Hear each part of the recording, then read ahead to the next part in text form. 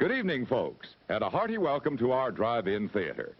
We have a wonderful evening's entertainment lined up for you, one that will provide several hours of pleasurable relaxation and diversion for you and your family. Did you fail to dress up for tonight's show? No tie, an old shirt and slacks, a house dress? Well, don't give it a thought. We're glad you came as you are. We just want you to enjoy yourselves. Don't forget to visit our refreshment center during the intermission or any time. You love the tasty array of snacks we have to offer. So will the youngsters. Everything is quality and so good. We hope you'll make this a weekly visit. Bring the family. Bring your friends. There are always wonderful new pictures to see, delightful snacks to nibble, a gay, pleasant evening for all. Oh, a word of caution. Don't drive over 10 miles an hour in the theater area for your safety's sake. And Mom or Pop, go with the kids when they leave the car. We hope you have a wonderful time. Come back soon. It's 4 minutes till showtime. Hey, fellas, don't fight over that hot dog. There's plenty for everyone. Big, plump, and juicy, wrapped in an oven-fresh bun. Add mustard, relish, ketchup, and go to work. Yes, the hot dogs at our refreshment center are the best you'll find anywhere. Everybody agrees on that.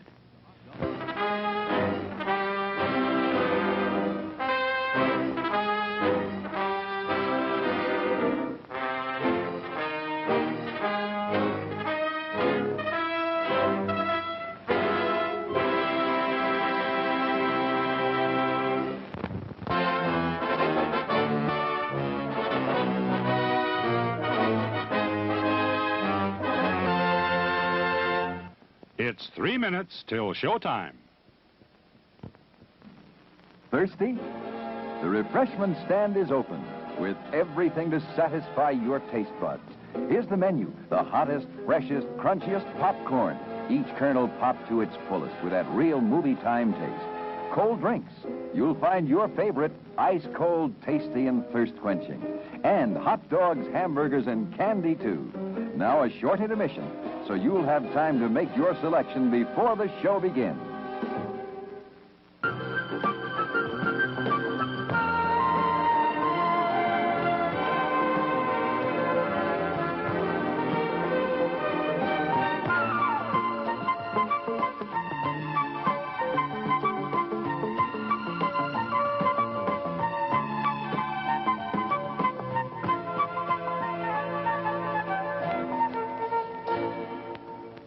It's 2 minutes till showtime. Your attention, please. All new hotshot electric in-car heaters have been installed for your comfort and convenience. Just insert heater through car window and turn on the switch. When leaving, please turn switch off and replace on speaker post. Warning, high voltage. For your own safety, do not attempt to repair or remove wires. Do not attempt to open heater unit. If you need assistance, please notify the theater box office or concession manager. Top quality hamburgers, the most popular snack in the country. We serve them plain or garnished to your taste. There are words men live by, words of strength, of wisdom, and of peace. We urge you to find the spiritual comfort and guidance we all so greatly need by attending your place of worship regularly.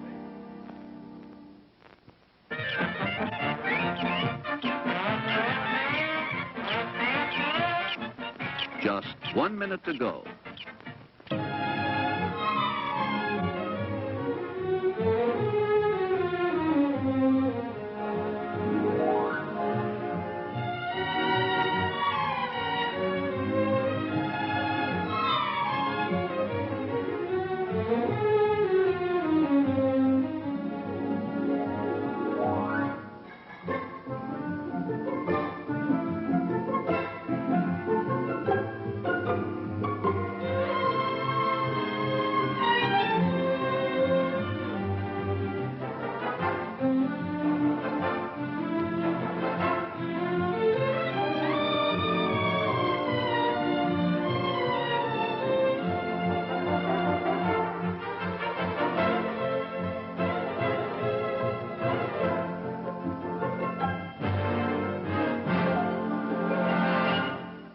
And now, on with the show.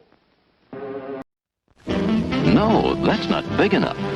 No, that's not big enough either. That's more like it. We're delighted to have you with us, and we extend a cordial welcome to you. We've lined up the top stars from Hollywood and from all over the world to entertain you on our giant screen with the new, colorful motion pictures you've been hearing about and reading about. To add to your enjoyment, we're all wound up to bowl you over at intermission time with live wire service at our snack bar, where you'll find a tempting variety of favorite foods and beverages. Your continued patronage is very, very welcome.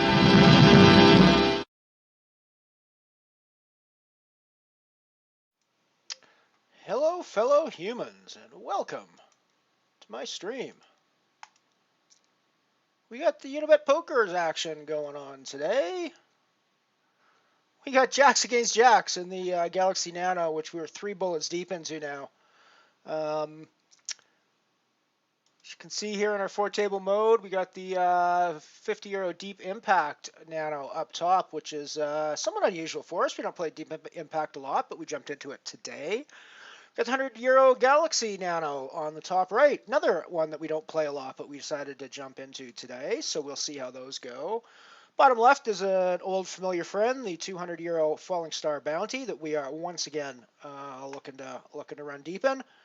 And bottom right is the Dark Matter Nano, €10 guarantee with a 20-cent buy-in on that one.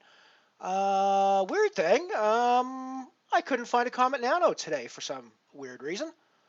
So yeah, I don't know. Maybe they didn't have enough entries when the tournament kicked over to start or something. But yeah, there was no Comet Nano that I could see today.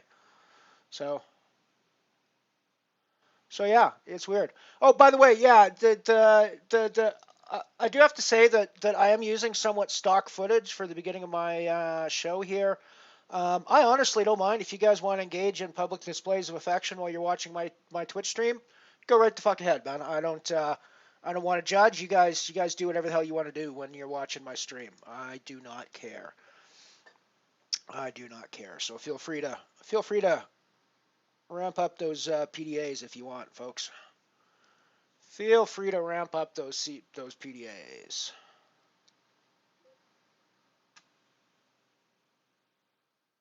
So yeah, I still found it a bit weird that there was no Comet Nano today. So we are not playing the Comet Nano, which is unusual. We almost always play Comet Nano.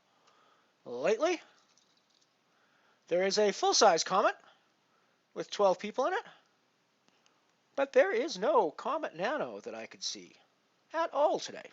Very strange. Very, very, very strange. Thank you for coming out. Good to see you, Piano Cat. I was over watching a little bit of David's stream for the last couple of hours this morning, and that's an odd game he's playing. Kind of interesting, though. I like it. I might have to check it out. It's I'm not usually into storyboard games where you have a specific path that you're supposed to follow. That one, on the other, however, looked very interesting. So we got kings on the Falling Star. So we're going to play those kings on the Falling Star down there on the bottom left. Get rid of the ace-5 there. Check through on the Dark Matter.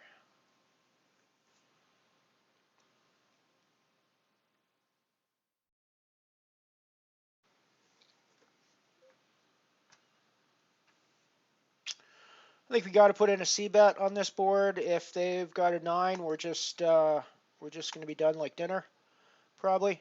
But we gotta play our kings for what they're worth.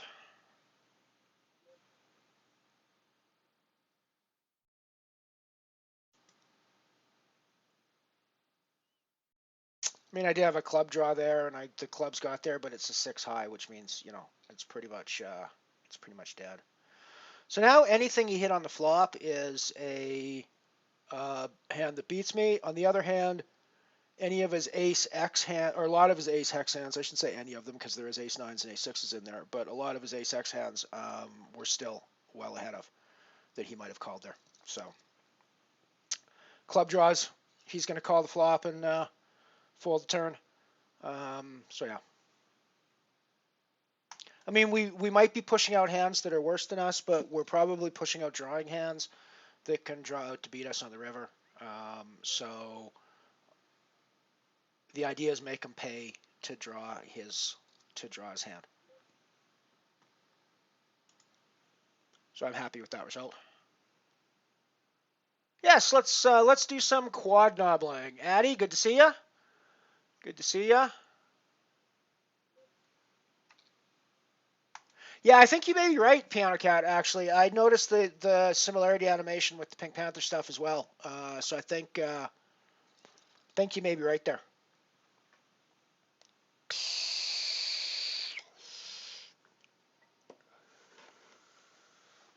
For the record, and I know I've said this before, but I like to keep plugging them because it's a good little resource. I get all the videos that I run here during breaks and in the intro stuff. I get all that from archive.com. It's a massive repository of free to access public domain video, audio, text. Oh, there's all sorts. I mean, there's not just the commercials and stuff that I see. There is all sorts of B movies from the 50s and 40s. Pretty much the entire collection of silent movies ever made. Tons of movies from the 30s and 40s and even 50s and 60s and 70s in some cases. Weird cult classic movies like Soviet science fiction movies and bizarre things like that that are just really, really interesting visual artifacts of particular places and times. So it's definitely worth a look. However, I will warn you, if you're anything like me, the first time you actually go and have a look at archive.com, you will fall down a rabbit hole that you will not climb back out of again for hours. And I apologize for that, but also you're welcome.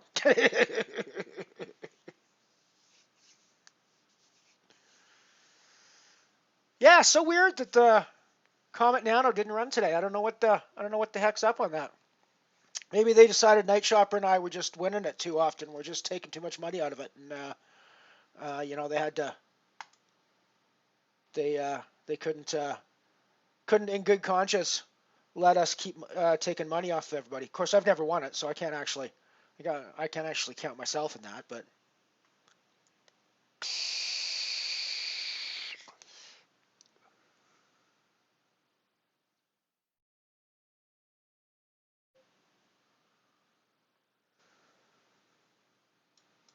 Nice one, man. Yeah, I'm in the Galaxy. As you can see, I'm in the Deep Impact, the Galaxy, the Falling Star, and the Dark Matter Nano. Everything but the Falling Star, of course, is in nano-sized event. I'm still not quite in the. Although, I was looking at the. I think it was the Deep Impact I was looking at. It's a €10 buy-in, and I'm going, I might be able to high roll a €10 once in a while. Hello, Mr. Mike. Hey, Mike, I was curious. Are you on Twitter? Are you at Mike Mersey on Twitter as well? I was going to post that. I watched that gambling and science video yesterday, and it was awesome, man. I agree with you. It was really, really, really fascinating stuff. Very interesting.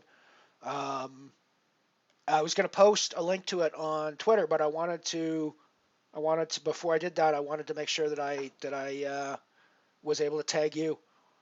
If you're on Twitter, that is, I was able to tag you to say I found it through the share with you. So let me know if that's. I did find an at Mike Mersey on Twitter, but it says nothing about poker, says nothing about Unibet. Talks about food. So I don't know if it's I don't know if it's you or not. It didn't seem right, so I didn't tag it, and I didn't do I didn't do the tweet last night like I was going to. So let me know. And if that's not your name, Let me know if you are on Twitter. Let me know what your name actually is so I can tag you with this. With that, because I did want to post a link to it. It was great. I recommend everybody go check that link out that Mike posted here yesterday. Very informative.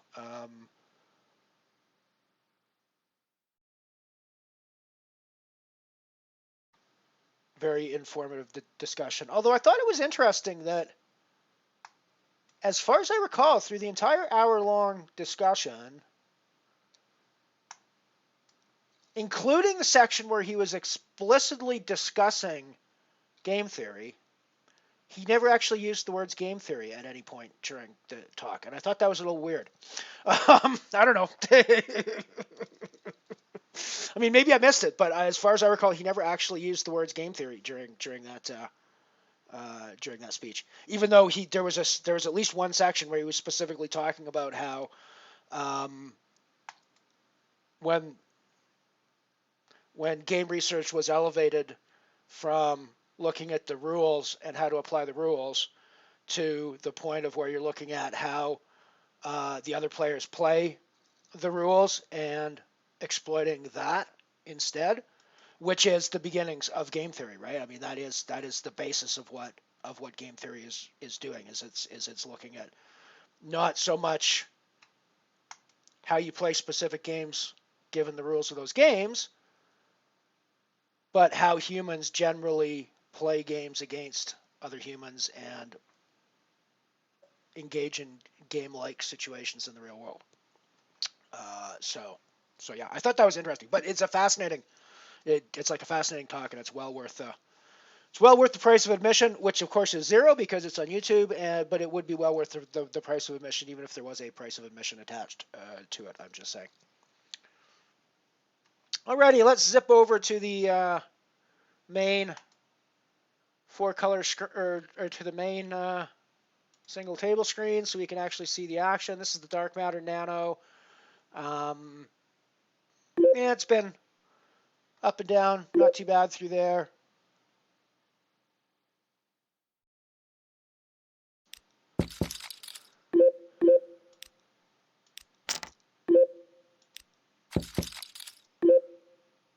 So we flopped the flush draw here.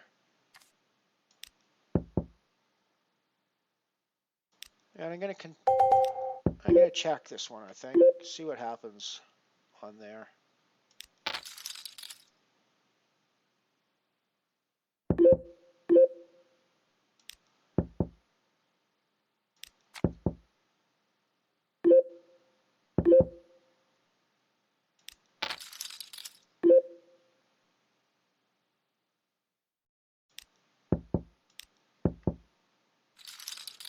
So we get the flush. I think I'm going to check again, see if they fire. I mean, we got second nut flush, so we're definitely not going anywhere. We're definitely playing this aggressively.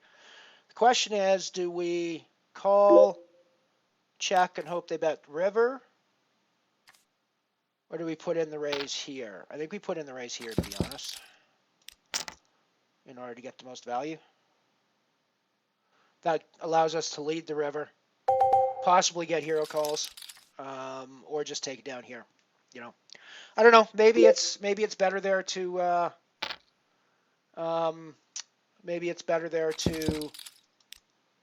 just call and check the river. But I have a feeling he checks back. I have a feeling he just checks back. There.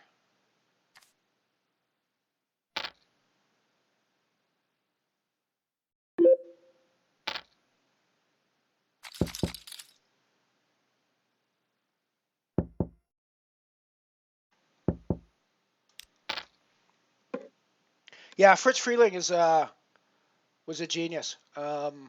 He's also involved in a lot of the Warner Brothers Bugs Bunny stuff, which is, I think, some of the best. I'm not going to say children's programming. I'm not going to say animation. I'm not going to. It's some of the best TV ever made. Those Looney Tunes, original Looney Tunes cartoons. If you can stomach or get past or ignore the few racist and sexist examples that came out of there and look at the bulk of the work ignoring those sorts of cultural artifacts, which weren't actually that hugely prevalent through it, I don't think. It's an astonishing body of work. The Bugs Bunny, Daffy Duck, Yosemite Sam, Roadrunner Coyote. I mean, there's just so much. There's just so much there that yeah. And Freeling was a big part of that. He wasn't. He obviously didn't do it all, but he was a big part of a lot of the animations there.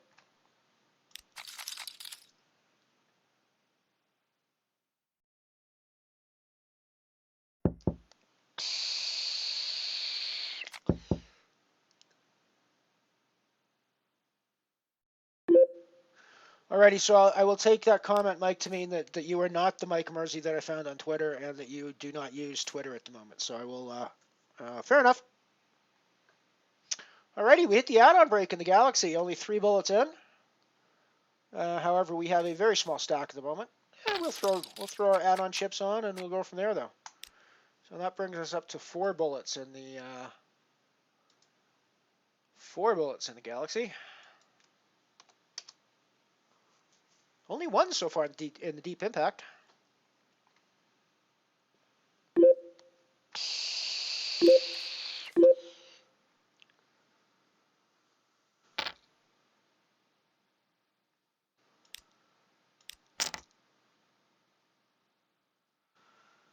Big move here in the dark matter, but I think it's my only move. I've got to try to isolate the rest of the table here. I clearly don't want to. Oh, I mean, really? They just wake up with aces there. She just wakes up with aces there. I mean,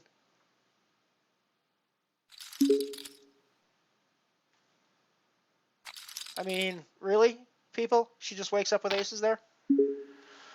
So much for the dark matter. We had a pretty short and unspectacular run on the dark matter today. I don't think that was a terrible move there with jacks trying to isolate. She doesn't have to have aces there, I don't think. Does she? Do I have to reshove? Probably not. But she reshoves anyways with her aces almost certainly if I flat there. Because she's not worried about anything with aces, right? I mean, if it's kings or queens, maybe flatting is the stronger move. So maybe there's an option. Maybe there's a place where I can flat, and in the long run, that spot works out better when she doesn't have the aces and she has the kings or the queens. But yeah, I don't know. That's pretty gross. Alrighty, well let's move off of that. Let's move off of that grossness and look at something else that's happening right now. Yeah, so that wasn't a lot of fun. That wasn't a lot of fun.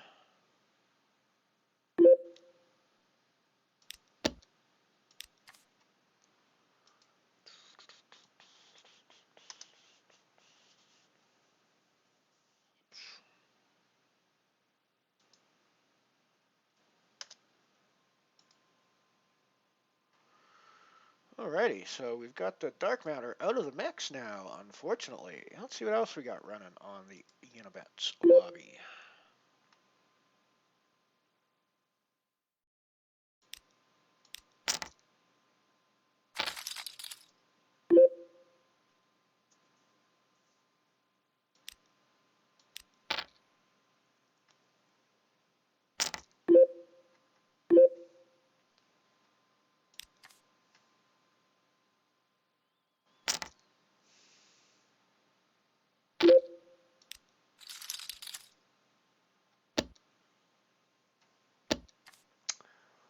See what else we got happening on the Unibets lobby.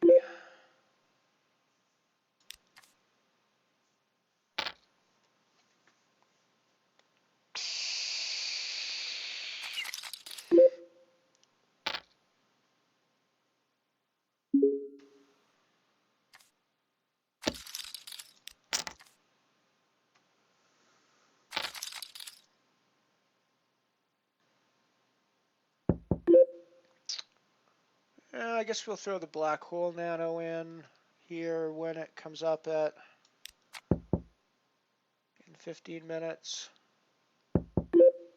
Yeah, sure. We'll leave the 4 slot open until then. I'm all in on the deep impact. I think we're past late registration there. Yeah, we're past late registration there, so I'm winning or I'm done.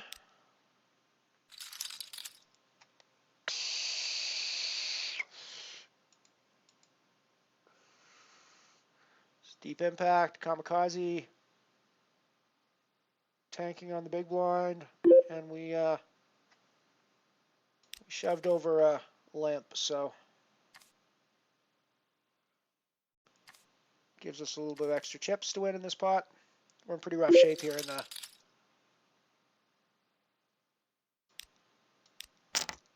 the deep impact.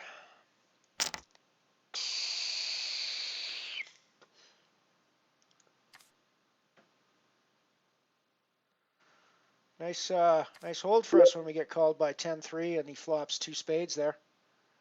That's pretty gross.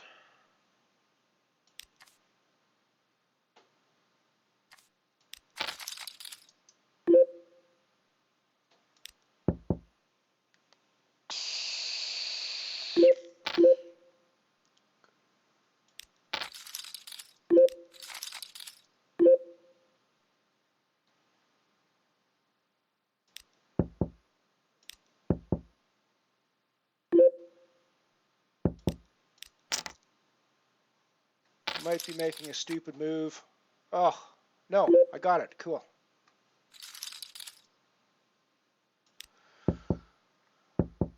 Just doubled up in the Galaxy Nano.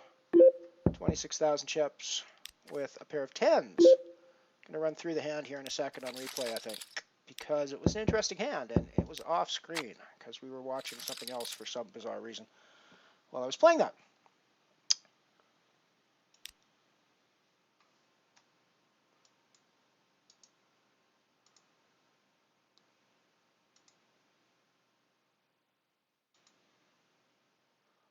Alrighty, so we're sitting here in the Galaxy Nano.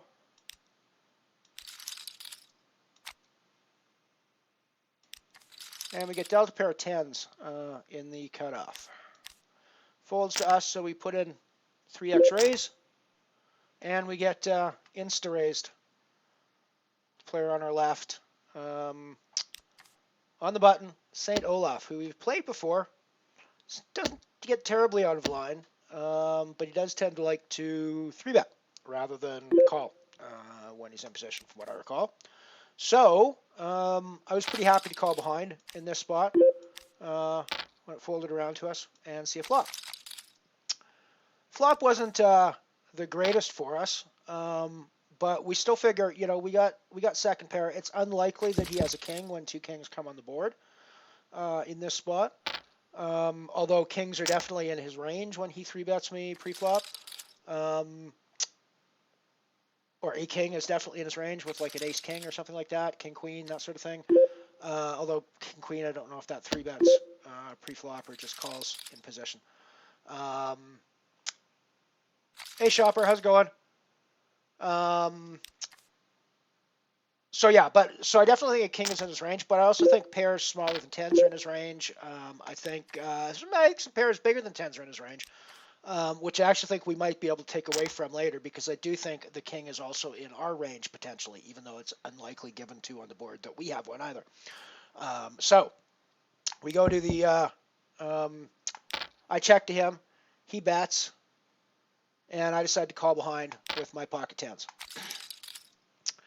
The turn comes another king, which means either I'm just dead to quads, which is unlikely, or I'm in pretty good shape here unless he 3-bet me with kings or jacks, which is possible, or queens or jacks, which is possible. But, you know, pretty unlikely. So I figure I'm in pretty good shape here at this point. I check, he bets full pot, and I shove over top of him with what I figure is the best full house at this point, kings full of 10s. And he calls off, and I was right. However, we kind of got out of it when the king came on the turn because he had us on the flop with the threes. I was not thinking that he would be on something like threes at that point with the 3-bet pre-flop. But so we'll have to keep that in mind. But it's interesting. So we got there with our full house, and we doubled up. But it was definitely an interesting hand, I thought. So I thought I'd run through that with you.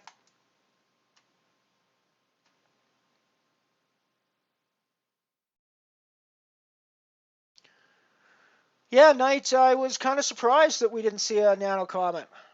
I made the joke that maybe they just decided that you and me have taken too much money out of it over the last few weeks, and it's not fair to the other players to run it anymore.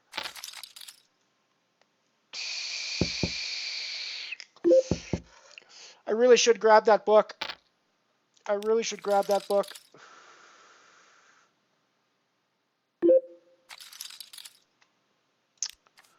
We have got a break coming up in a few minutes. I got some new commercials for you guys to see. So we got two segments of the batteries not included stuff left to go. But last night I cut a bunch of car ads. I've got a whole bunch of Chevy ads. I've got a couple of runs of generic car ads with a bunch of mixed brands in there. And what might actually be quite interesting is I have a bunch of ads from DeSoto cars, which eventually became a division of Chrysler, I believe. Or Pontiac. I'd have to go back and look. It became a division of one of the other U.S. car makers, anyways. But it was a pretty big brand back in the 40s and 50s. So, but doesn't really exist anymore. So it's kind of an interesting look. So it's up to you guys. What do you want to see for the first slate of ads?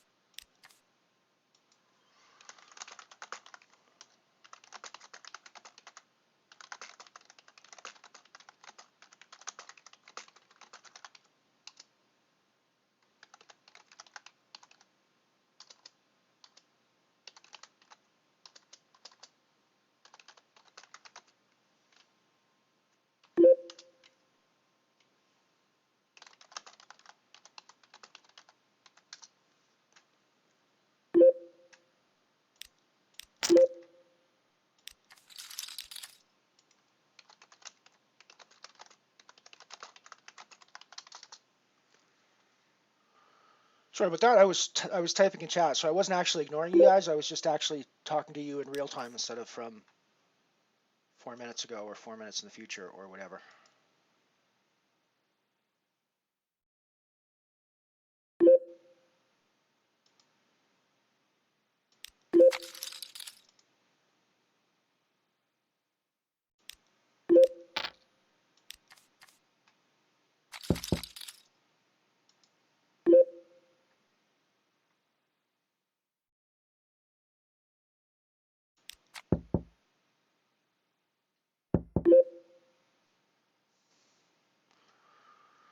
It's an interesting hand developing in the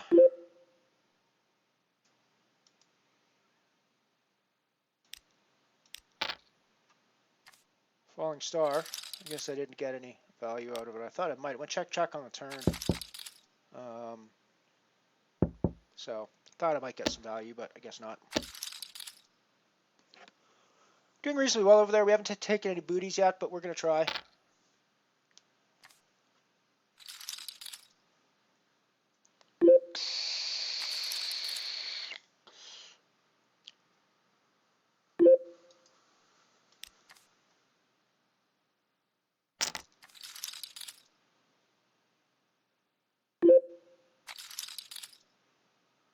Oh, shit, man. I didn't receive that email. I'll have to go back and look. Maybe it went to my spam folder.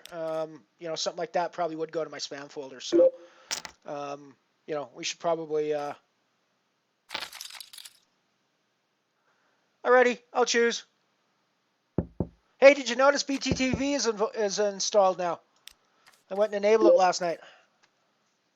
Finally.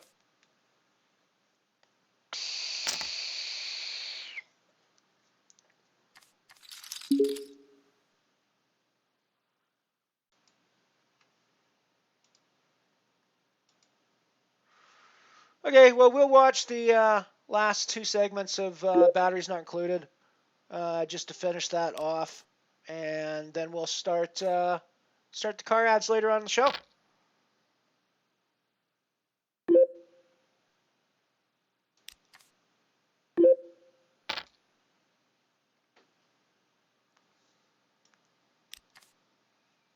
I'm absolutely not a gearhead. And I'm not a mechanic in any way. I appreciate the art behind car design quite a bit, and I appreciate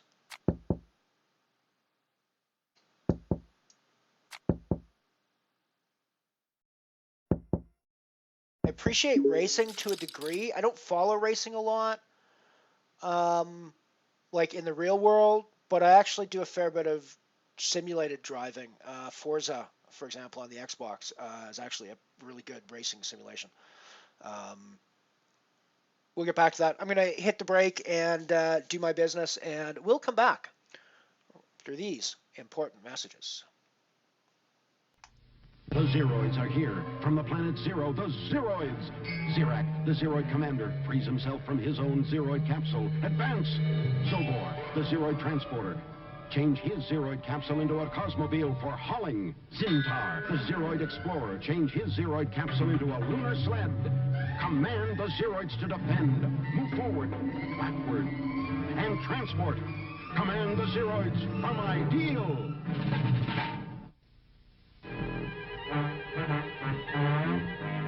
He's coming. It's King Zor. King Zor, the fighting dinosaur.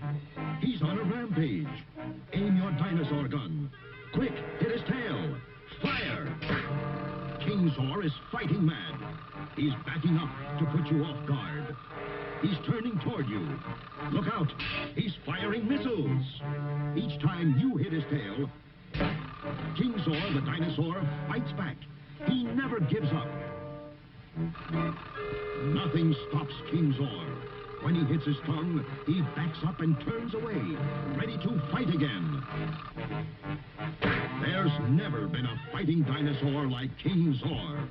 Get King Zor complete with 5 missiles, 5 darts, and a dinosaur gun. Be ready for King Zor. He's ready for you.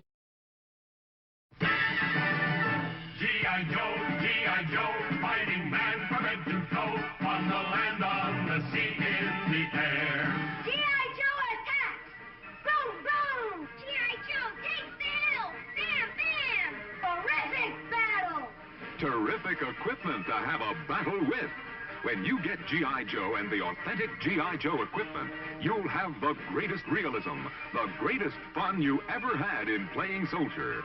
Box after box of authentic uniforms and equipment, so you can change your G.I. Joe soldier into a camouflage Marine ready for battle, a Navy frogman with complete scuba suit and inflatable life raft, an Air Force pilot with high-altitude helmet and air vest. Get G.I. Joe and get G.I. Joe equipment so you can set up exciting battle action whenever you want. Remember, only G.I. Joe is G.I. Joe. What you are about to see is top secret. The first official test of the powerful new Lionel turbo missile firing car. Right beside it stands the new Lionel reconnaissance copter car. Suddenly, its roof snaps open, and the reconnaissance copter zooms aloft to get range and position of targets. And there they are, on the other side of the firing range, a battery of new Lionel aerial target cars. Their air compressors holding the targets in place. And now, the test. Fire 1. Fire 2. Test successful. See the exciting new Lionel Turbo Missile Firing Car, Aerial Target Car, and the Reconnaissance Copter Car. Remember, boy, you're the boss of the greatest action cars ever created when you own Lionel Trains. This is it. Enemy troops attacking from all sides. Situation calls for the gigantic power-packed missile cannon on wheels. This is Big Shot. Big Shot by Marks. Mounted on its huge 6-wheel truck, you can move Big Shot anywhere. Loaded with these long-range rubber-tipped missiles. Set the cap-firing hammer. Swing Big Shot's barrel with this remote control switch. The remote control elevation knob raises and lowers the barrel. Take it down to elevation 4. There's the target. Ready. Fire! Wow, direct hit! Battery-powered Big Shot comes complete with 3 rubber-tipped missiles, caps, and enemy target. Batteries not included. You're in command with the gigantic power-packed missile cannon on wheels. Bargain-priced Big Shot by Marks. Get it. Voice control, Kennedy Airport. The tower speaks and tells you what to do. TWA Flight 7, clear to land.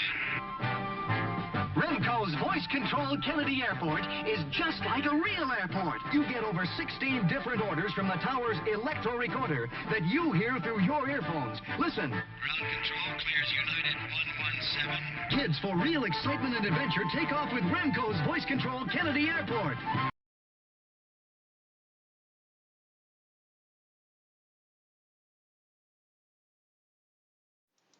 And we're back. Just got the Black Hole Nano started up on screen.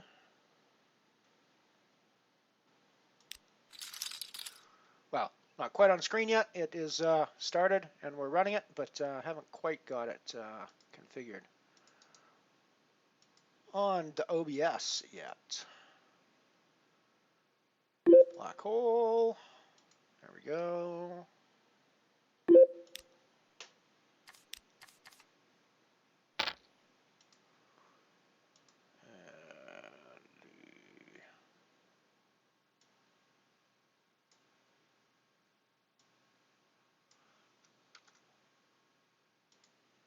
Hole is number 4.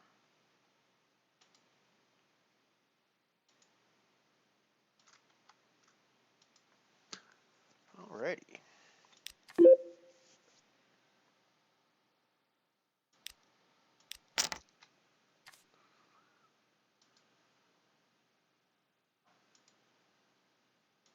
Alrighty, so there's the black hole just underway. 15 players in so far. I'm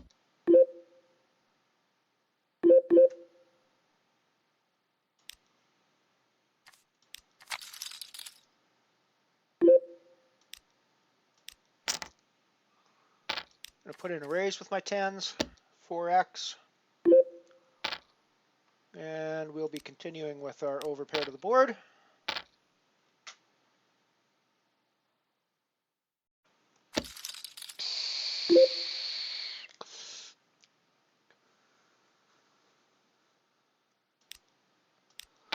Still got a 10 for an out if they're on diamonds. If they're on diamonds, we're just done, but I think we're going to continue to value bet. We're not going to assume they're on diamonds. Could easily have hit an ace-9, ace-3, ace-5. Well, ace-5 would have been ahead of us, so they're glad they didn't hit that. But, you know, there's lots of stuff that they could have there that they might call our value bet with. Just going to call behind here with the ace-queen. Wow. And Vilu just decides to go, oh, well, I didn't play that hand very well last time against you, and so we're just gonna throw all our chips in the middle and, you know, hope for the best this time. Alrighty, guess you take it.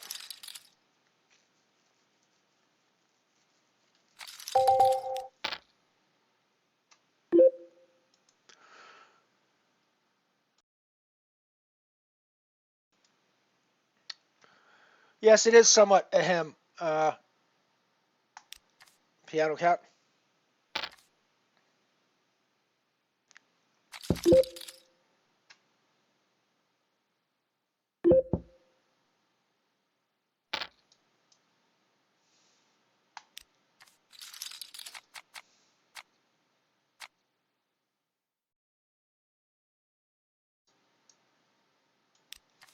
Well, I just folded pocket tens in the falling star. It would have been against ace jack and ace queen, and they both would have got there, so I guess it was a good fold.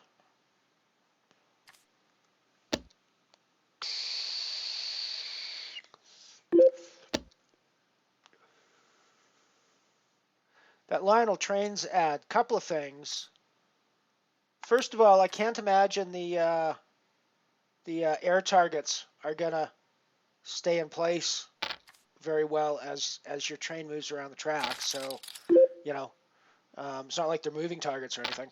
And that line at the end where where they say, "Boy, I'm like I can only add in my brain that there's an unspoken line that's, girl, keep your stinky girl paws off it."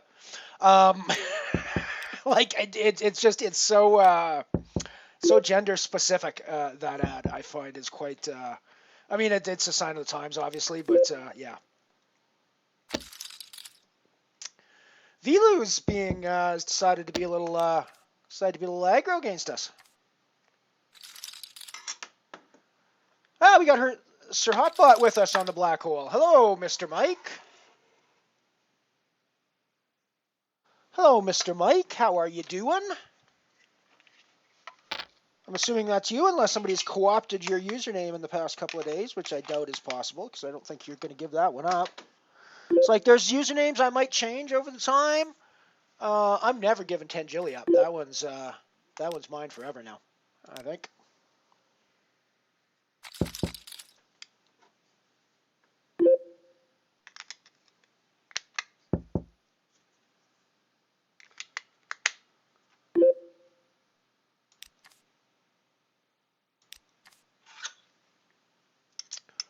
Alrighty, let's take a quick look at an overview of what we're playing.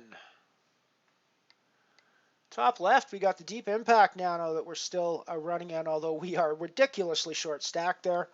Somehow we're not the shortest stack in the game, though, and I'm mystified as to how that's possible, but we certainly will be now.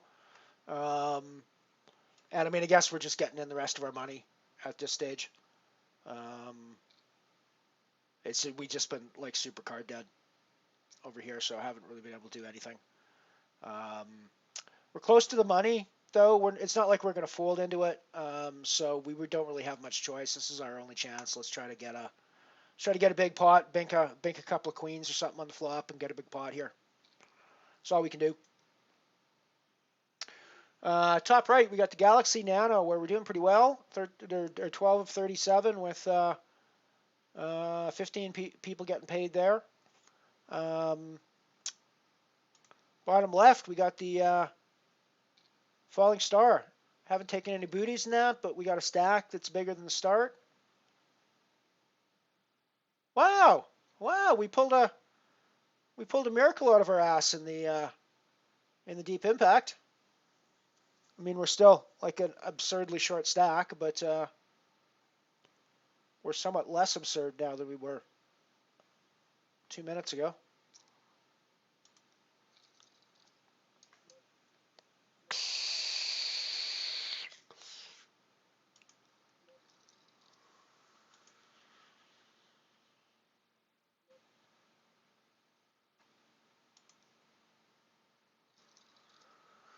I mean, these 3-8 is the sort of stuff I've been dealing with over here and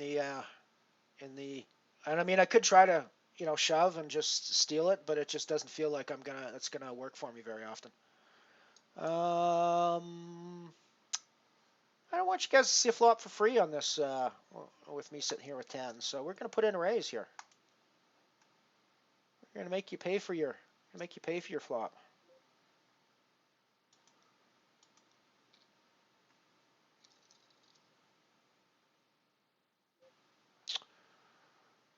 Alrighty. Let's play for your stack, Mr. Duke. Oh, you just have the nuts. Okay. You know, I guess that's one hand that you could have.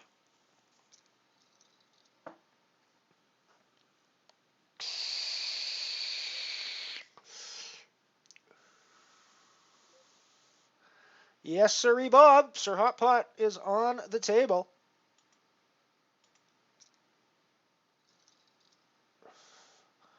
Sir Hotbot, in fact, is the button when I am in my big blind, which is not a situation I am really happy with, I have to say.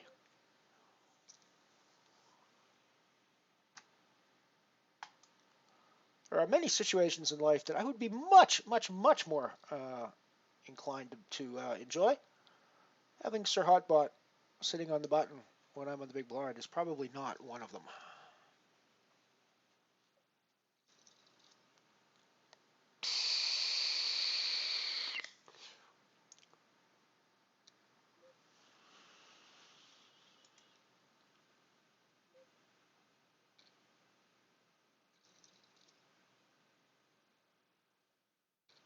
Oh, really? I didn't realize that. I thought that maybe once I gave up a username, somebody else could come along and nab it from me. That's cool then. I like that. I like that.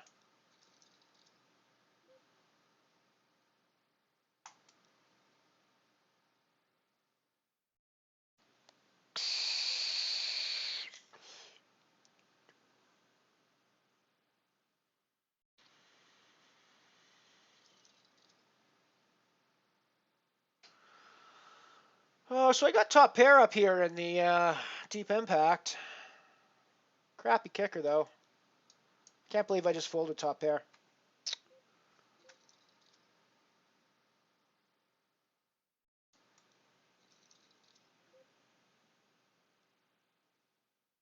Ah, 3 months. Okay.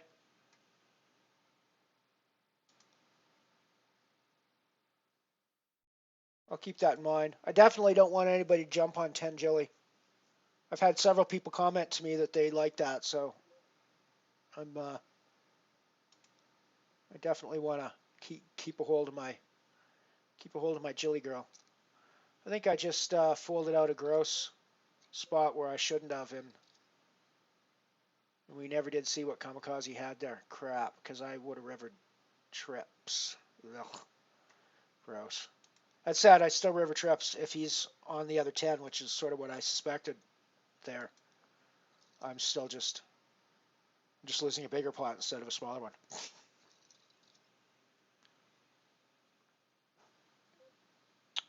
We're all in the deep impact with a raised jack on the button, without question.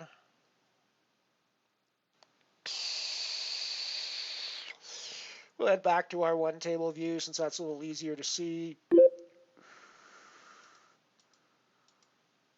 Let's see how life goes. Oh, nice. Nice, nice, nice, nice, nice. We pink it out on the river. We pink it out on the river. And we are alive again in the Deep Impact Nano, folks. 6 away from the money. We actually have a chance.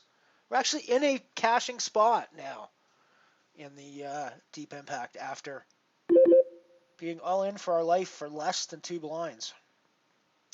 This could be the comeback story of the year, ladies and gentlemen. Got a pair of 8s on the Galaxy table. Definitely putting a raise in with that. Dirt absolutely does not have to be on a king here.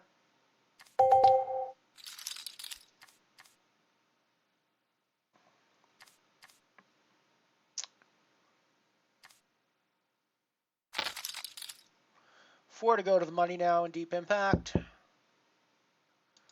We got 74 cents as our min cash there, and I'm only 1 bullet deep in that, so it's definitely going to be a cash for me if I get there. Profit.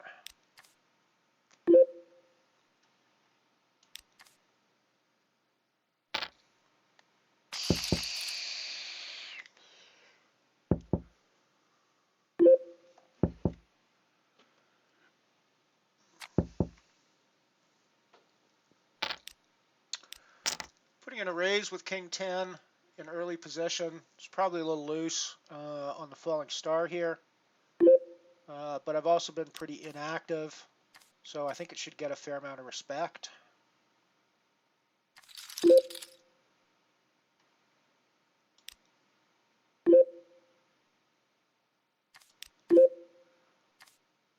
Except when the big blind just calls and shoves. Overshoves. Like, significantly overshoves. Yeah, fucking gross.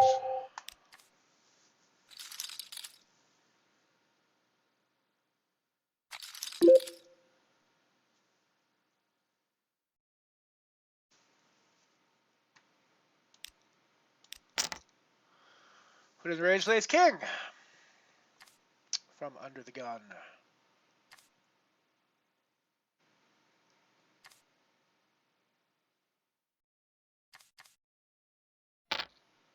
I mean, it seems obvious he must have hit something on that flop. When he just puts your life on the line. And when he doesn't here, when he doesn't just shove here, it tells me that he was clearly had something strong in the previous hand. Unless he's decided to play this differently. No, yeah, I mean, that was, ooh, I hit something. Let's try to get max value out of it. So he shoves, yeah. Okay, fair enough, yep. Noted.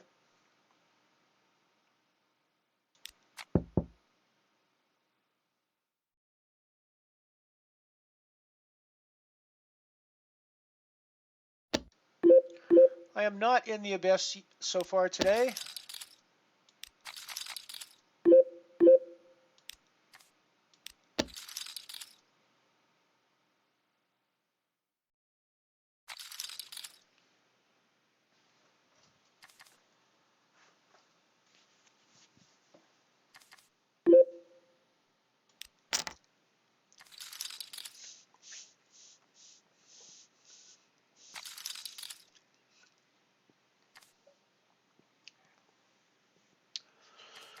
$18 from the money in the galaxy. Nice one, Cleats. Congratulations. Well done on the ticket, buddy. I will never risk losing 10 Joey. She's mine. All mine. A little creepy. That was a little creepy. We're going to stay on this hand, but we've actually got hands developing all over the place. Got an ace-king that I raised on the black hole table, and I flopped an ace and a king. We could just be up against, we could just be up against 10 jack because there's ace king queen, but we're going to see a street at least.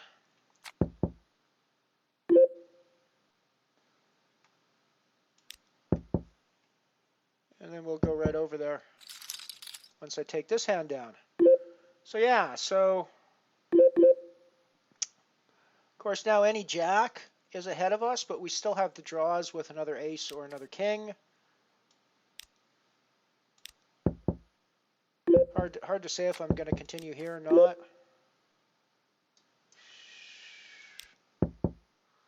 Yeah, I mean, I guess a jack probably doesn't bet. No, depends on who has it, I suppose.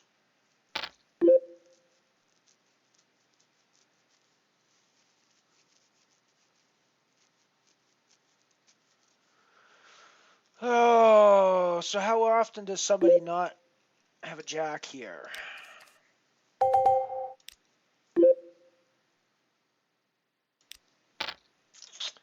Probably not often enough to make this call profitable. Yep. Yeah, I think I lost the minimum there, but it's still pretty gross when you flop two pair like that. And somebody else has just flopped the nuts on you. I do think I managed to get out of that with the minimum, though.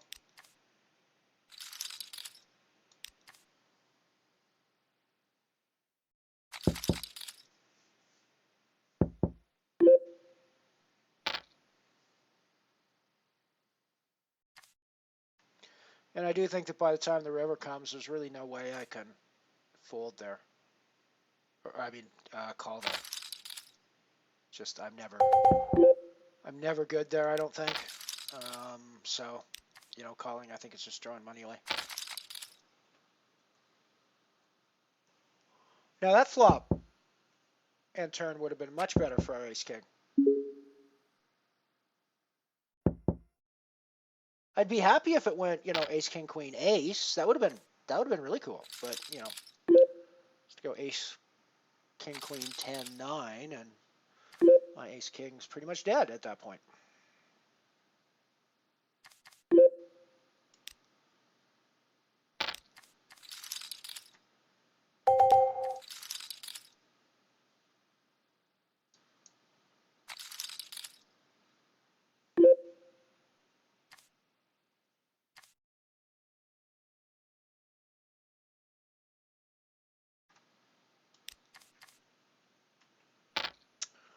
Good luck, everybody, in the qualifier.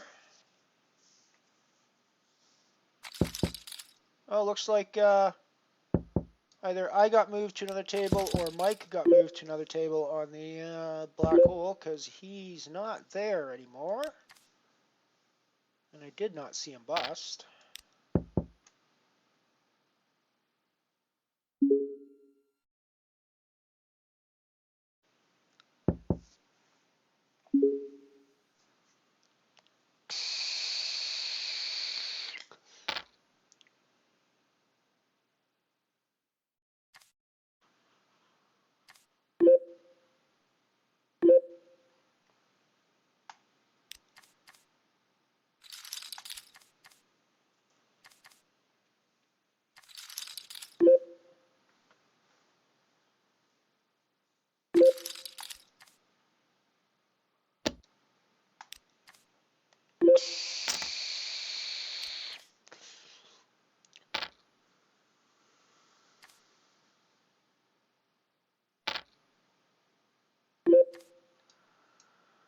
So we are now 2 away from the money in the deep impact. I am 21st of 22nd, 21st of 22. I should actually be playing those qualifiers, given that they are the 6 ticket qualifiers going on right now. The ones I play later in the day don't have as much guaranteed, and sometimes they don't have any guaranteed, so they're a lot less value in them.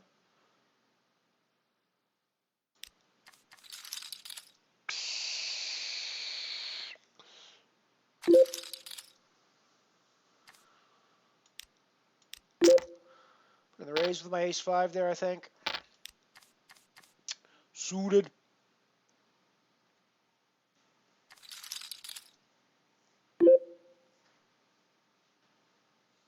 Yeah, we got up and down backdoors at least, which is not great, but nothing terrible. We're at least moderately connected to this board.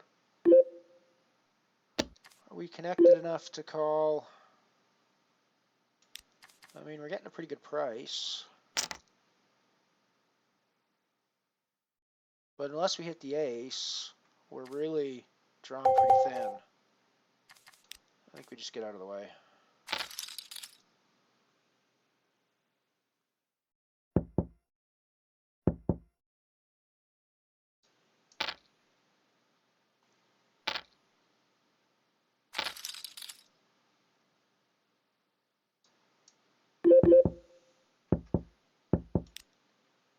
Yeah, I really need to pay more attention to these 6x qualifiers, and when I've got tables open, I need to start playing them more. It's actually one of the other reasons that my bankroll is taking a bit of a hit, is that I've been playing a fair number of qualifiers, which don't actually have a cash prize at the end usually, so it's just a downward bankroll thing as far as that looks. And frankly, I haven't really been able to convert the tickets into a ton of cash to pay back on that either. So a lot of them I've been using to try to roll up into the higher level qualifiers. So again, I'm not actually getting any No matter what I play, I'm not actually getting any more money into my bankroll out of it. So it's kind of playing those qualifiers for my purposes is kind of a black hole for my bankroll. So I need to be a little careful how and when I play them. So yeah, clearly we've got a pretty nice starting hand here in the black hole. So I think given this, we're going to put in a 4x raise. Given there's a couple of limpers in front of us. Yeah, maybe I pushed them away, but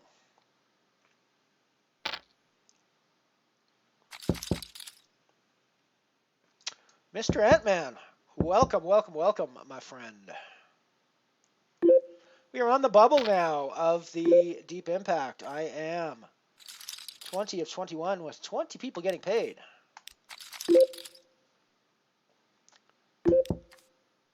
So I will now be playing an ICM game where I am basically trying to preserve my stack until the other small stack busts.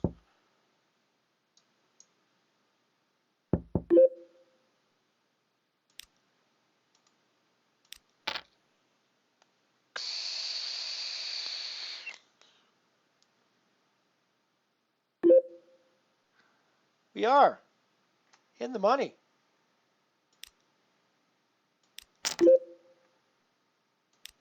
In the Deep Impact. I'm 19 of 20, guaranteed 74 cents there. Well, let's run that puppy up.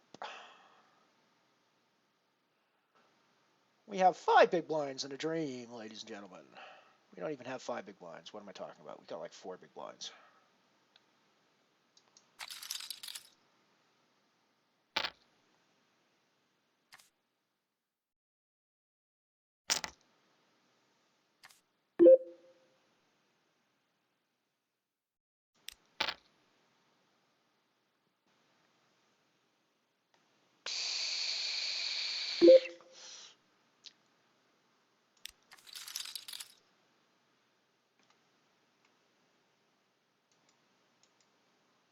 Getting back over to the Deep Impact, we can see the caching result here.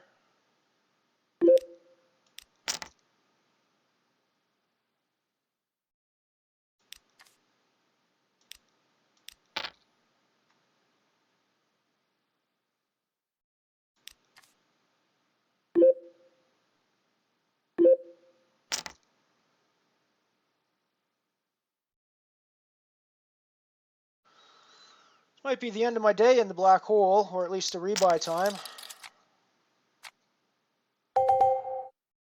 We bank it out. We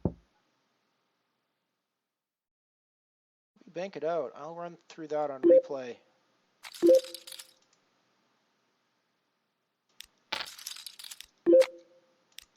Here in a second.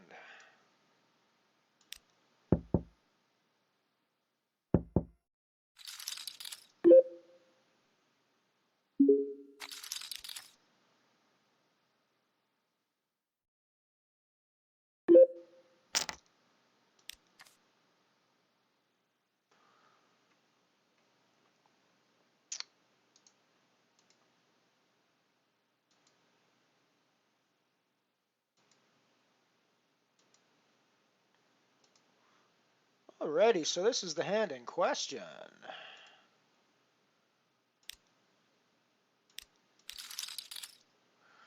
This is from the black hole table. Things look dire for me. We're going to shove. I got ace-10 spades under the gun in the Deep Impact and no big blinds, so we're gonna shove that puppy and see what we get. So yeah, I'm dealt queens under the gun.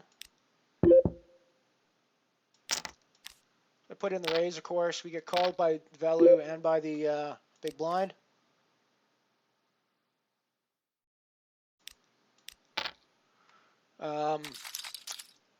Flop comes deuce 4-6, which, you know, can definitely hit pre-flop callers like in the blinds. But I also think, I mean, I've got pretty strong overpair here, so I'm gonna probably, you know, call off when they do absurd things like this. It's also a rebuy tournament, so I know that people are a little bit looser with their first stacks until the rebuy period's over. So yeah, we're gonna call it off. And we're not in bad shape at this point. You know, we're ahead on the flop when we call it off, and you know, life is good. And then we go, ah, crap, because the 3 comes, and our Sweet Cheeks over here hits 2 pair with his piece of crap hand that he got involved with. But then, you know, Mr. Variance comes along, gives us a nice little sweet kiss on the cheek for the river, with the nice queen to give us trips. So yeah, we're leading a bit of a life. So cool. Just wanted to show you guys that.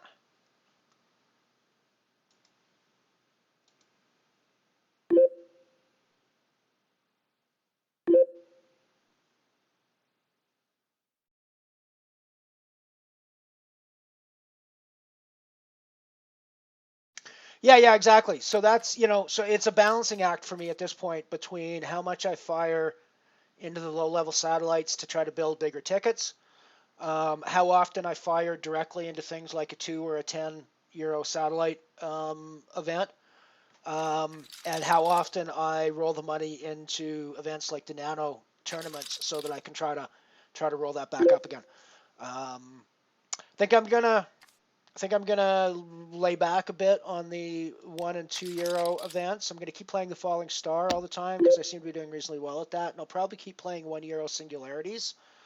But I think I'm gonna lay off the 2 euro singularities a little bit. They've been pretty hefty on my bankroll, and I'm not playing 5 euro events at all. I don't think anymore. That was that they've the few times I played those and busted, it really is a big bankroll hit for me. So, but no, I mean, I'm pretty happy with the way things are going, and yeah.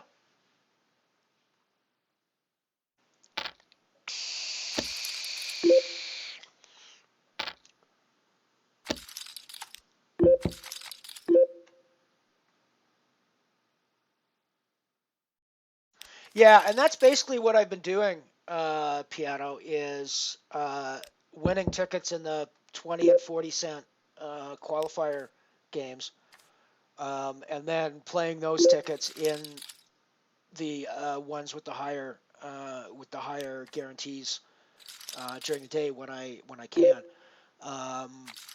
I've just ended up stalling at the 10 euro level. Basically, I win my 10 euro ticket, and I get into that 10 euro qualifier, and I've bubbled 3 of them now, or come close to basically bubbling. I mean, I wasn't hard bubbling all 3 of them, but I was pretty close to bubbling all 3 of them now. So it's a little frustrating, but I also know it's just a variance game, and I just got to keep playing them, and I'll get there. I also figure I'm probably going to I might have an issue at the 50 euro level as well once I get there. I haven't played one of those yet, so I don't really know what to expect yet, but we'll get there. How did I fold 5s on the deep impact table? I'm obviously talking too much about my bankroll strategy because I just folded. I don't know why I folded 5s there. That's absurd. My apologies. I need to pay more attention to the pokers, obviously. Board reading skills. Board reading skills.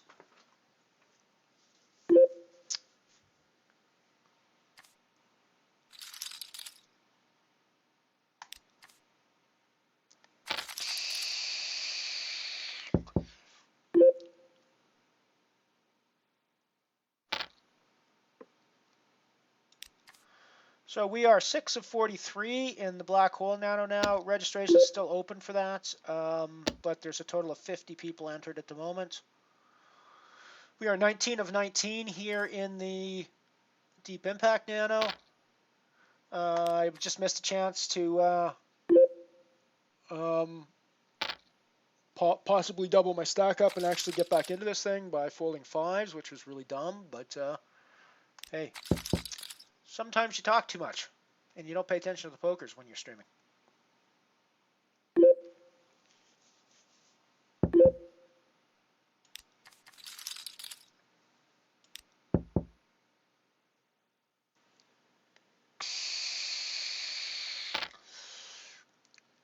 This Queen 9 hand looks like another one that I might well have overshoved over Maga's open, but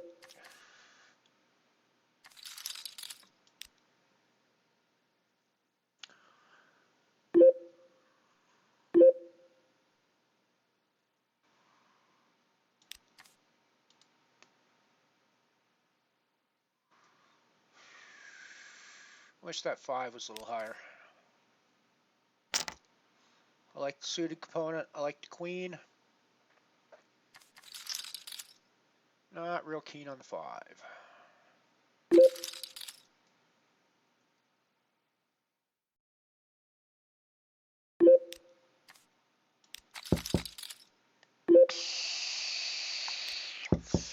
If I'm not going to shove with queen 5 under the gun +1, I best not be shoving with jack 4 under the gun, I think, is, to be consistent. That would be a rather strange shift in my thinking if I was to do that. Go the other way, might fold jack 4 under the gun +1 and then shove queen 5. You might go that direction, but you're not going to go the other direction. Or you shouldn't. Not if you want to be a successful poker player.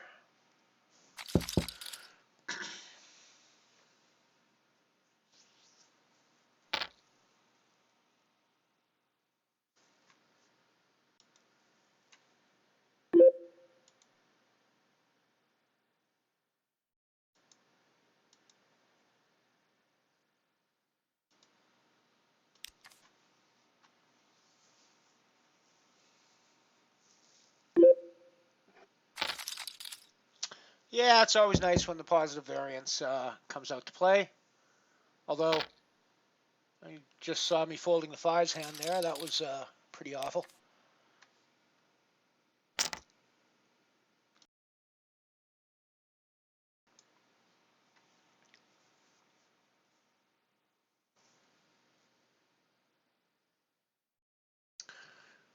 I probably should have shoved this queen 9 hand as well that's up on the stream right now as well.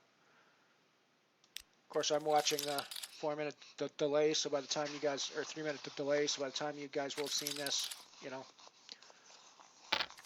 what I'm watching will already have been over 3 minutes ago for you, but, that's the way it goes. Welcome to my life, trying to figure out what time it actually is for my streamers, listening to my voice, seeing my words typed in chats. It's very confusing.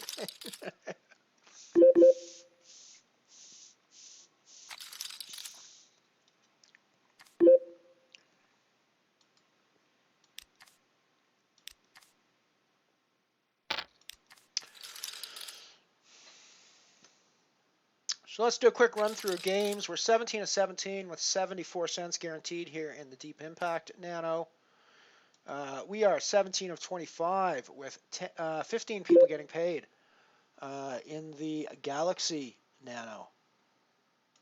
We're in for 4 bullets, so a min cash would be a 1 cent loss for us on the day,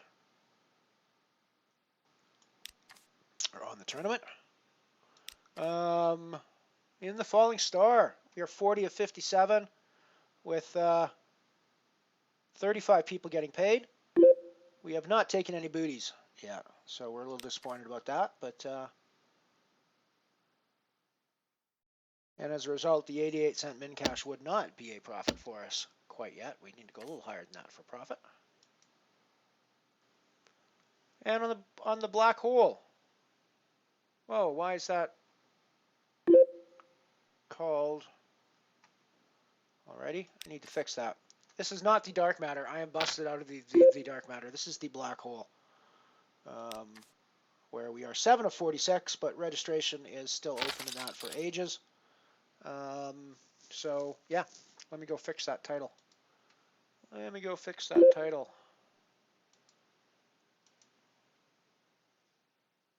we go. That's fixed. We are only 1 bullet deep in the... Alrighty, I'm all in the Deep Impact for my tournament life, such as it is. For my tiny tournament life. King Jack. We get called. We can double up.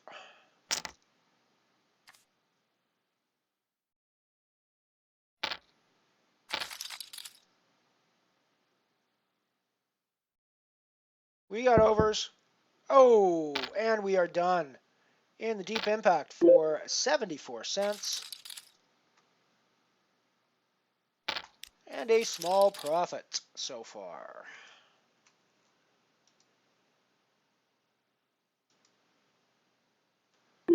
Uh, 0.74. Cool. Cool. I'm okay with that. I'm okay with that.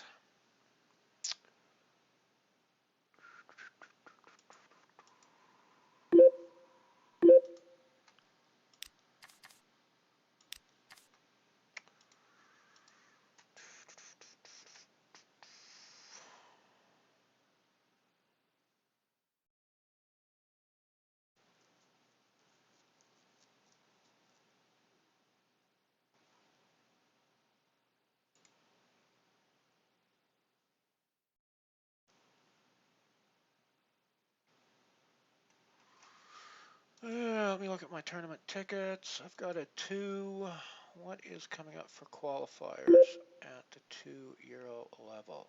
Oh, alrighty. So there is a qualifier to Unibet Open €10, 6 tickets coming up in 44 minutes. That is where my €2 ticket is going, ladies and gentlemen. So I will be playing that in 44 minutes when it starts at 1:30 p.m. my time. So we're registering there. That is in with my 1 ticket. Now those ones are, you can potentially buy for 2 stacks in those. I didn't. I only have 1 ticket. I could put €2 cash in. What do you guys think? Should I have bought that for a 2nd stack? Should I unregister and buy for 2 stacks? Can I buy 1 stack with a ticket and 1 stack with €2? And can I buy the 2nd stack when I get into the tournament? Or is it just you have to buy 2 stacks before you get in?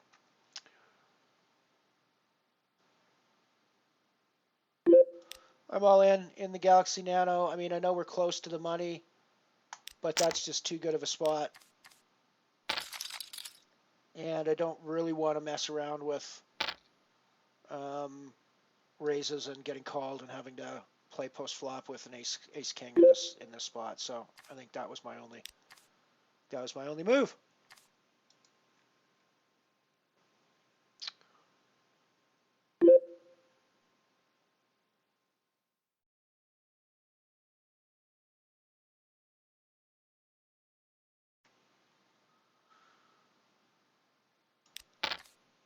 Yeah, it is currently 12:40 in the afternoon, just after lunch here in Canada, where I am, in Alberta. Of course, Canada, you can't say it's this time in Canada because Canada spans 5 time zones. It's actually either 4.5 or 5.5. I have to do the counting in my head to figure it out, and the extra half comes from Newfoundland, which is one of our maritime provinces, the most recent province to join Canada. It was its own country up until after World War II, I think.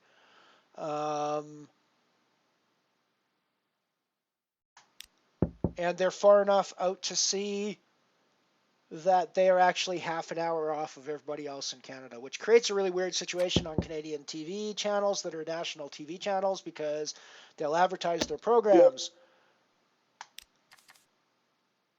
nationwide at 9 p.m., 9:30 at Newfoundland, because Newfoundland's always half an hour off of everybody else. So if you run something at a certain time, it's always going to be at time 30 in Newfoundland. It's very weird. Kind of a weird thing in Canada. It's the only place I know of that's got a 30-minute time zone thing.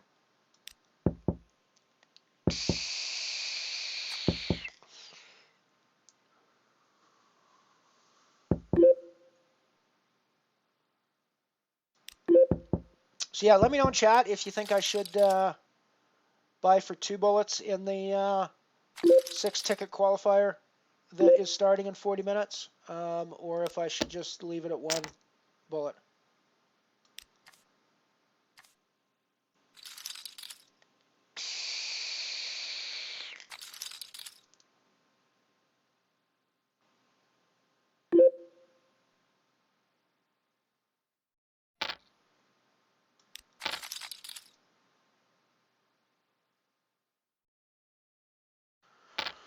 I'm not playing a qualifier at the moment, Addy, although I will be in about 40 minutes.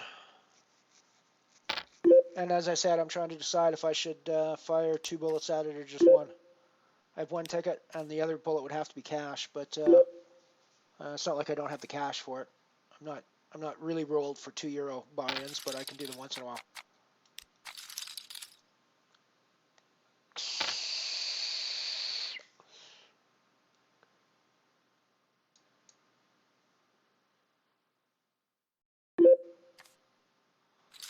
I think I'm pretty well rolled at this point for €1 buy-ins, but I think my €2 buy-ins have to be pretty. I think when I play €2 buy-ins, I have to be playing them for money. I can't be playing them. I can't be spending too many of them on qualifiers that don't give me money, that don't potentially give me money back if I cash in them. I don't mind firing a few on that, but I've got to be pretty cautious at that level, I think.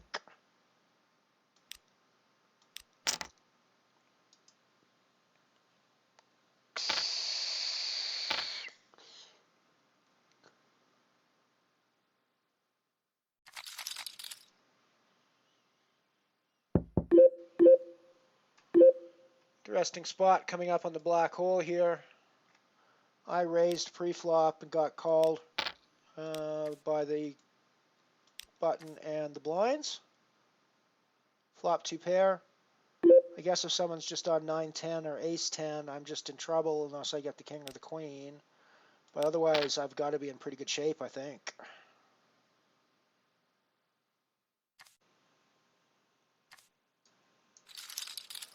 Yeah, that makes sense, Piano Cat. I think that's what I've done, and I've gotten through those before just on 1 ticket, like just on 1 buy-in. So, yeah, I think that's what I'm going to do as well. I'll take opinions from other people in chat if they want to offer them, but that's sort of where I'm at. If I had 2 tickets, I might fire both of them at the 1 event for a 6 ticket guarantee, but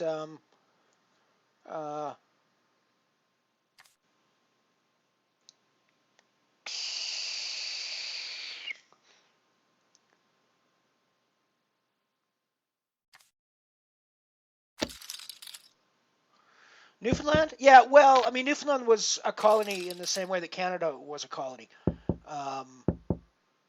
prior to, but they were, yeah, and they eventually became they were an independent colony longer than Canada was an independent colony, and they became Canadian, I believe, somewhere around 1950, if I'm not mistaken. I don't know the exact date, but somewhere around there.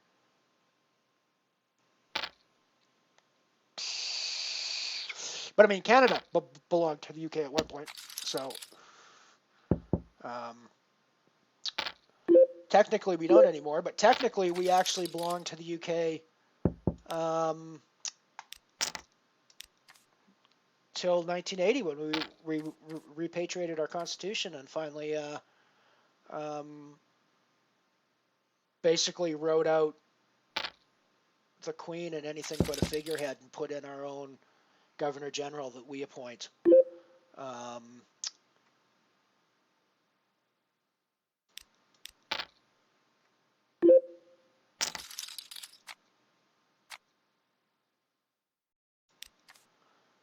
It's got a big double up in the Galaxy Nano with aces. So we're doing well there. 11 of 21 with 15 people getting paid there now, so we're well in a cashing position. I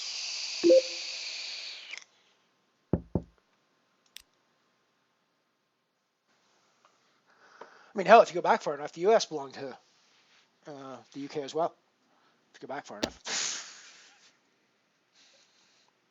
course, that ended rather badly, as we recall, a few hundred years ago. But yeah.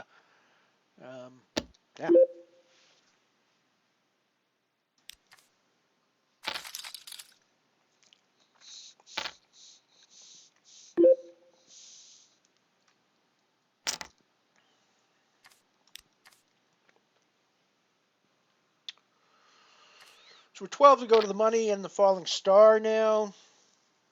I am 39 to 47, so I'm still not in a cashing position, but I do have 10 big blinds and a dream, so we can maybe do this.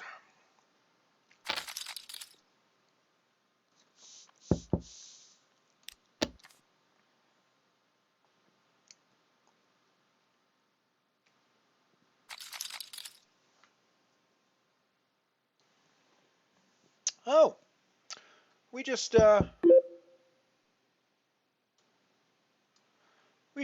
flopped the nuts.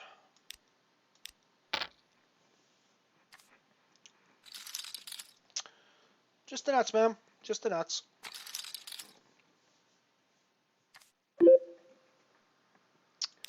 That, of course, is an allusion to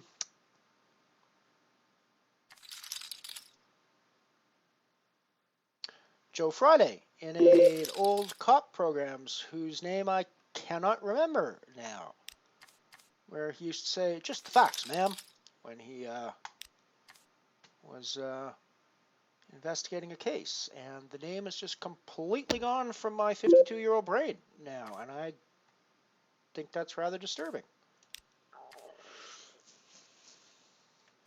The cop's name is Joe Friday. I know that. Police blotter? No, that's not right. It's close. Something like that. Ah.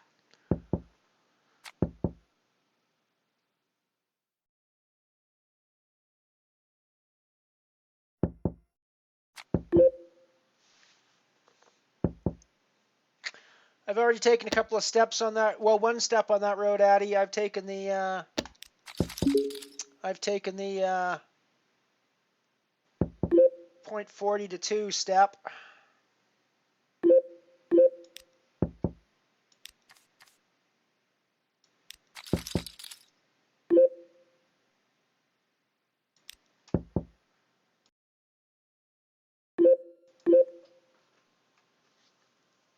Yeah, Canada is still in the Commonwealth. Absolutely. We are no longer a colony of the UK, however. We are an independent country now. In a bit of a weird way, because the Queen is still on our money. The English Queen is still on our money, and she is actually still, in a very technical and bureaucratic sense, our head of state. However, all of her power is vested in our Governor General, who is appointed by our Prime Minister, and who in theory gets consent from the Queen, but which in this context, if the Queen ever refused, she has actually no power to enforce that refusal. So we just go, okay, we don't care what you say then, and we're going to put this Governor General in anyways. So she's really just there as a figurehead at this point in our system, and we're quite happy to have her. But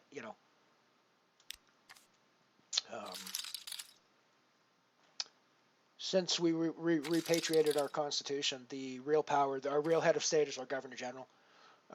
And there is a bureaucratic link still to the Queen, but it's not one that has any power, has any actual power.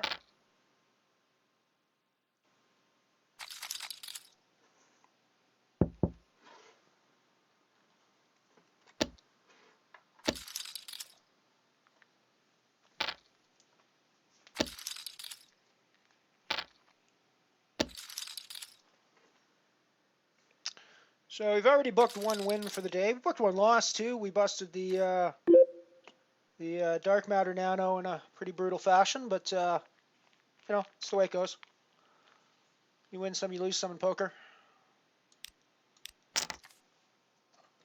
Put in a raise with my suited ace here.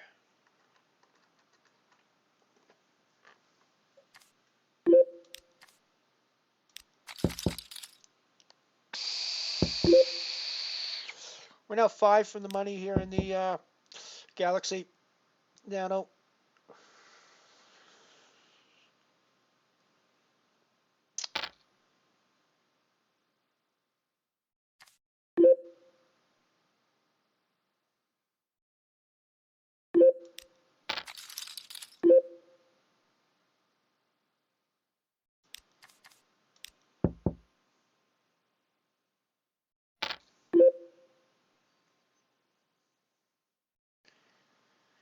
Gotta love the good old 5-3 offsuit, eh?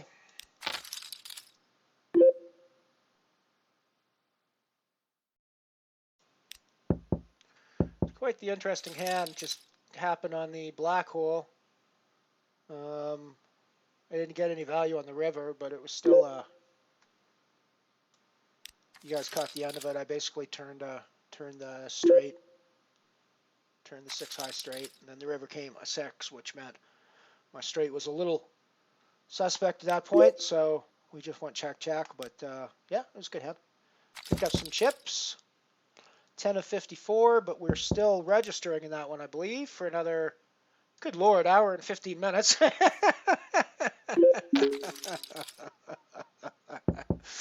And we are in for another break, so we're going to send you off to the final segment of toy ads from the Batteries Not Included compilation. So we'll be right back after some important messages from our not sponsors. It all started at the dance. Barbie, the famous teenage fashion model doll by Mattel, felt that this was to be a special night. And then it happened. She met Ken. And somehow she knew that she and Ken would be going together. So now Mattel brings you Ken, Barbie's boyfriend, with a complete wardrobe of perfectly tailored clothes of unmatched quality. Now Ken and Barbie meet for lunch at school, go to fraternity parties, and just relax together. Think of the fun you'll have taking Barbie and Ken on dates, dressing each one just right. You'll find Ken wherever toys are sold. Look for this special tag that tells you he's a genuine Ken. Get both Barbie and Ken and see where the romance will lead. It could lead to this. And remember, you can tell it's Mattel. It's swell.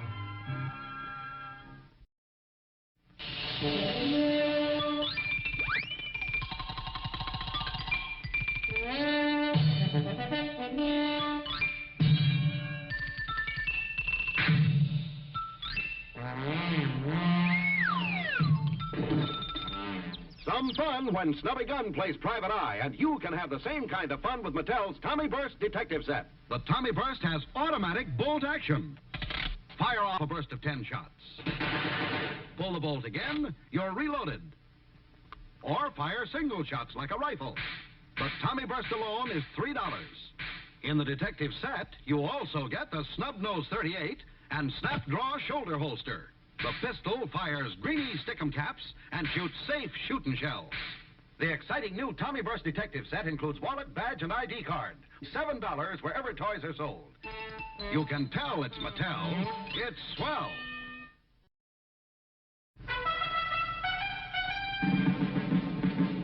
The cannon's name is Johnny Rep. Hurrah, hurrah. Give him a hearty welcome and hurrah, hurrah. Old men will cheer, boys will shout, the ladies they will all turn out and we'll all feel gay when Johnny comes marching home.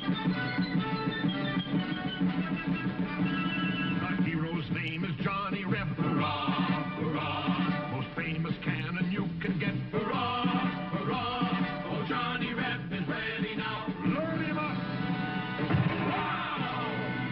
And we'll all feel gay when Johnny comes marching home. Be sure you get Johnny Rep, Remco's authentic Civil War cannon.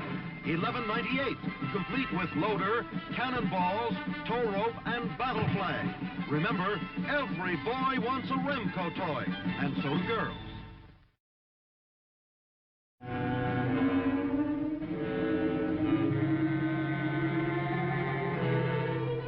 We take you now to Remco's Project Yankee Doodle Secret Rocket Test Center, where a giant Atlas rocket will blast a new satellite into orbit.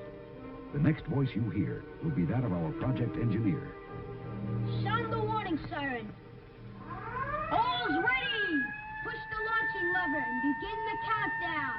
10, 9, 8, 7, 6, 5, 4, 3, 2, 1, 0! Wow!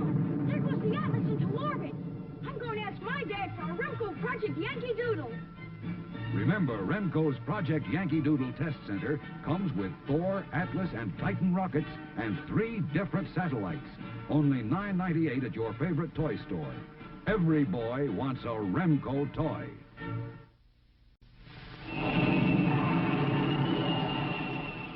Flight leader to ideal fighter jet, clear for takeoff. Roger! This is fighter jet and making a left bank to join formation. Flight leader to ideal fighter jet, turn indicator on. Red warning light will tell you when you're off course. You're flying by radar. Hold her steady. Enemy plane coming in at 2 o'clock. Enemy out of machine gun range. Set your rangefinder. Get set to use rockets. He's in my sight. Rockets ready. Fire 1, fire 2, 3, 4. Flying in Ideal's electronic fighter jet is like flying a real jet fighter. You work the throttle, indicators, radar scope, and warning light. You control 6 moving targets. Fire 4 rocket guns. Buy Ideal's fighter jet wherever good toys are sold. It's a wonderful toy. It's ideal. We're back. 5 to go to the money in the Galaxy Nano. We got ages to go until registration closes in the black hole, but we got a stack building there. We are 8 from the money in the falling star, and we do have a caching stack, although it is a small caching stack.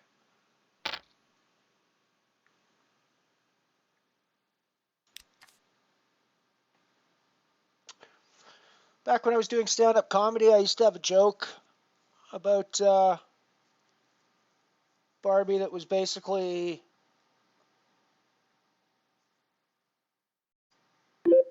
if you look at Barbie throughout the years,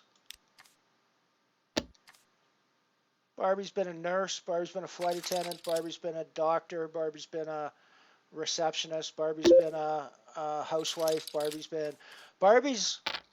been just about everything. But she doesn't actually do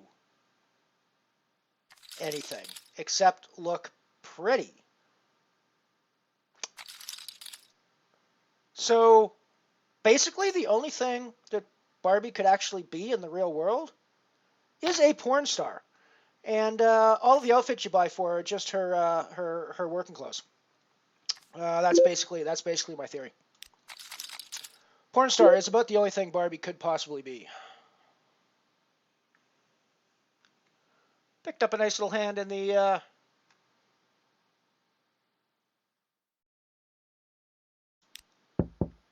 Galaxy here. We have Old M, who's quite a familiar player. Played against them quite a bit. I haven't seen him in a couple of weeks, but definitely a couple of weeks ago and before I played them quite a bit. So they might just be jumping back into an old handle that they used to have. Nothing really came out of this, but I think we're still going to try to steal it at this point, and we're going to take it. Cool.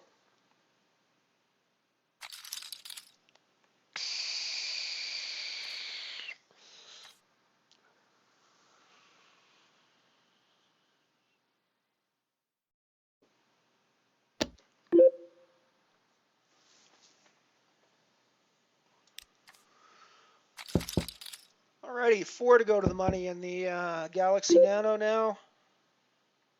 7 to go in the Falling Star.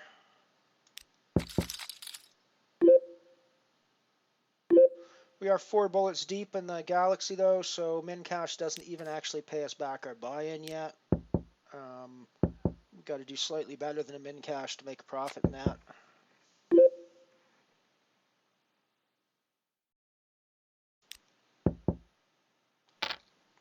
And actually, same is true in the Falling Star. We haven't taken any booties, and the min cash is 88 cents. So we actually have to. Doesn't even. I don't even think that pays our. I don't think that pays our rake. It pays our buy-in minus rake of 88 cents. Or pretty close to that. Don't even think it quite gets there. So we'll need to go up at least one pay jump in that one as well. How many pay jumps do we need to go up? Yeah, we got to go up quite a bit in that one to make a profit. We got to get up to 20th place in the Falling Star to make a profit. However, in the Galaxy Nano,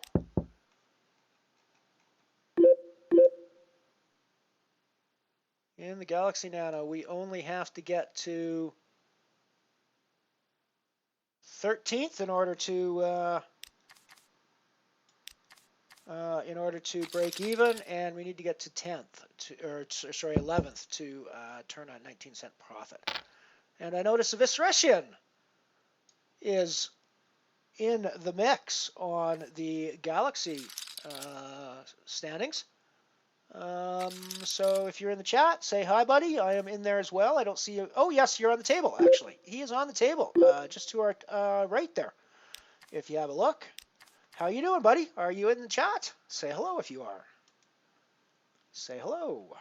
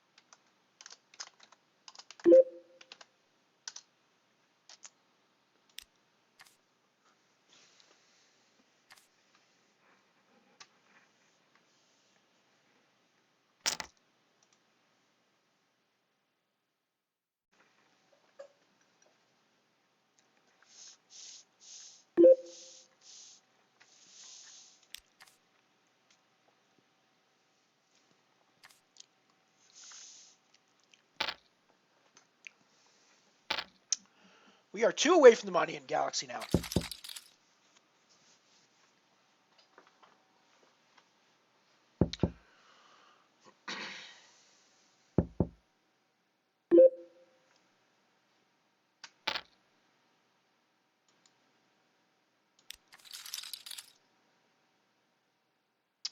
Maybe a closed model.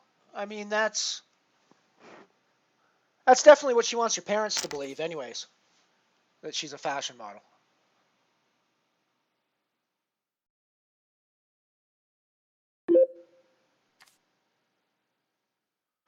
Hello, Visceresian. Welcome. Welcome. I see you there to my right.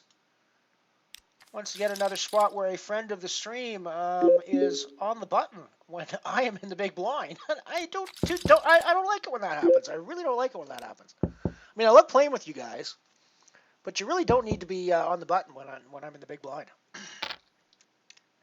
Always glad to have you here, Evis. I saw actually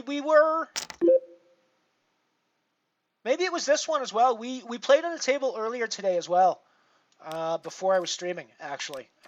We were on another table where you were on my left, I believe. I would have been playing the same avatar. I haven't changed avatars today, so I would have been playing Lady Nuts as well at the time. We are going to be all in the Falling Star with Ace Queen on the big blind and like 8 big blinds left. So, GLS. With 4 to go to the money. Oh, and we get to split with another ace queen. I'm happy with that situation. I am much happier with that situation than to just get snapped off by the ace king there. That might have actually been I think I have to take the chance to build chips there. I don't think I can just fold at this point to the money with 4 to go. I mean, I am on a cashing spot, but just barely. So I think I had to take that shove spot, but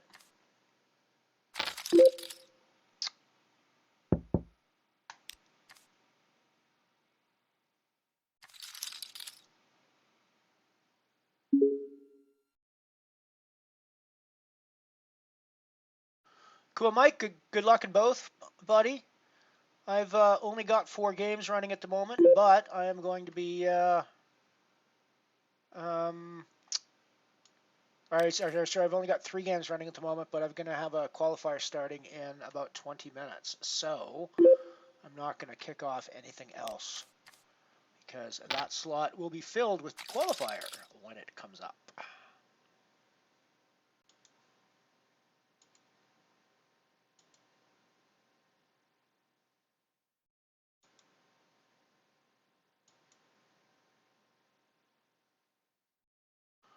Flip over to the 4-table view for a little bit, which of course at the moment is only a 3-table view because we are only playing 3 tables.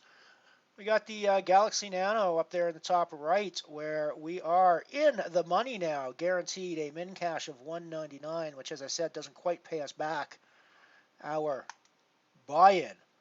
But it's close, so 1 cent, 1 cent, so it's we're basically there. But we'd like to level up a little bit. We'd like to get a few more euros in the bankroll from this, and we can definitely run up our stack from here. Down the bottom left, we got the falling star, where we are 32 of 38. 3 players to go until the money. Another spot where a min cash does not pay us back our buy-in. We have not taken any booties in that game, so we are unfortunately at this point relying on prize payouts to make our money there. This is another shove spot, I think. Again, I know I'm close to the money, but as I said, it's not actually paying me back, so I actually need to try to build some chips and try to get deep in this and or get enough chips to start taking booties away. So we're just shoving here. We also just shoved in the Galaxy with queens and 20 some odd big blinds. So we're in the money there.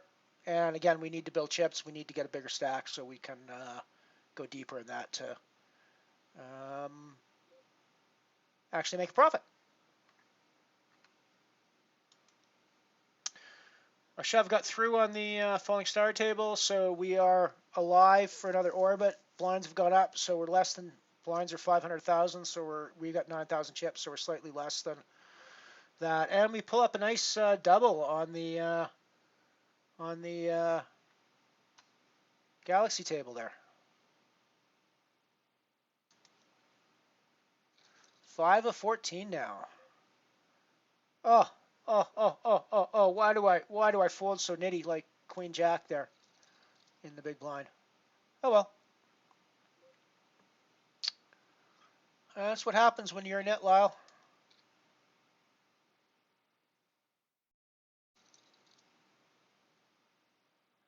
That's what happens.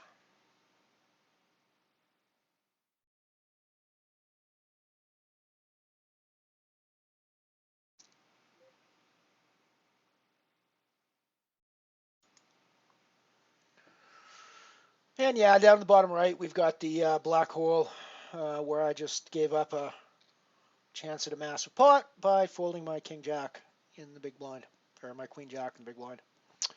But there's still ages to go until registration closes in that, but we are doing reasonably well with a reasonable stack there. I think we're still like half an hour. Oh, geez, full hour until reg closes on the black hole.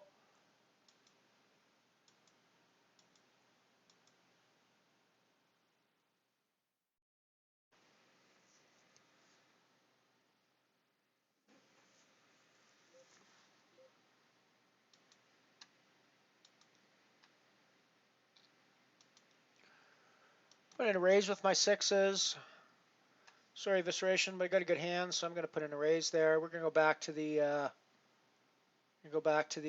1 table view, and I take the pot down. Still 3 from the money in the falling star. I am 29 of 38 with 35 people getting paid.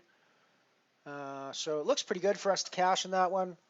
Now, It looks like there's a lot of small stacks that are just trying to hang on, so it seems pretty likely that 3 of those will bust before we do if we don't get too frisky. So we might stop taking those shove spots that we see pre-flop in this next orbit. Just see how the numbers go. It's been sitting at 38 for a while, though, so we may have slowed down on our action. It's hard to say. It's going to happen sometimes. I mean, I didn't really steal yours on that last one. I was raising my pair, so I mean, I don't really think that's a steal.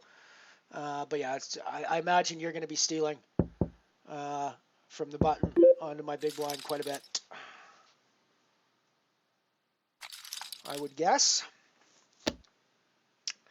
Because that's just how poker works.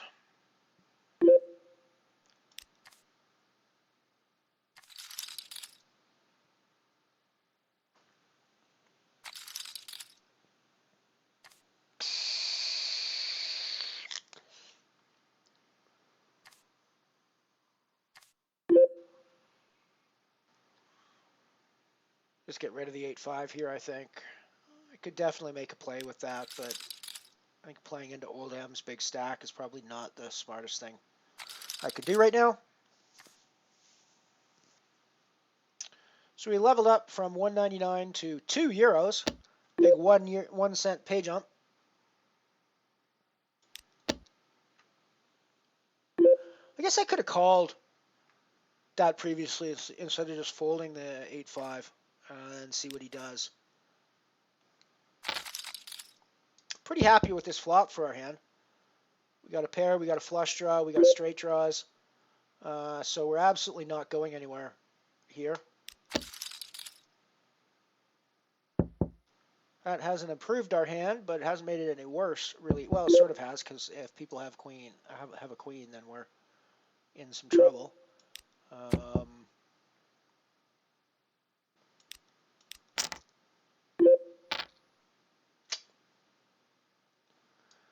Yeah, had to come a club there. I had to go run of clubs. It couldn't have gone club diamond, diamond club, something like that. But, you know, no. Had to go run of clubs. I doubt my 6 is any good there. Or at least not very often will it be. It will be sometimes, I guess. I maybe should have thought a little bit more about that fold, but I don't know. It just seemed like it was never going to be good there. Seemed like I probably had to hit my diamonds to be good there.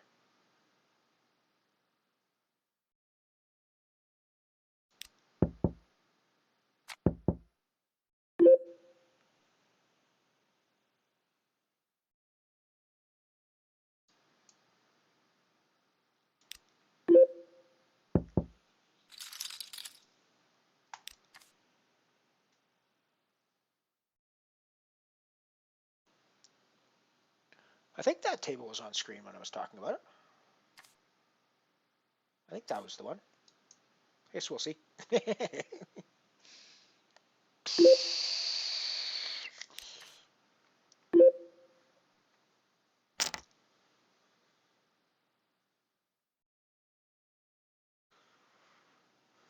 Actually, I have a decision to make on the black hole here. I mean, it's a lot of big blinds. Yeah, it's too many big blinds. I shouldn't even be thinking about that.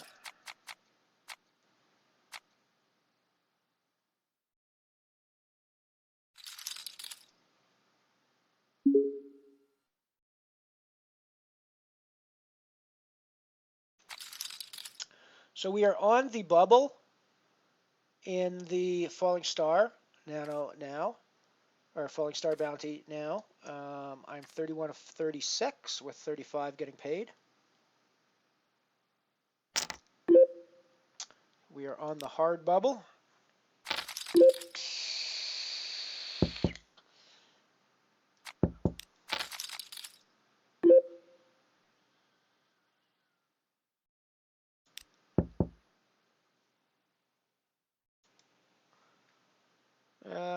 Doberman raised. I called with my king jack in the big blind, And I'm going to see at least one street with my overcards and my backdoor spades. And we're going to assume our hand is pretty good at this point. Top pair, second kicker. I think we're just going to call behind, and I think we'll check call most rivers as well. We could try to put him in for his life, but when the board pairs like that, it's a little bit scary. He shouldn't be on a lot of twos at this point. He shouldn't have a ton of deuces in his range, but he's going to have some. He shouldn't have a ton of 3-6 in his range either, but he's going to have some. When he leaves a little bit of money behind,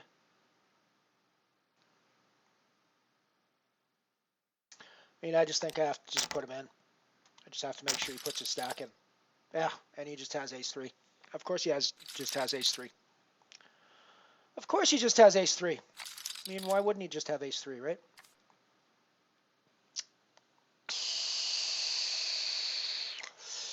Why wouldn't he just raise with ace-3?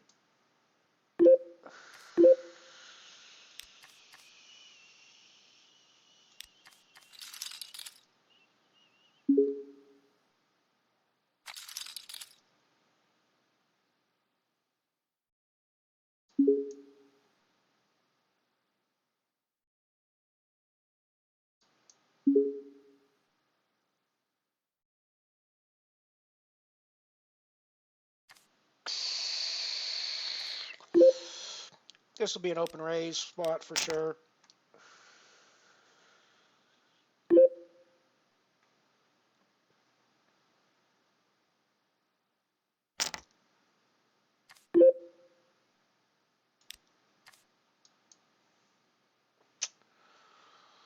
So Oldham's pretty much putting us in with his shove, which is polarizing, or with his bet, which is polarizing because he's either going to be on a super strong hand or just trying to take our chips away with a big stack. And I'm going to go on the latter and potentially be out of this tournament.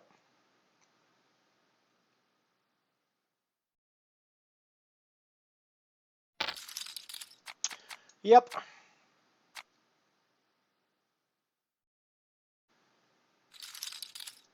I mean, I don't know. Probably not the best decision I've made recently, but, you know, it's the way it goes. We're on the money bubble in the falling star still. We pulled €2 out of that one, so it's not a total loss there.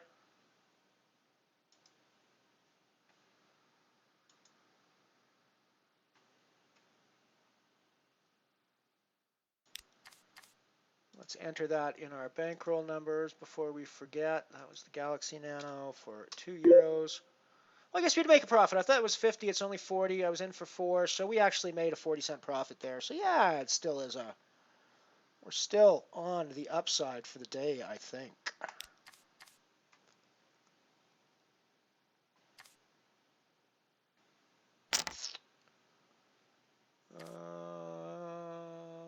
I haven't added the black hole into this already. So let's add the black hole into our bankroll tracker. That is 0.5.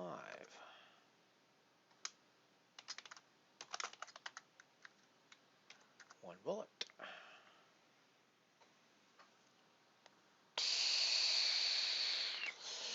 We are still on the bubble in the falling star.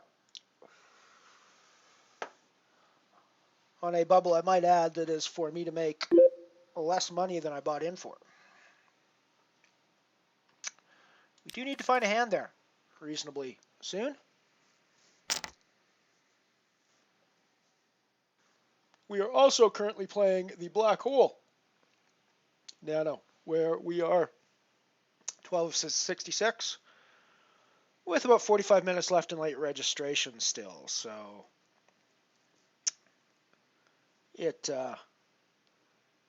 could be one of those long ones if we go deep in that.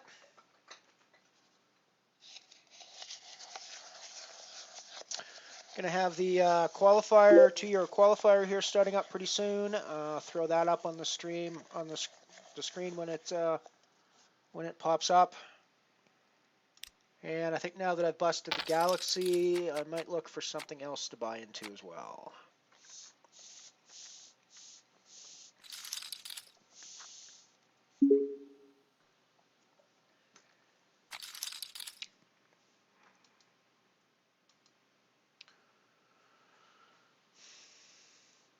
Our qualifier just popped up, so we get that up on screen here shortly. And let's jump into the Titan Nano.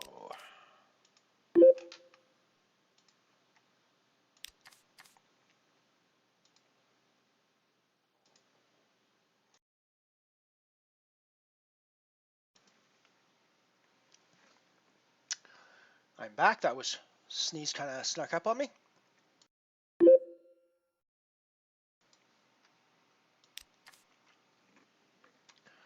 So let me get some of these new tables sorted out for you. This is going to be the qualifier.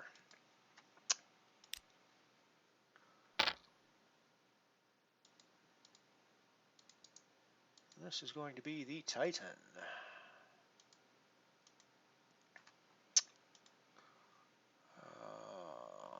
So we have got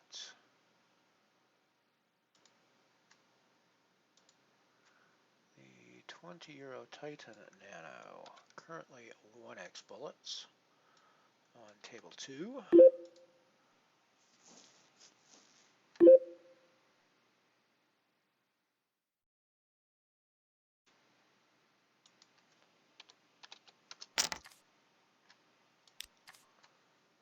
And we have a 2 € qualifier.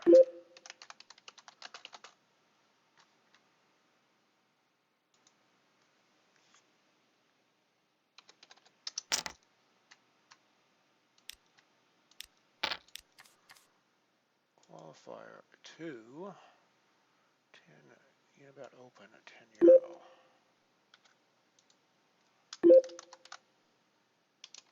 Bet Open 10.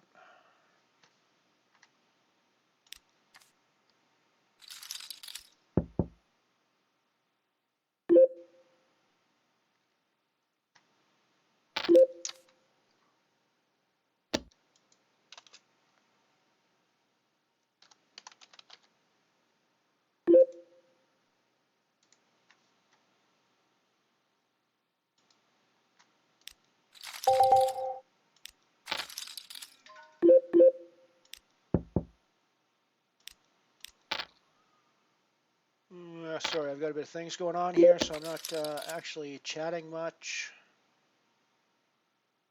The qualifier might be a short day for us. We've got 9s, and we just turned the 9 high flush draw. So if we're just up against an ace of spades or a big spade, we're just, I guess, we're just done early in this. You know, we went check, so we've still got chips there. So let's go with this one into here.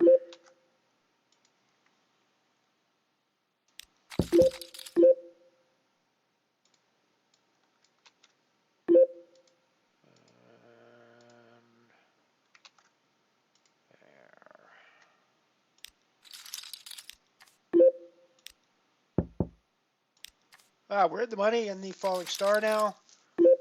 Guaranteed 88 cents. So I need to start running some chips up there.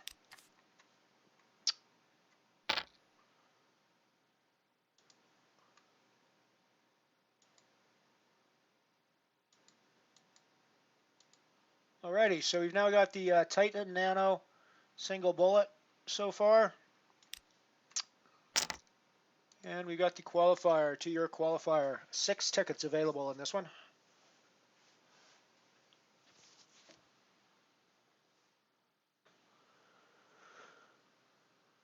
And we're obviously playing the hands we shouldn't play and calling the hands and not playing the hands we should play. Is the way this one's gone so far.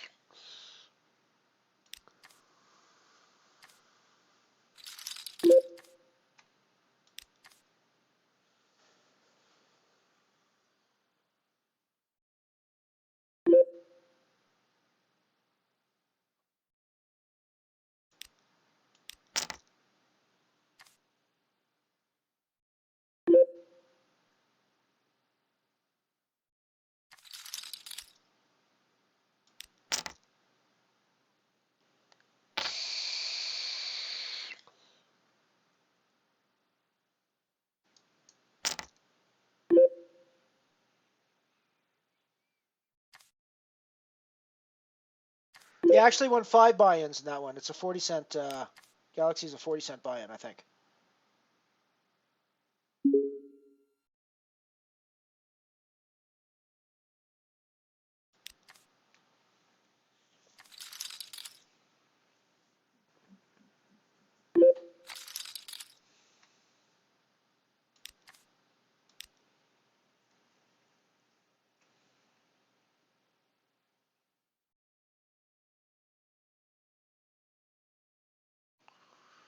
There's 4 players to go for a pay jump from 88 to 99 cents in the Falling Star. I have a very short stack over there, though.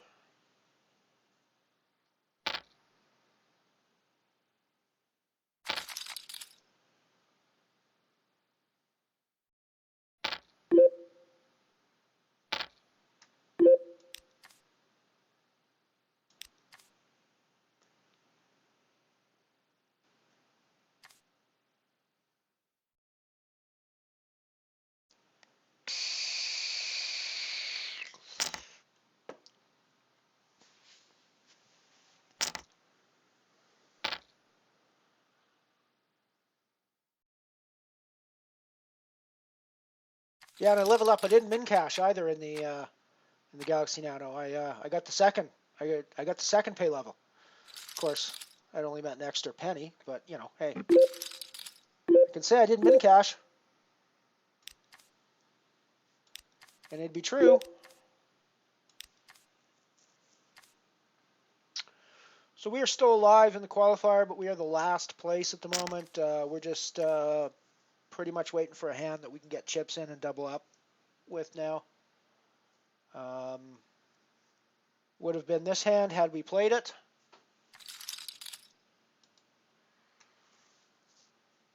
We probably should have played it, but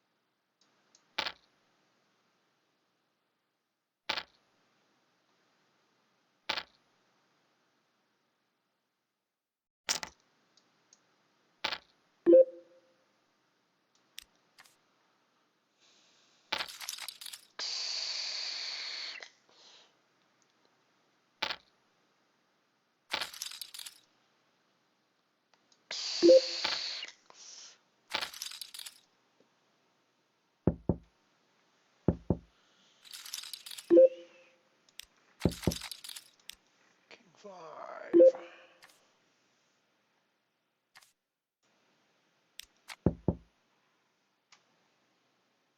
Picked up an ace queen on the Titan Nano table. Putting in a raise with that.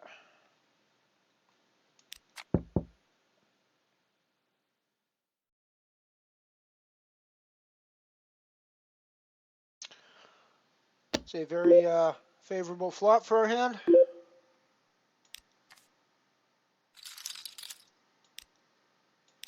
We probably don't get any takers from our c-bet, but if there's somebody else with an ace out there, we've got him.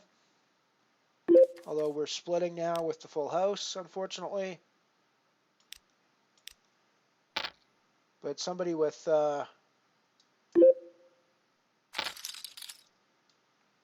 King Queen might think they have the nut nothing and be willing to call down.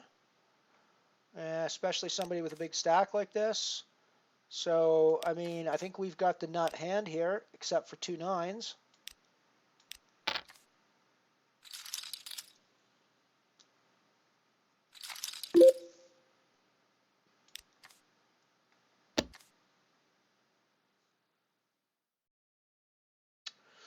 We're pretty much going to be in the blinds in the Falling Star bounty coming up. We've been like super card dead down there. Haven't been able to do anything, so hopefully we get something through in the blinds, but no, I bought in I bought in 3 times and then bought the add-on in that one. So yeah, no, that was 4. That one was 4 bullets for me. Unfortunately, I have to confess. The Galaxy was 4 bullets. So I won 1 buy-in, which is not terrible. It's just not anything to shit on, that's for sure.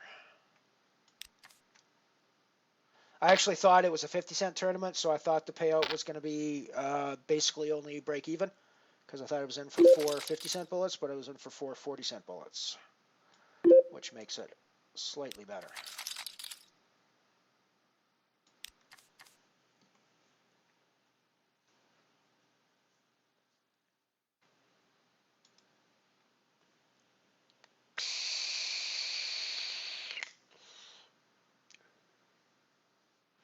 We managed to level up in the Falling Star, though, and we're going to be all in this hand. No matter what happens, we're going to put the rest of our chips in here and go. We've already leveled up. We're 99, which means we've basically made our money back. We're one penny down, which is not anything to really care about. So we're definitely putting in the rest of our money here and going to try to take it down with our King 10. And we're doing good so far. Sweet. We get a double up. Triple up. Already a Vis. Go for it. Take her down, buddy. Take her down. If I had a free slot, I'd put you up on stream, but I am fully slotted in at the moment.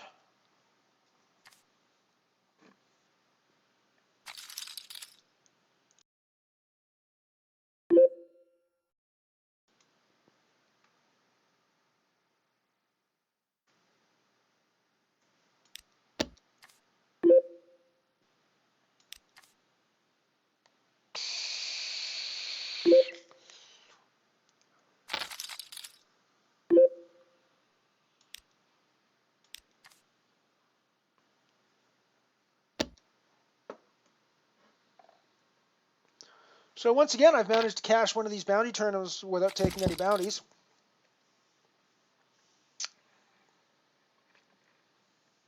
That's something that happens to me fairly regularly.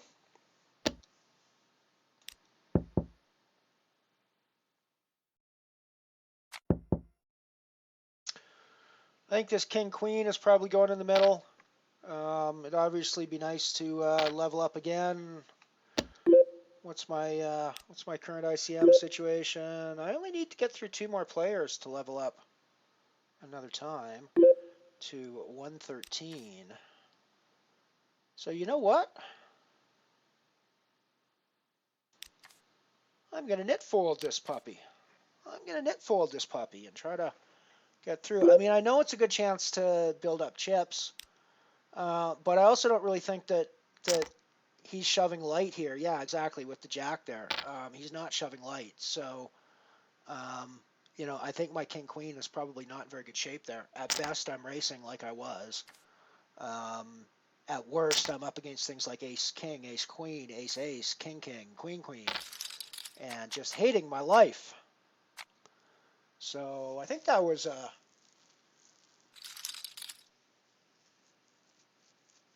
that actually puts me in the level up spot, 20th, which is the first spot to get a 113.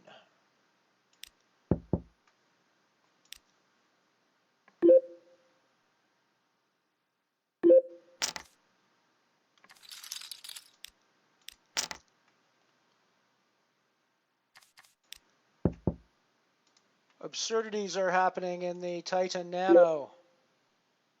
Hold. Ah, crap. Of course we don't hold. Of course we don't hold. Why would our ace-king hold in that spot? Why would we possibly think that the best hand by a significant margin in that spot would hold?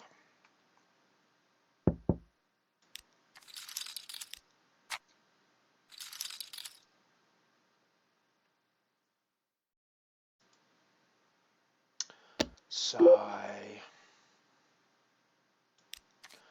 Alrighty, we'll get our last few chips in here shortly and rebuy for another 2 stacks in the Titan and see how that goes.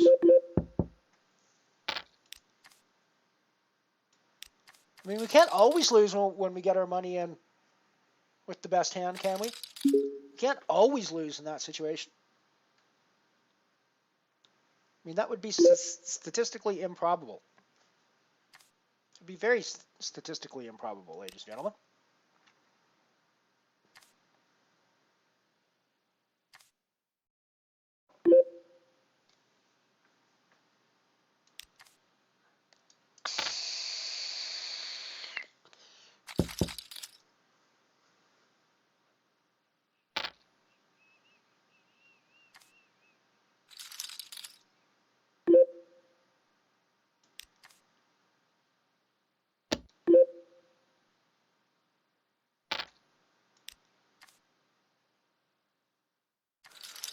Yeah, I'm just totally making the wrong decisions in the qualifier game. I just folded my Jack Deuce under the gun, which, as you do, and flop comes Jack Queen Jack.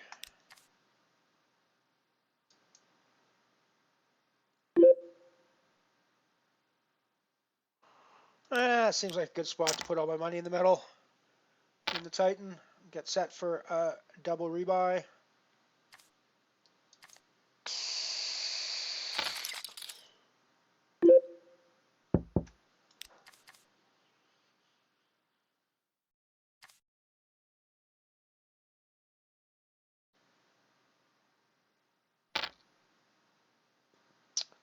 Got top pair. That's not nothing.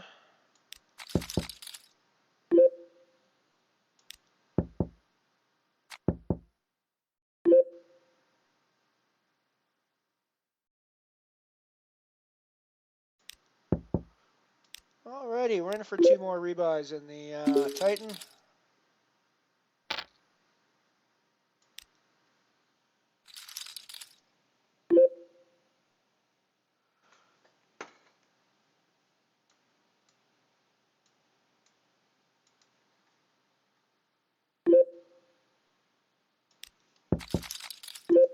Point 1, Nano Titan, 3 bullets.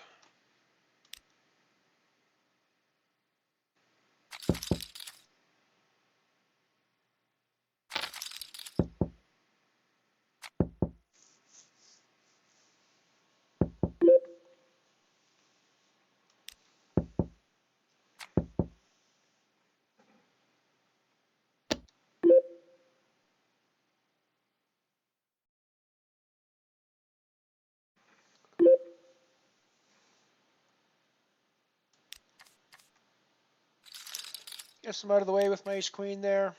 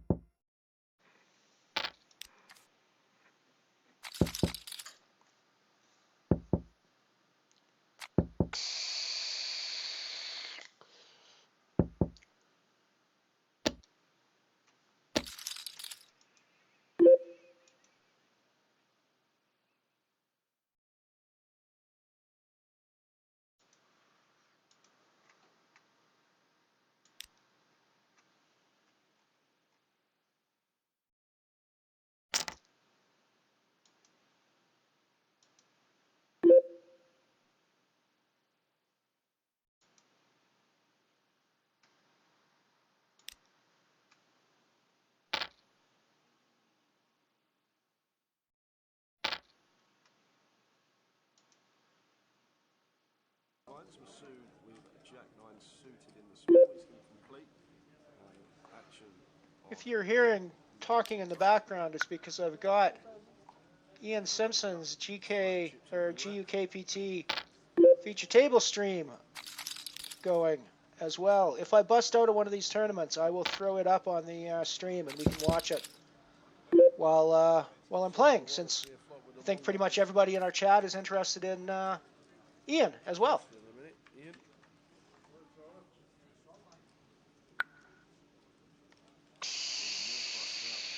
Jack 8-4, all hearts. Jack 9, the 9-6 is going to win a lot of plots with the initiative.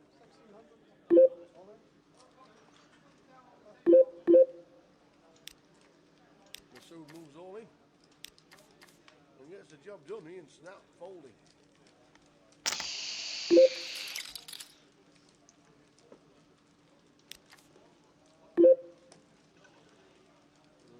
Work with Marco Pierre White as well. Name dropping there.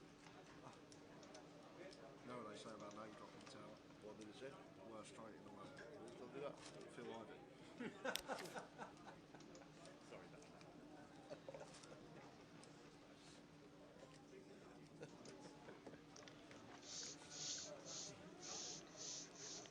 Yeah, Ian's a top lad.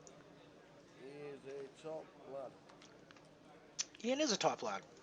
We're at the CAF Cup I mean, I think you guys are hearing that, right? 2 or 3 weeks ago. Yeah, you guys are definitely hearing that in the background. At the moment, I don't have any place on screen to put it, but we'll... Do you think we could have got Andy Hills dancing? Do you think we'd have had him clapping to Sweet Caroline? Do you think we'd have going to be out of the Falling Star here very soon, so I think. There are tunes that can get me dancing, but those aren't the ones. Well, just looking to level up one more spot. That was kind of the day that we had. So, as you can imagine. I'm intrigued now. What's going to make him dance? What, in your late 30s? 1 up. Oh no, the big 4-0. 1 up, 40s. Oh, you were born in 17. Oh my word. Oh.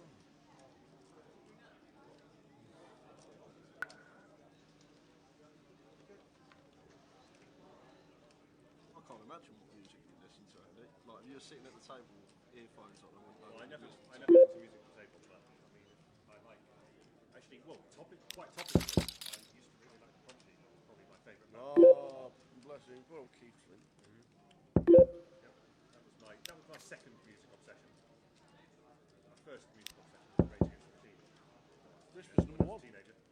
Well, yes, it came back. Yeah, Christmas #1. Try and get rid of the old X Factor market. Yep, succeeded.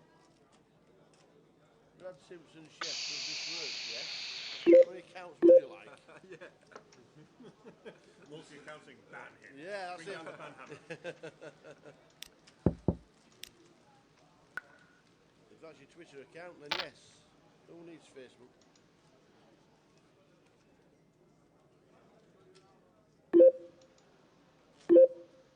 Raging against us, that's very heavy.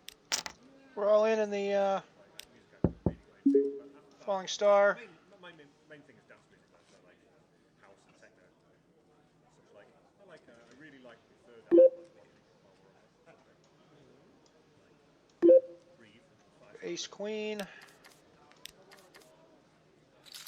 And no chips, basically.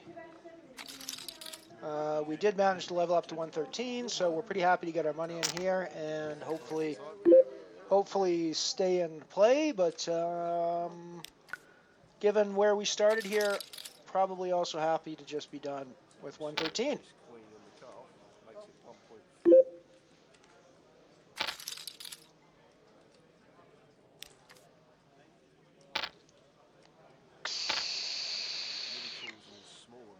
It's not looking good for us. Queens in the big blind. Ooh, raising here.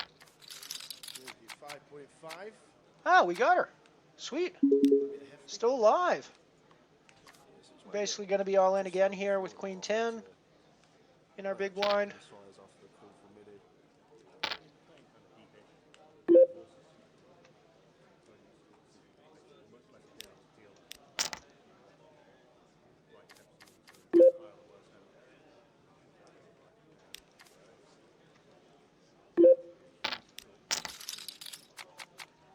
We're ahead. Hasn't been involved We too much hold. in the mark. We saw him in the hand.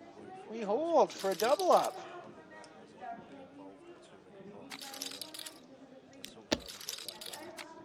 Obviously, might have to take into account.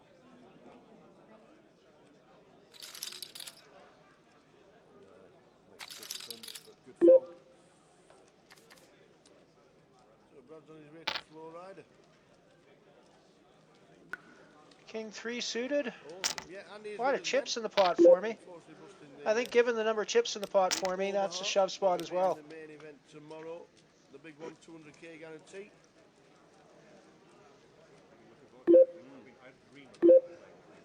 I think all poker pros do dream about poker at some point, so some percentage of the time. But I did dream about playing.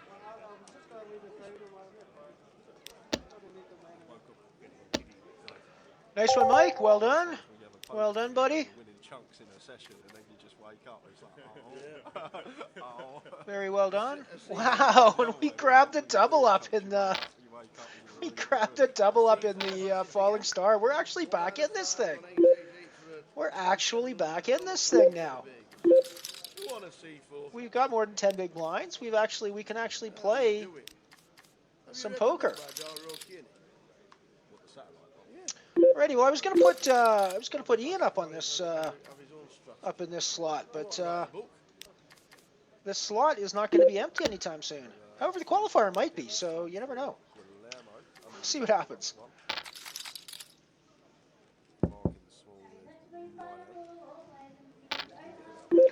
At least you guys can hear Ian's final table while we're playing.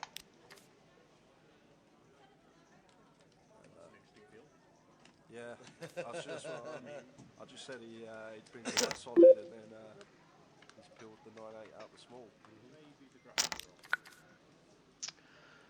Yeah, I just noticed it a couple of minutes ago myself. So I was kind of looking for that. I was going to put it. If I saw that he was on the feature, I was going to put it up because I thought it'd be a cool idea to feature him on our stream. I assume he won't mind, and I assume the GUKPT won't mind getting a little extra publicity for their stream.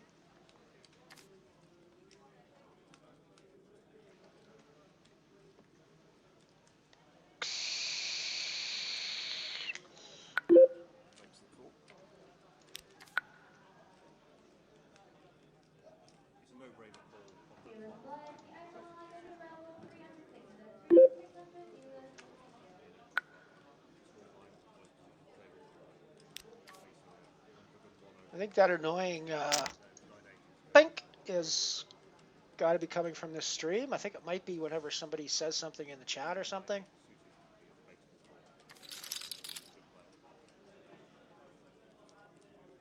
Unfortunately, I think the only way to get rid of it is to mute the stream. Second barrel fired and gets the job done. And then picks that one up with the queens.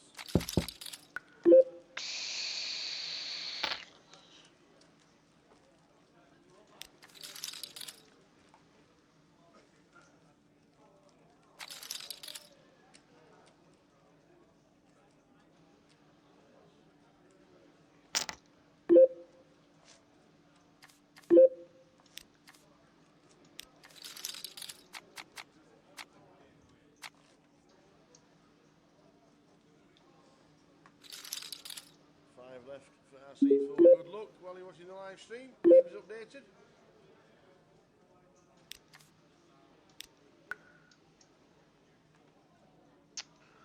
Confirmed that popping noise is coming from people in chat on the GKPT stream.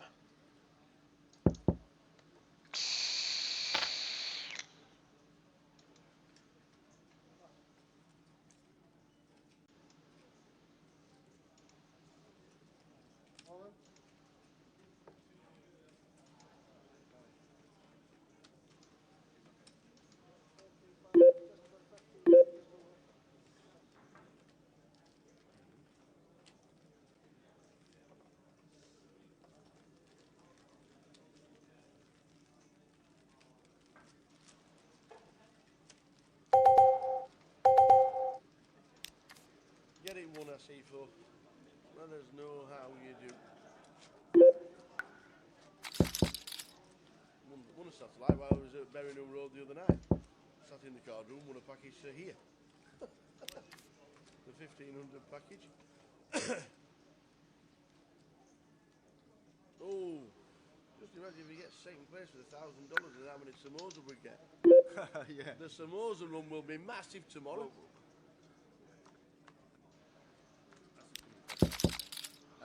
We got a break coming up soon. Did you win a seat? We will get to that Oh yeah, he did. He won a seat online and he won a package. So here shortly. You can use it for this one already. That was our last time. That was our last toy ad. So we're going to move into some car ads, and I'm going to make a do generic car ads to start. I think. No, we'll do Chevys to start. We'll do Chevys to start.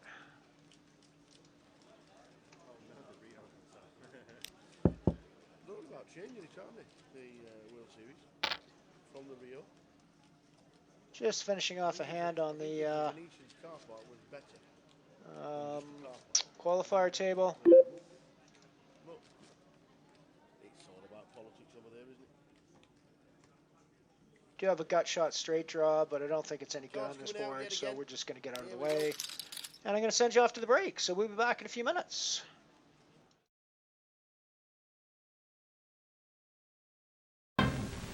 Here is a new class of American cars, the Bel Air series, an entirely new kind of Chevrolet to be compared only with higher-priced automobiles. Look at the long, low, sweeping lines of the imposing exterior. Look at the luxurious interior with rich fabrics and fine appointments. In every detail, you see quality far beyond anything in the low-price field. In addition to the four-door, the Bel Air series offers a striking two-door sedan, a sports coupe of incomparable beauty and glamour, and a convertible of matchless smartness and dash. And the Bel Air series is only one of 3 great Chevrolet series for 53, bringing you 16 magnificent models, every one entirely new through and through. See your Chevrolet dealer and find out why, again in 53, more people buy Chevrolets than any other car.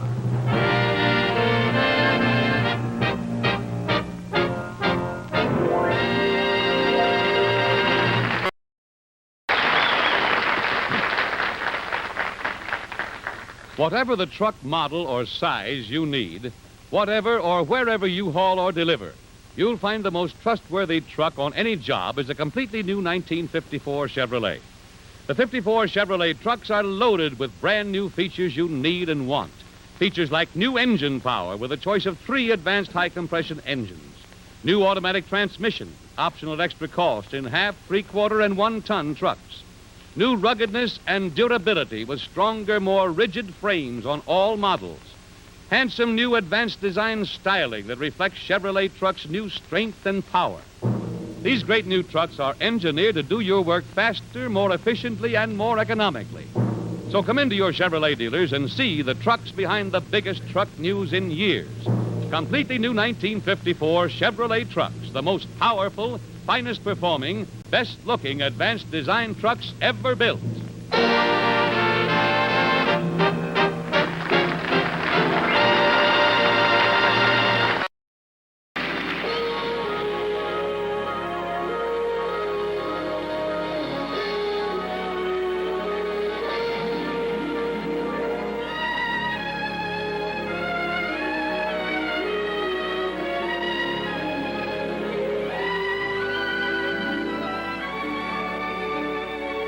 No matter how young he is or how old, every man has a special place in his heart for the car he's always dreamed of. Here is such a car, the spectacular new Chevrolet Bel Air Impala Sport Coupe, his dream come true. The Impala is a special kind of love affair for a man, and he'll know the feeling the minute he takes the wheel. For this is more than a new, superbly beautiful car. It's a different kind of car, long, low, and loaded, the style spectacular of the 1958 Chevrolet line. An underneath Chevrolet's sculpturamic styling, hidden from your eye, there is silky, silent power to take you from standstill to windswept in a matter of seconds. A car for the moments that live forever in a man's memory.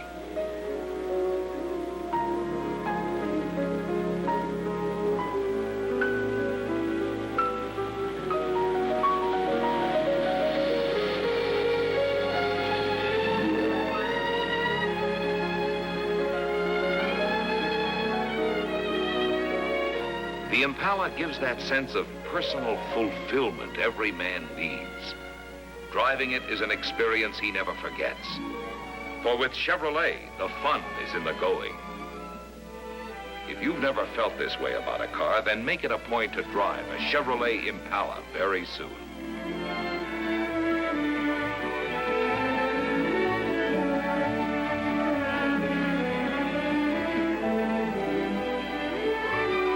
Local authorized Chevrolet dealer will be happy to arrange a demonstration drive.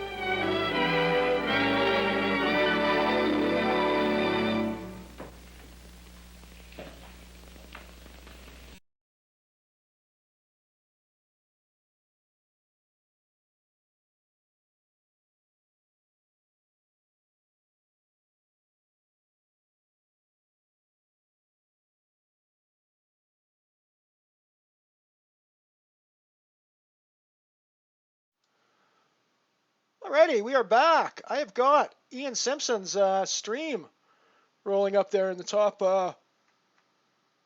left corner of my four table stream. I don't know if you guys can see that or not. It's kind of small, but yeah, we'll keep that up there while I play the other games. It's actually covering up my qualifier table as well. So that's still on, but we'll keep you posted on what's going on there. I think I'd rather have Ian up there. So we'll have Ian there.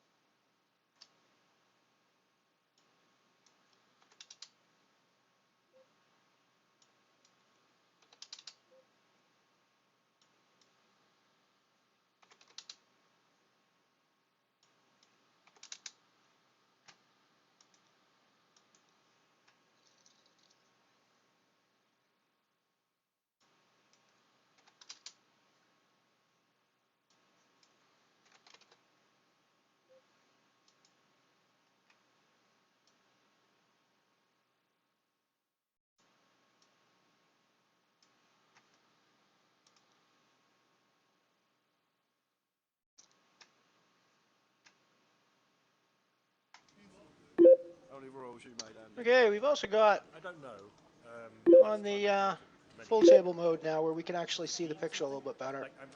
And I'll keep my poke in the background for the time being. I'll tell you what's going on. I won't talk all the time. We'll listen to the commentary, some of it too. But yeah, we'll watch Ian while we're playing. One that I remember was the Irish Open. I actually made a royal with the ace-queen suited against 9-8 suited, where he made a straight flush using both of his cards. Yep. It would technically have been a bad big jack. It was a straight flush versus a roll using both of our respective hands. The only thing it wasn't quite as good as it sounds in terms of getting value from my hand, because I blocked the flush and I was having opened in early position and he was calling me down with the block flush. So I was going to go bet, and the river bet was going to be really big. But when the fourth club or whatever it was came down, yes, he had made a straight flush, but he was actually losing to the naked queen of clubs. Right. That was making a higher straight flush. So there was a one-card straight flush beating him. So I actually could only bet smaller on this occasion. quite as much value. So, you know, first world problems. I made a royal, but couldn't win quite as much money from someone as I was hoping. I don't normally play 2K events, but when I do, I flop. Yeah, it was a royal against Lanny, apparently.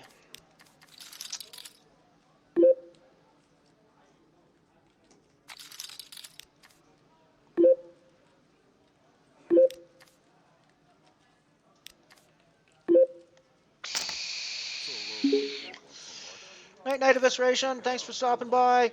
Good to play with you in the Galaxy. Nice job going deep in there, buddy.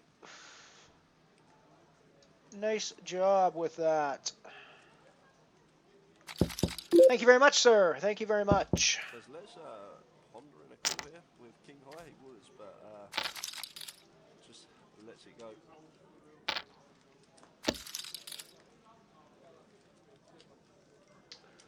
Looks like Ian's leading the chip count at the final table. I don't know if that's for the whole tournament.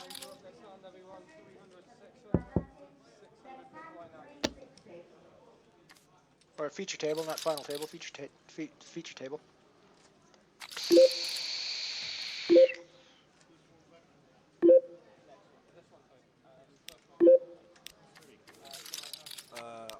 No idea. If they change out the feature table and they take Ian off, we'll take this down. We don't need to watch a bunch of randos playing live poker necessarily, but our good friend Ian Simpson is definitely not a rando, so we will definitely watch him playing on the feature table. I think.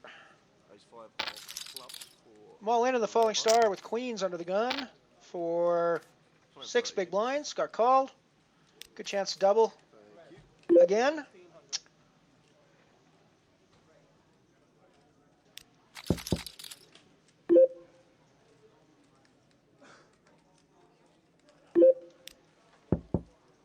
Oh, and we get sucked out on. Ace-7 calls us, and it goes 7-7, and we bust the falling star for 113. Yeah, it's a profit. It's a profit, so we will take it. 113 in the falling star. Let's add that to our... Is it a big open size? 1.13. And just like that, we are in profit by 2 cents for the day. No matter what else happens. Well, assuming we don't reg any more tournaments.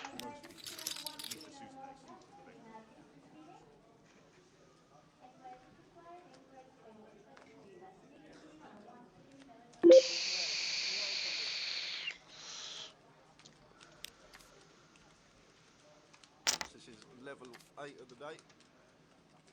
After this session, we'll be off on the final 15-minute break of the day, and then we'll be back for the final 2 hours of play. 12 o'clock start tomorrow in the club. We'll be live from 12:30. Hopefully we won't see you in here all tomorrow. No, I don't think that's going to happen. I mean, if I get demoralised at the point where I go, right,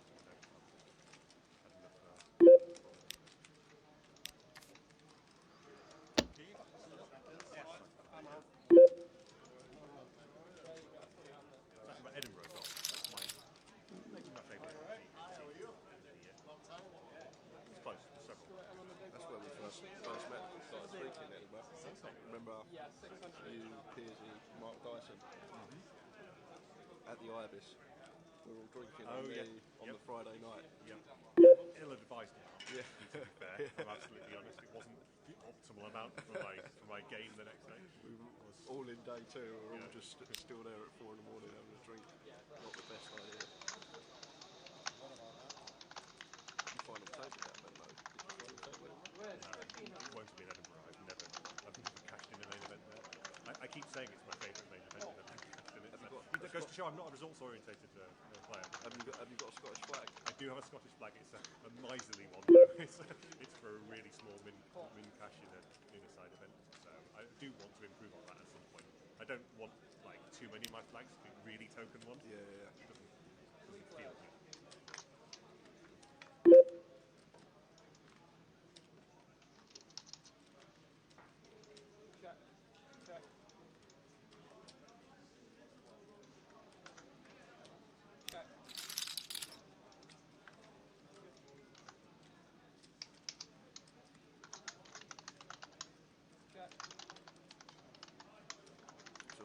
saying, the 08-Mar, still the best hand here. Let's pick up a gut shot as well. I just sent out a tweet. I see that Addy also sent out a nice tweet letting Ian know we're watching him. We're railing him. We're railing him here on the mothership. Has a pair and the nut flush draw. The mothership is looking down on you, Ian. Railing you, wishing you the best. Take down them chippies. And there it is on the river. Look at this river card. This could be bad news for Mark here. Backdoor diamonds coming in. Mark River in the straight. Worst card in the deck for him. Diamonds. Midi checks. Both with quite tight hands as well. The eight's less so, to be honest.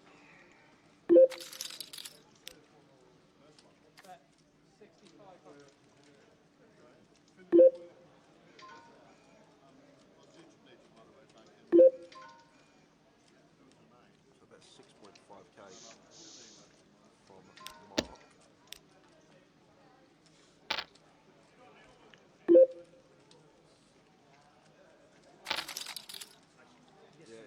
He actually has them. I got all pedantic on myself. Yeah, and then, 25,000. Raise to 25,000. Big raise here. It's gone from 6.5k to 25k. Just under 4x the size.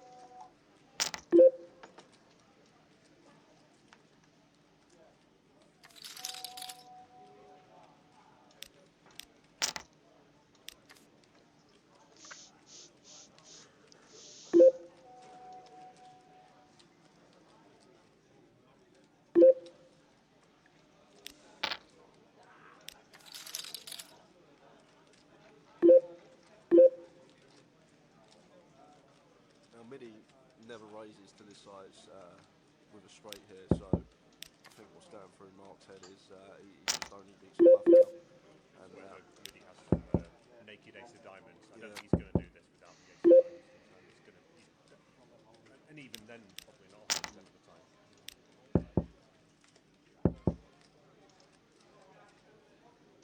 And it's gets out of the way with the straight.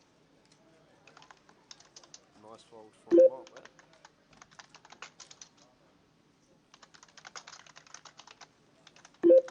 Brutal river. Good fold. I am finished in the qualifier with no tickets.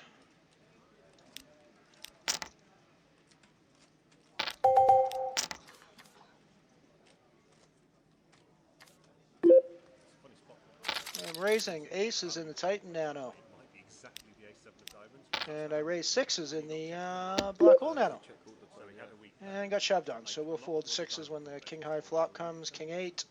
2 overcards, so we'll fold those. We got through the aces on our Titan table. We're up to 38,000 chips on the Titan Nano. So our second and third bullets are going well. Can't have ace queen of diamonds because after opening pre-flop, it's definitely going to be continue on a queen 9-7 board.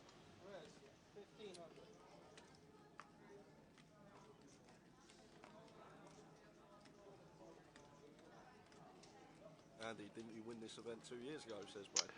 Yeah, I think he's still smarting from calling off against the Royal Flush.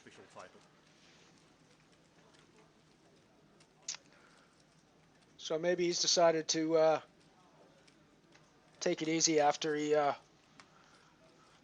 called off against the Royal Flush. That's got to be a little deflating. It's like, oh yeah, I could be good here. Yeah, no, I'm not good here. I'm never good here. There's no way I'm good here.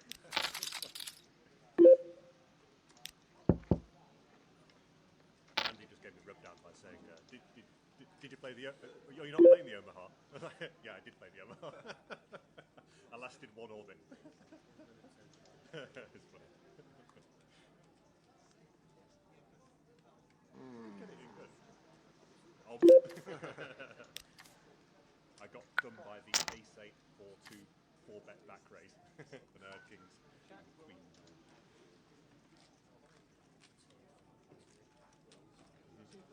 Yeah, I gotta think that when you pay off a guy with a row flush, it's gonna slow down your aggressive streak for a while.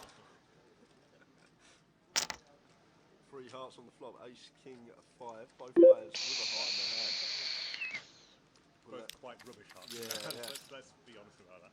It's blind on blind though. Yeah, that said, we know he actually wasn't feeling great the other day, so maybe he is actually not feeling great. He does seem a little, I was going to say he doesn't seem very animated, but then again, now that I think about it, I remember on the Unibet Open table, I was actually kind of surprised at how stern-faced he was while he was playing. I guess it's the poker face thing. He's a lot more animated when he plays online, which of course, you know, makes sense because his opponents aren't sitting across the table from him, so they're not getting reads in real time from him. So, yeah, it's just interesting that his demeanor sort of changes when I've seen him at a live poker table.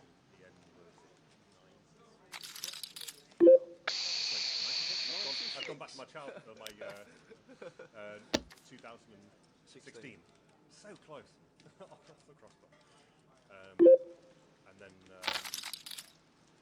so I free-rolled in all the GKP main events in 2017.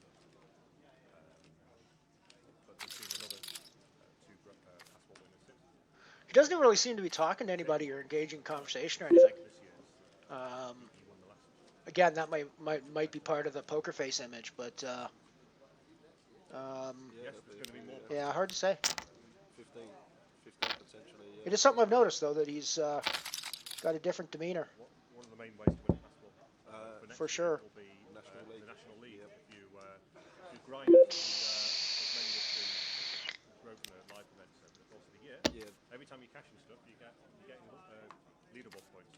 It's not every live event. It's 25-25s. It's the deep stack. It's the Goliath main event. UK PC high roller. It's most stuff apart from the weekly. Yeah. It's not your local weekly games, but it's your festival. Your mini mains as well. And then at the end of the year, during the grand final week, there's going to be a playoff for the top 77 players, I believe it is.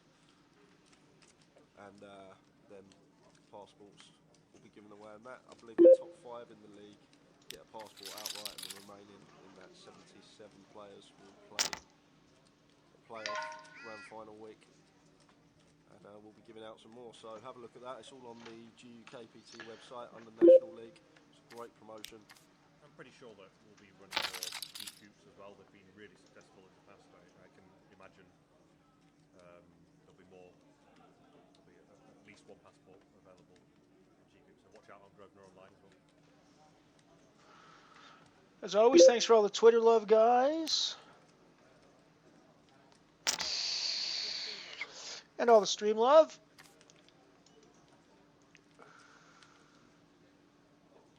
Let me see if I can turn the volume up a little bit for you.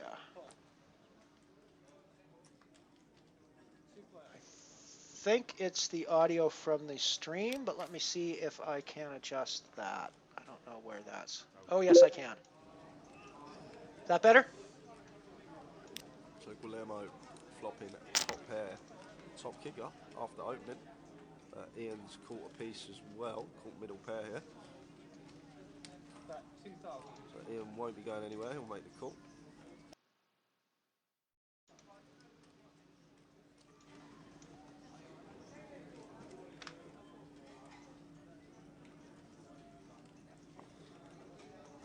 Deuce on the turn. I don't know why that status bar suddenly fire again here. Pretty nice board for suddenly A7 off here. Not disappearing from the screen, but oh well. Guess we live with it.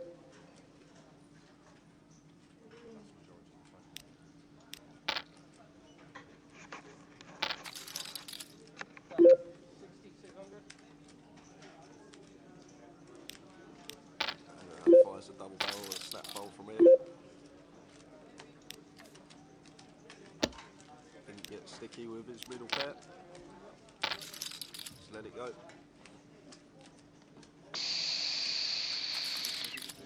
Yeah, Midi is going to be on the move. Made a royal, and now he's off. Hit and run. Hit and run, yeah. Make a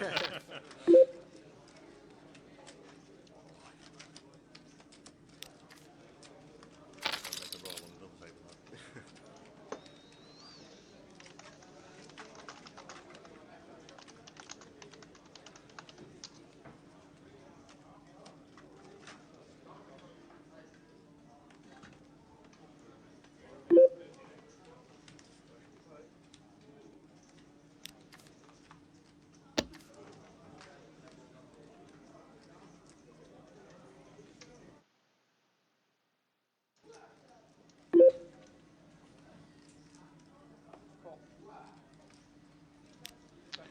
There we go. I finally got the status bar up. Small, and Mark checks his option with Cool. 4. Blind on blind heads up to this flop. Ian flops the best of it. Flop in middle pair, bet and a quick fold.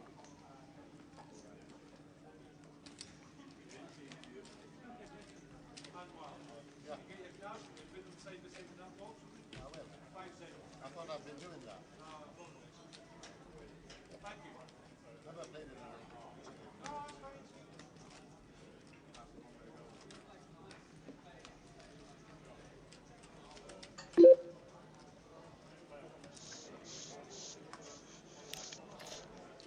Wonder what the delay is here. I wonder when we'll see Ian catch the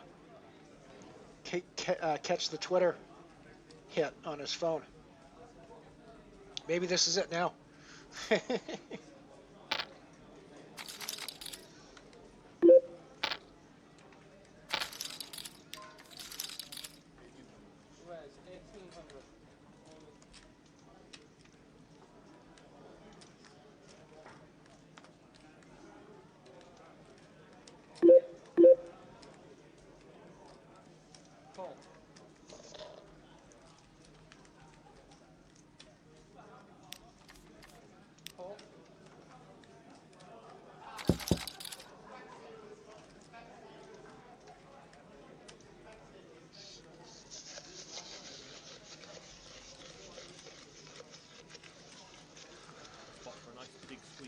Yeah, there's a little bit of weirdness over the next couple of minutes as I play trying to get that status bar off the screen.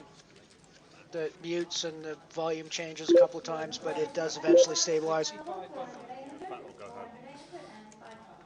Of course, by the time you heard me say that, it had already gone through and done all those things, so I don't know why I just told you that. I definitely don't mind going a bit faster here as well. You're always quitting against the first hand anyway. You might as well try and buy some ball efficacy against someone who's got one of those hands like Jack suited, Jack 10 suited, that might be tempted to peel in position and might not be making a mistake by doing so. Put you in a spot. The ace doesn't have the range advantage. But that's fine. We got the fold, so nice to pick it up pre-flop with the ace king. It's funny actually when I was sitting here listening in my headset going, geez, they sure have the audio turned low on this stream.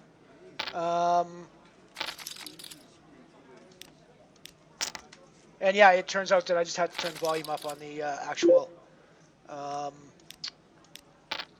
stream.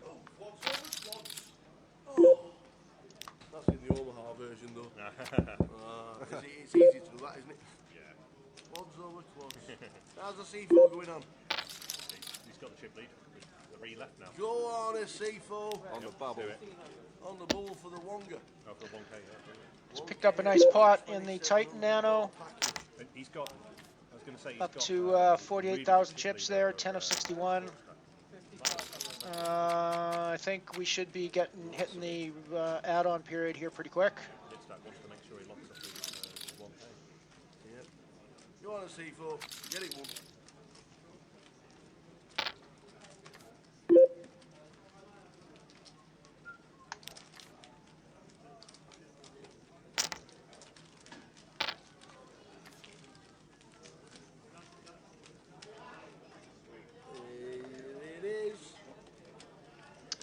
Ian's still well out in front of the table. Good luck, the main event, there's 44 players left out of the. We're going to be in for our life in the. Oh, since level 6, I mean. Nope, nobody has re-entered. In the since the end black of hole level here. 6. Do you have Terry Jordan still in tower? No. And the Omaha is down to the final 24, when I've just seen quads over quads. And we are out of the black hole nano, unfortunately. Suited, makes it Oh well, such is life. Such is life.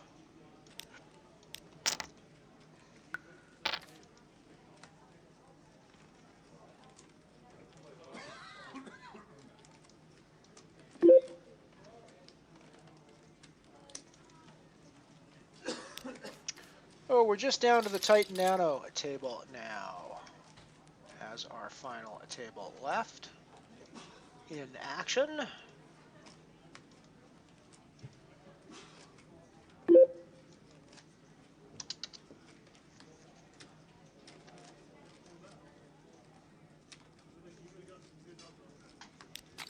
So no matter what happens here in the Titan Nano, we're guaranteed to make 2 cents on the day. Might as well do it at the start of tomorrow, rather than be short stacked. Time travel's very hard.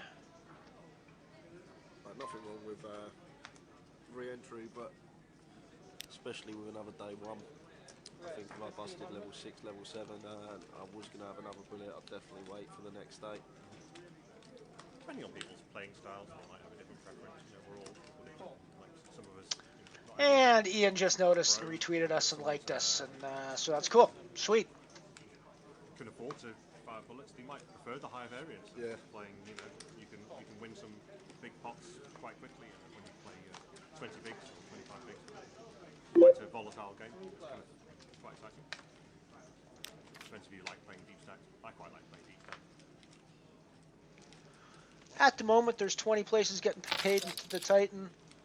We're going to be pretty close to the registration ends in 1:45. And so it looks like there's probably going to be 20 places paid there. And we are 14th at the moment in that tournament.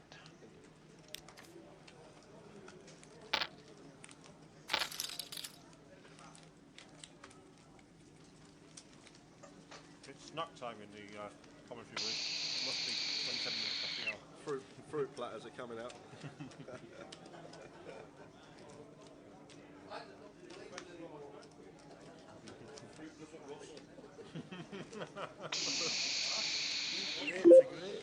I'm eating razors out of a packet.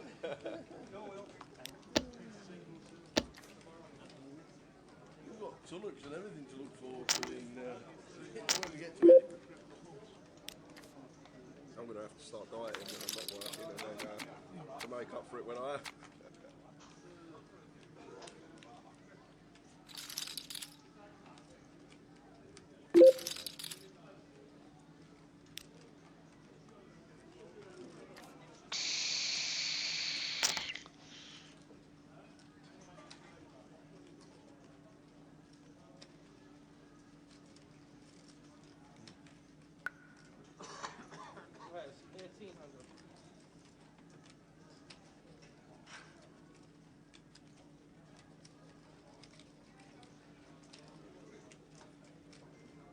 From the zoo? You never handle the big blind here? No. I move all in instead.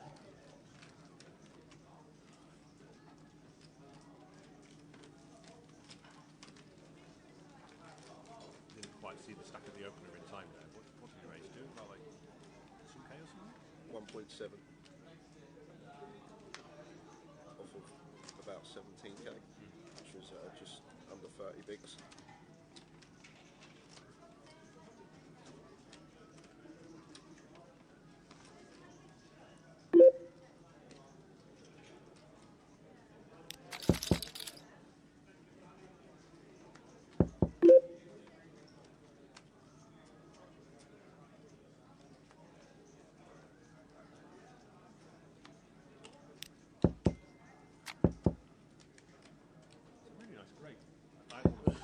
want a salted one. Salted grape. Really nice, actually. Play some suited for Anthony. Makes it 1.6. Les in the big blind. Jack 9 off. 3 to 1 on the call. He's going to flick it in. See a flop.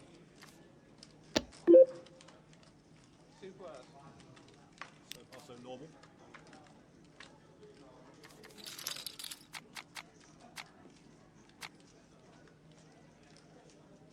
Check. Jack 9 does have a little bit more floppability than the Ace 7. Here's one of those flops. 2100. When he's realised his floppability. Call. You know, call him Lucky Les for now, you know.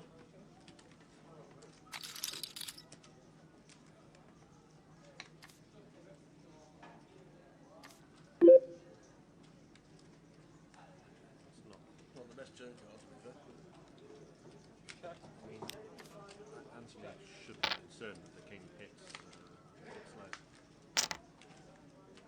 Does hit half the range. And there's still loads of hands that it doesn't hit, given how wide people defend the blind. There's all sorts of 6x and stuff. Check. 10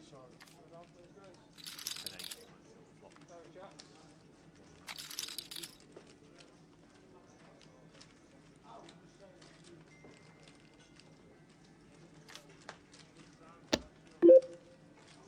King. 63.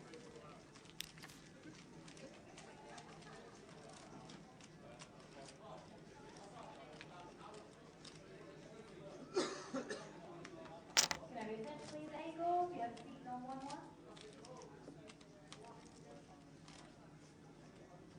Manuel, you have seat on 1-1. That is Eagle. Manuel, you have seat on 1-1.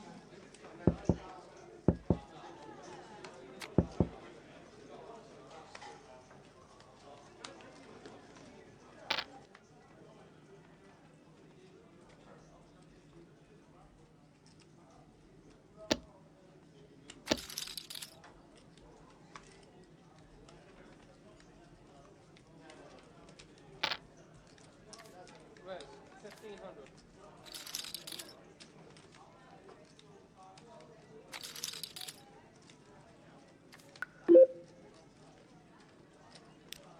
Call.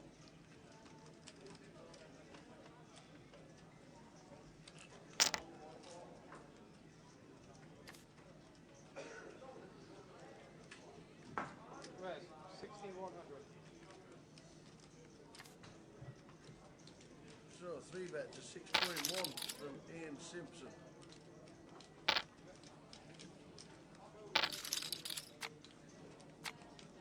Doesn't necessarily have to have it here, Ian. Guillermo, from what I've seen, he's been playing pretty well. Obviously understands he can be light opening the cup and he just rips the 9s for 30, 35 bigs. Never got to see what Ian was bluffing with. Seafo's just won $1,000. Getting second. He messed up.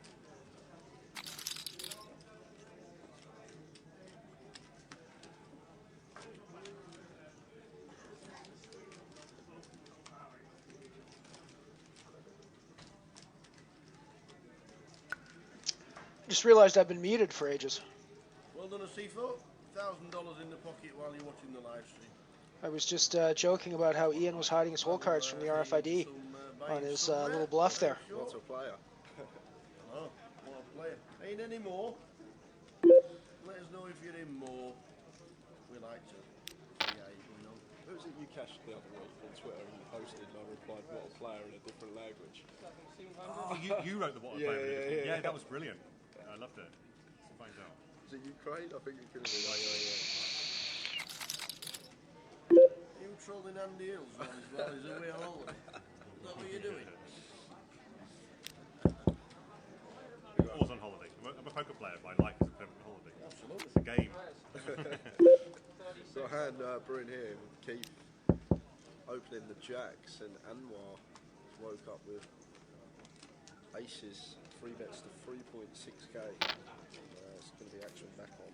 Keith now, and well, It is a little bit of an alarm bells raising 3-bet, 3.6k to 10.4k back. A lot of people just like always have value here and might be shoving with the weaker part of their value range. Alrighty, we hit the add-on break in the Titan Nano. We're sitting 17 of 55 with 20 people getting paid. And we threw our add-on into the pot as well. We'll get finalized payout numbers here shortly. Keith's a bit stuffed here. I mean, he has peeled the jacks pre-flop. You can't really peel jacks there and fold this flop when there's already nearly 9k in the pot and it's only 10k more to find out the bad news. Yeah, I was muted. I eventually figured that out, Mike, and unmuted myself. I don't know how long I was muted for, but I was muted for a while.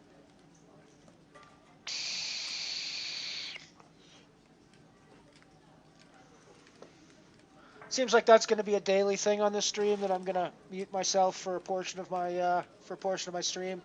Here I am complaining I didn't want to play music because I didn't want Twitch to mute my stream. I can mute my own stream for, you know, I can't have Twitch muting my stream when I'm perfectly capable of muting my own stream. That's the way I look at it. Slams them on the table. Certainly not an easy fold, that. I mean, you really have to, like, if you're going to fold, I think it's pre-flop. Yeah, I mean, it was a good. I think it was a good spot to try. And it's not just woke up against a hand that was willing to. You really are. Was willing to go with it. Here we got the cooler aces against jacks. Because of that bet sizing. So a jack and only a jack needs to be faded to double up, and he does. Go on, pronounce it, Jake. Google Translate done it for me. Was for unspieler. Oh, come on, you didn't do any German at school, did you? It's was. Is it? W is pronounced V. Was für. Ian's being pretty aggressive, third most at the table. And also, I guarantee that was an abysmal attempt. So you're trolling Andy Hills with something you don't know anything about. Awesome. That's the greatest troll ever. That's the best troll ever.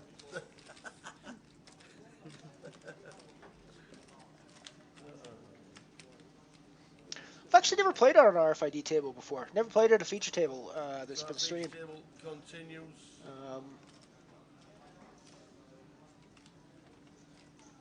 Did you learn any languages? No. What, you didn't teach you any language? Well, Not even English? I did wonder. I done French up to year 9. No. Logs, if you've been watching for a while, there are a couple of cameras missing because of the CPU. It blew the overhead camera, so we can't see a flop, and it blew the outside camera, which is why we're going to the split screen. We had a major technical issue this morning. We came online this afternoon. You could have said there's a couple of cameras missing because Manchester. Yeah, that's it. Yeah. Just Manchester. Ian started the day with this second with 110,000. He's down to 86. Done a bit of Italian as well, actually, at school in year 7. Oh, yeah. So Italian and French, that was it, but never really picked it up. Italian? Yeah. What school did you use? I'd quite like to learn Italian out of all languages. I wish I actually learned some languages now, because whenever I go to set up electrical goods, it's like 7 different languages you need to know just to set it up.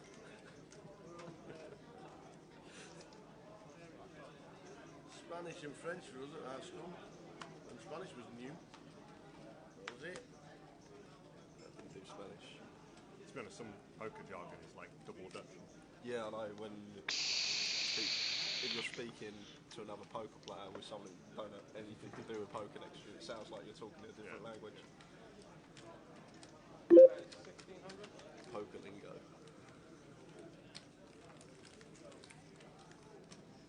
So Mark going to open Jack 7 once folded to him.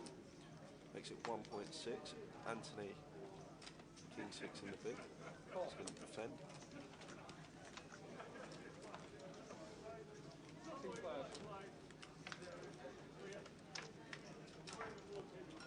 All live cards. Flop. Bait. 9-9 flop, 9-4-3. The flop is in the right corner, logs if you're looking. It's very good for the Jack 7. When you've got nothing, you want the good line to win, then the C-bet just get through. So he's missed the C-bet there. It's quite a clear C-bet. why you raise your hand in the first place, so that you keep the initiative represent strong hands. Just check the whole way down with Jack high. You've got to bluff that flop. Basically, it's not too wet a flop. It's a really dry flop, really. Like it's in the sort of bottom 20% of dryness, isn't it? Yeah. Took the pot on the Nano, or Titan Nano, up to 75,000 chips, 12 of 51 now, 20 people getting paid there, 36 cents for the min cash, which would not pay us back our buy-in, which is 40 cents so far, but we got 581 up top, so.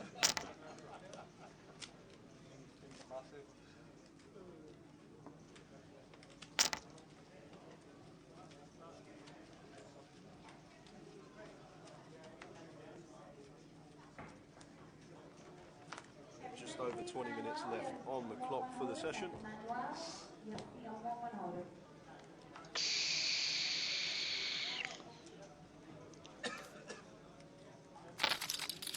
So, action on Ian with Ace Jack in the hijack.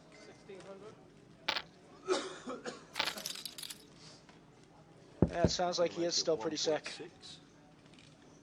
Keith on the button with King 9 suited. What do you think about free bet here, Keith? Ian been very active. Yeah, I never have yet. I have not yet. Looks like he's just going to make a call, and Anthony now going to put the lot in. And 2 quick folds. Nice chip up. 4.4k without a showdown.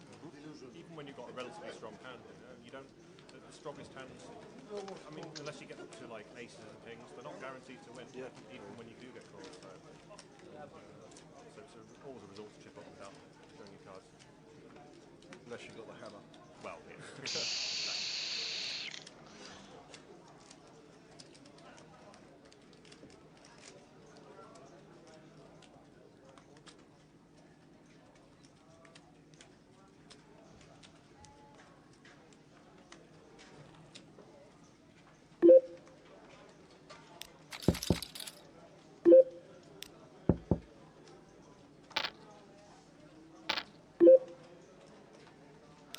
Closest I came actually was playing an event in the UK in 2012 with Black Belt Poker, Neil Channing's old site, in Nottingham at dusk till dawn. And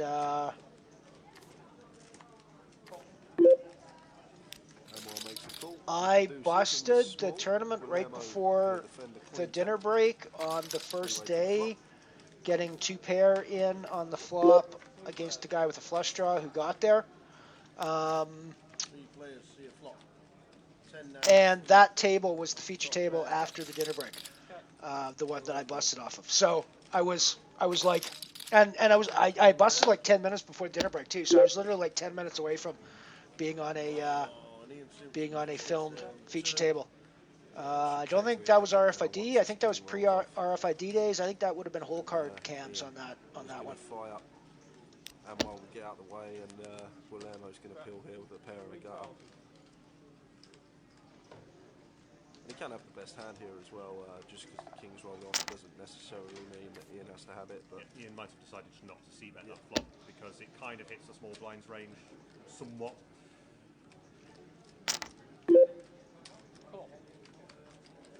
We just call. Pretty solid play so far. It is. Here's a hearts. Now we're running a little bit low on bluffs that Ian can have. So now if he bets, going to be trying to get a call from maybe a worse king, or well, I guess like ace 9 or something.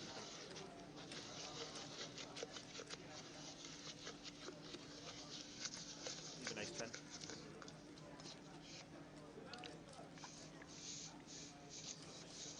think he should be targeting specifically ace 10. The funny thing is, my guess is There's 2 ways you could go. I will commentate on Like a bluff. feature tables long before I will actually play on one. Or you could go small and try and get a trying call from a weaker king, maybe. 6,000 is the bet.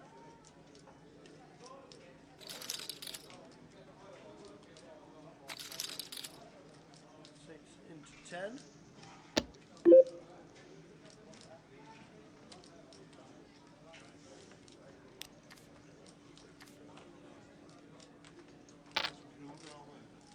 Bit of take here, Guillermo. Not letting it go at the moment. There's not much we really beat here, and eventually get it out of the way. Makes the correct laid out.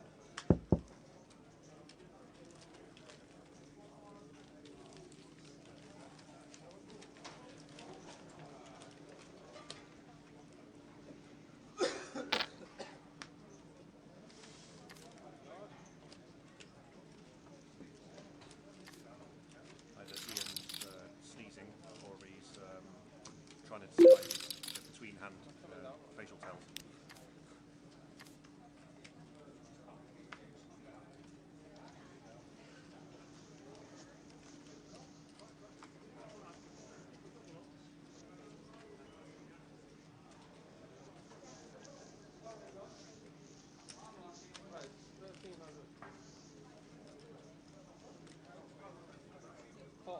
Been going nice and smooth for Ian.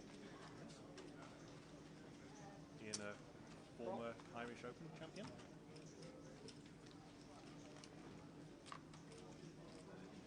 Super nice fellow.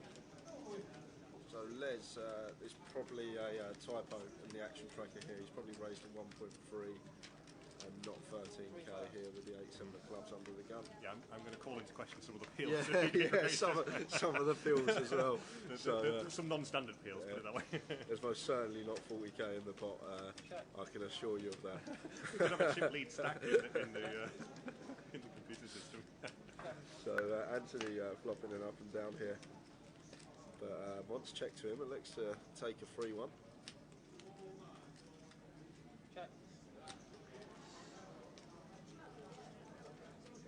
So checks to Anthony.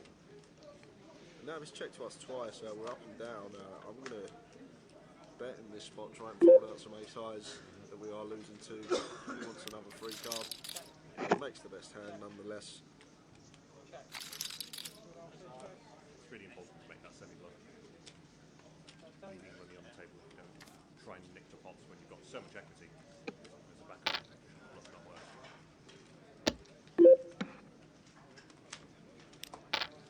Saw Ian on stream a few days ago struggling with a heavy cold, says Tristan.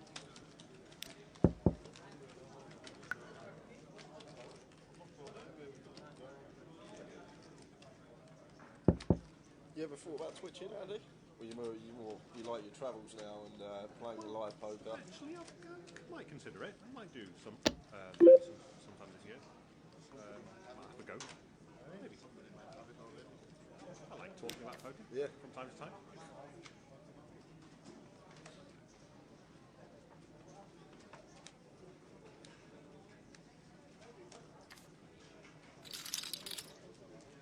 So you're going to be getting involved again, this time with the sevens. Well, 1400. You know the guy that wants a donut? He wants a donut. I'm not Indian giver. Oh. Alright. Take one to what's a towel? Yeah, he was on to it. Good on you. Good luck.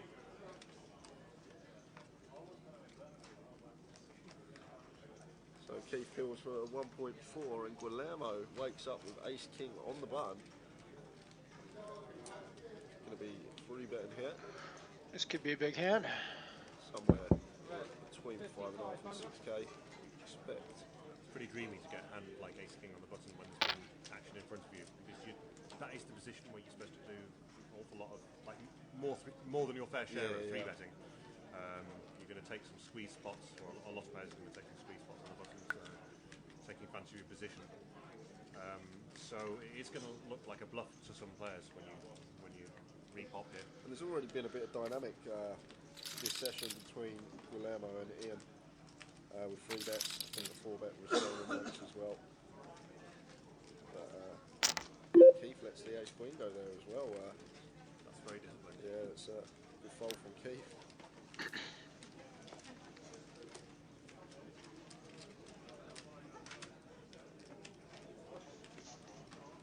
time traveller. That's why he came in here this hand, this second. Yeah.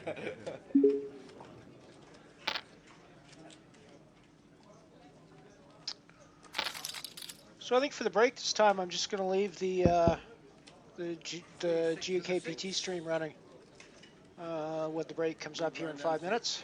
In place for the first time on the GKPT.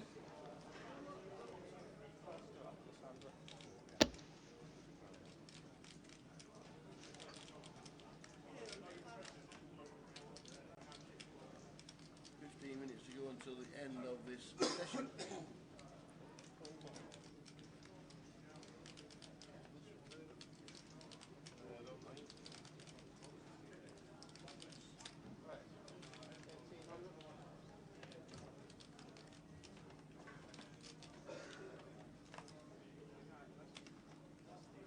So Mark just sat at the table. He's straight into the action with the King 10. Makes it 1.7. Les ace 8 of hearts in the small. He's going to make the call. And Ian will be defending the 5-3 of clubs. Getting this price closing the action.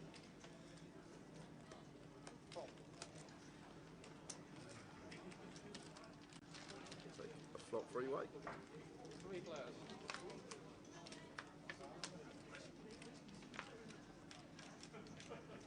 Main tip, Jack Queen 2. When you open the King 10, that's one of the really good flops for it. Back doors as well. That 2,500. 2.5. Half pot size. Both Les and Ian are just going to get out of the way, and Mark's going to take that one down. Sits down first hand, wins the pot. Easy game. Easy game. 83,000 up top.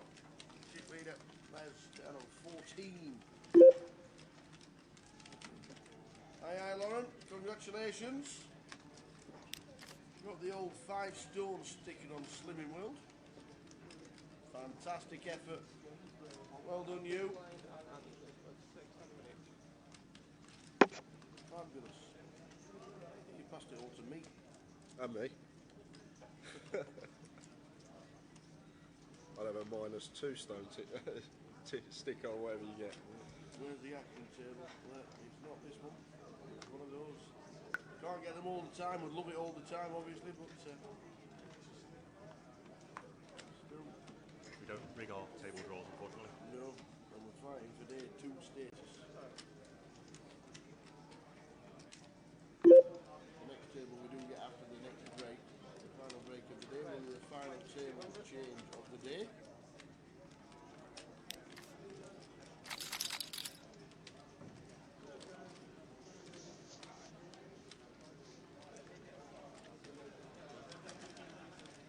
So Ian raising, it's blind on blind there, wow. Ian's just raised up and Mark's folded Queen Jack. No, surely not. No. Healing hand there.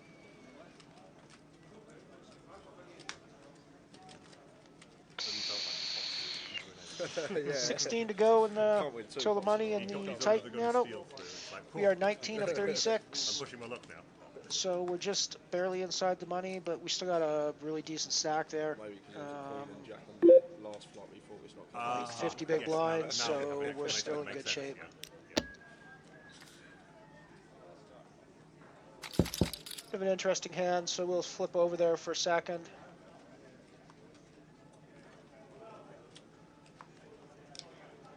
Flopped a lot of equity on this board, overcards, backdoor clubs, gut shot, straight draw. Makes it 1.5. Given that it checks to me, I think I'm actually going to fire out at this. See if I can just take it down right here. Much better than 3-bet here. It's a good spot to do it as well.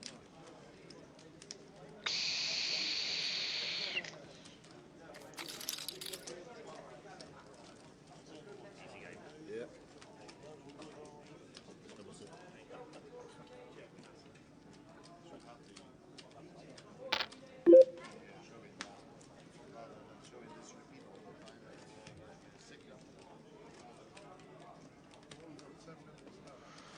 calls the flop bet and then donks out on the deuce turn.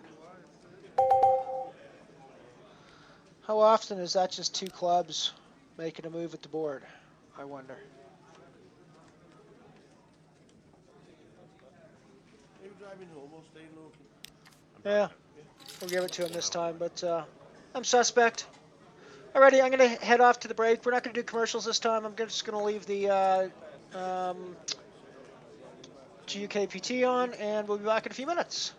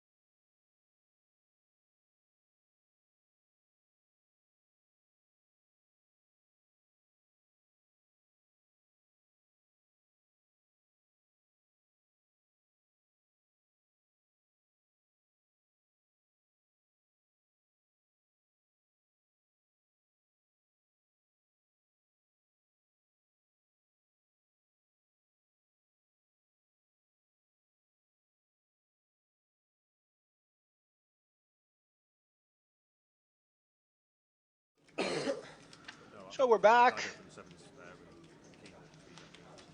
Still going to focus on Ian on the feature table here.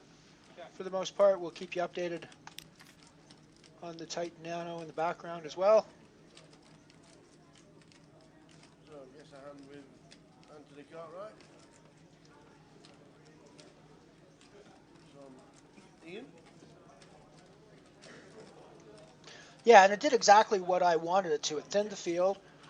We had the one caller, and when something like the jack or the club comes and he donks out there, I'm all over it. But given what it was, I've just got to get out of the way. But Second nut flush, the 4 will win it.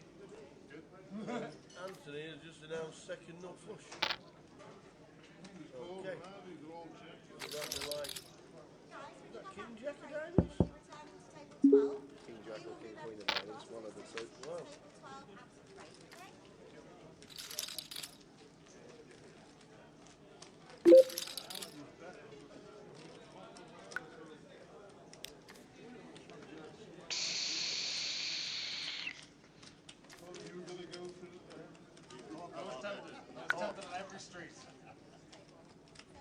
Your tempers up with heavier than every street.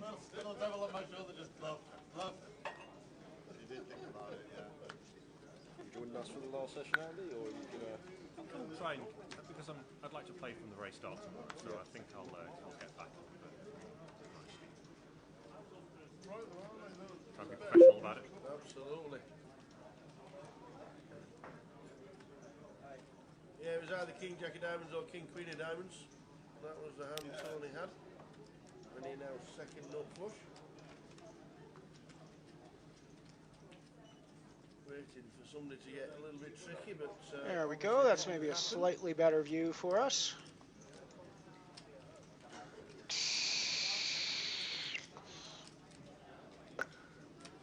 Tony's happy to stacking up his 53,000 to get any more. So Anthony just limping the button with 10-8 off. 2200. And while going to complete in the small and... I'm going to jump into 1 Euro Singularity as well that runs at this time of day, I think. Almost always prefer a raise on the button here. I don't see much upside to limping. One of the problems with limping is the small blind is getting a much better price, like immensely better price on peeling. So you now have to, you go to a flop against two almost random hands. The range is a little less well defined, and you just got to split your equity 3 ways. And you even if you raise, you actually get some dominating hands to fold. If you raise 10-8, you should be getting small blind to fold 10-9 off, Jack 8 off, things like that. So actually, it's really important that you do the raise. There are some times when limping the button could be okay, but that's not one of them. You're not going to get loads there. Well, wins that pot. First donk lead of the day, I think we've seen leading into the aggressor for pot. Which position was he in? Small blind, yeah. Oh, wow. Come 9-4 deuce, flop top pair, and led for pot. 2 quick faults.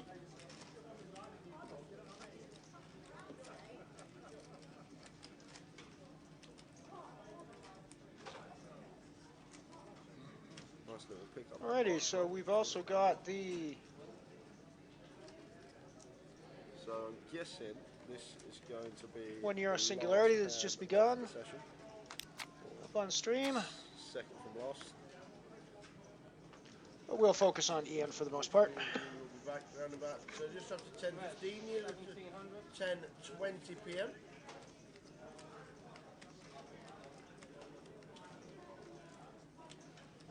In the comments box is the ever fruitful Mr. Andy Hills and Jay Harwood. Andy, giving up his spare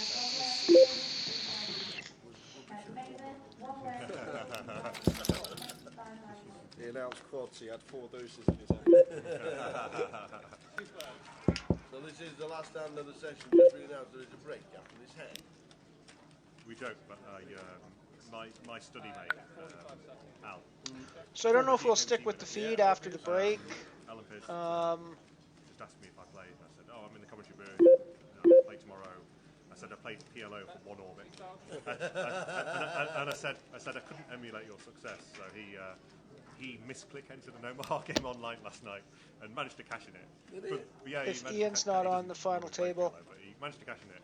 or on the feature table after the break, I think we'll probably jettison I think this. he tried to use 3 of his whole cards, which is the original one. I think he might have tried to use 3 of the whole cards and a card off another table as well.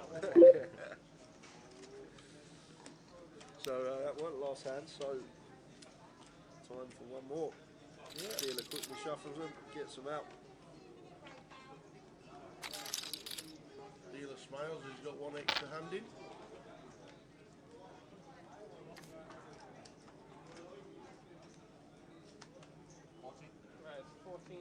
Here with ace-9, gonna open under the gun. Ian opens the last hand before break. And his first It's a good duty hand. is to watch the break. It's a good hand to open with. Because this is the last hand of the session. 15-minute break means we're back at 10:20. Everybody leaving the table in turn when they're not in the hand. So make sure them beers are cold, and we'll see you back. Here he is, $1,000 in the pocket. That you fish. King 4. Don't swear. King 4. I know, but he. Yeah, whatever. Throughout the game, We thought you didn't want to go to Vegas. Check race I don't actually. Tell you the truth, I don't want to go there. We thought you didn't want to go to Vegas. I'll take the $1,000. That's exactly what we thought. We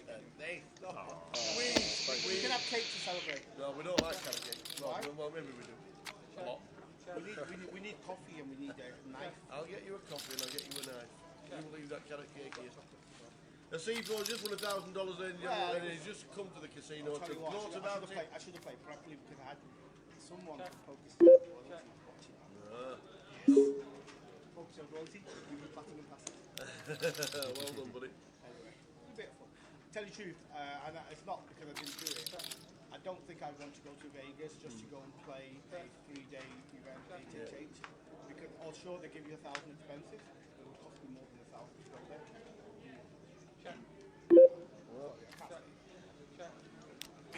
Well, $1,000 while watching the live stream ain't bad. Well, we've got the World Cup cricket on this year, you know. I know people don't really look at cricket as a sport in this country. It is. It's because we're not very good. It's 20 years since the World Cup cricket's been on this. Last time it was on in 1999. Pakistan versus Australia in the final, where we paid £300 plus for tickets. And yes, all the way for the clock, because Pakistan decided to do one of their take the money. So Anthony Cartwright looks like taking the last hand, indeed he does, with trip 7. We'll see you back in 15 minutes. Great.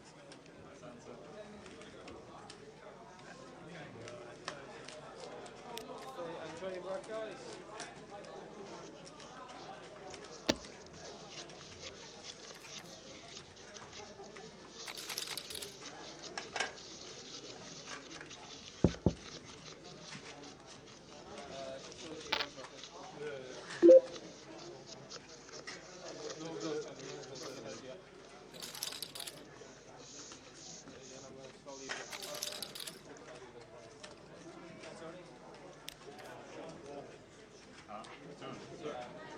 There's odd 25 there. There's 4 there. Big crowd.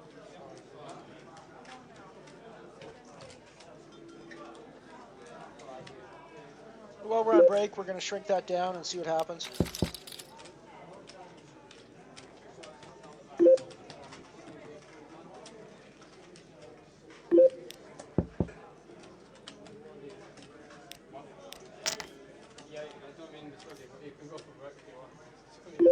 Put in the raise with the suited connectors there, I think. This is the singularity table, of course. I'm also going to mute that stream while we'll listen to Ian's table talk.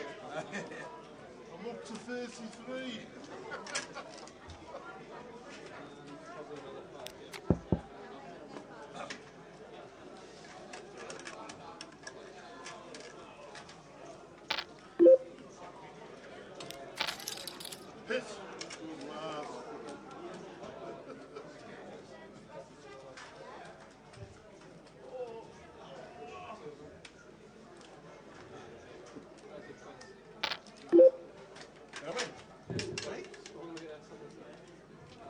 watching. You could have waited till I was done with this. Oh, I missed my gambler.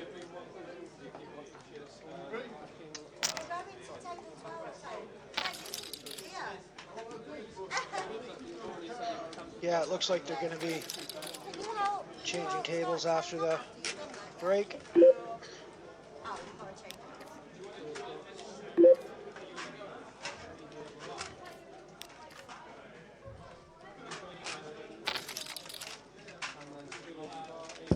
It's a nice little hand we pulled out there in the Singularity. Hopefully we can pull down some cash in that one later today.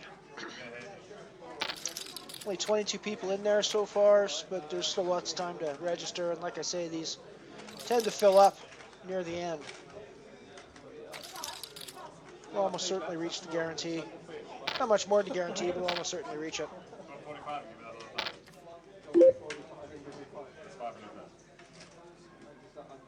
Yeah, that was the 500. Oh, yeah. Did you pay me for this 5? I made a mistake. 4, 5, 8.5, 9.5. Give me 5 in that. 5.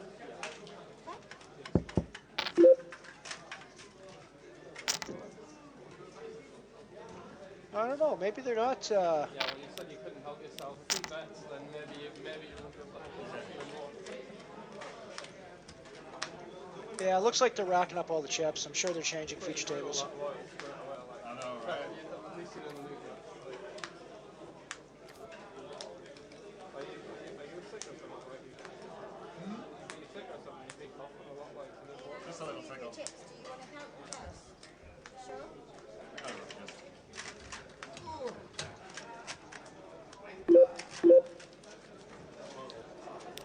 Put in the C-bet here. We could easily have hit the king. Nobody else has hit the king or the 9. We should get folds here. We could be the best hand a lot of the time as well. But I mean, even if people are in there with something like 10s or even jacks, you might not want to continue when you see the king up there and me raising or betting.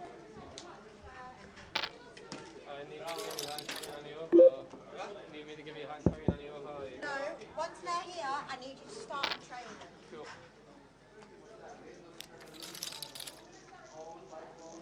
Chipmasters already on the last table. We have to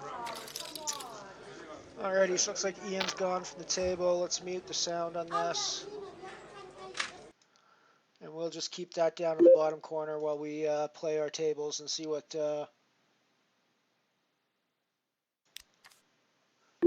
comes back. I'm pretty sure it's going to come back with a different table and it won't be Ian at the table, but you never know. Maybe it will.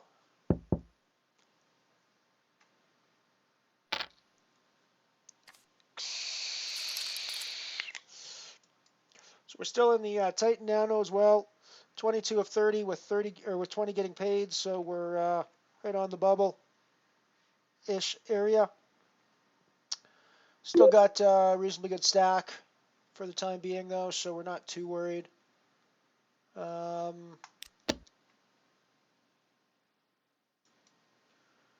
up 8-7 suited again in the Singularity. That was good to us last time, so we'll try it again.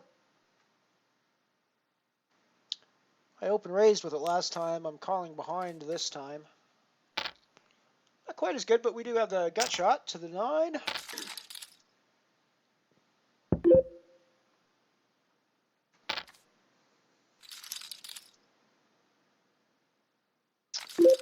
going to take a stab at this, I think, since nobody else seems interested in the pot.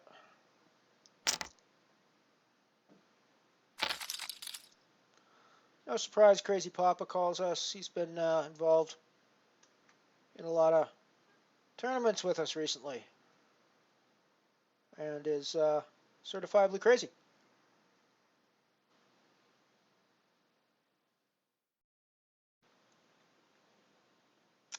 He could be calling us really wide there.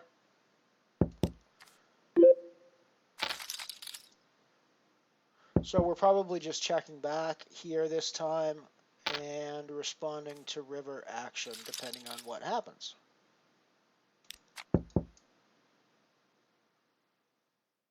So that does complete some of the draws we could have here. And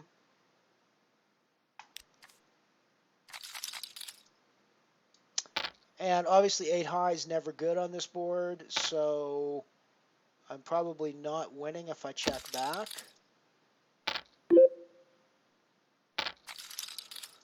I probably would have thrown out a bluff had it checked to me, but I'm not going to do anything there. I mean, in theory, I could throw in a bluff raise there as well, but I just don't think that's going to work very often in this spot.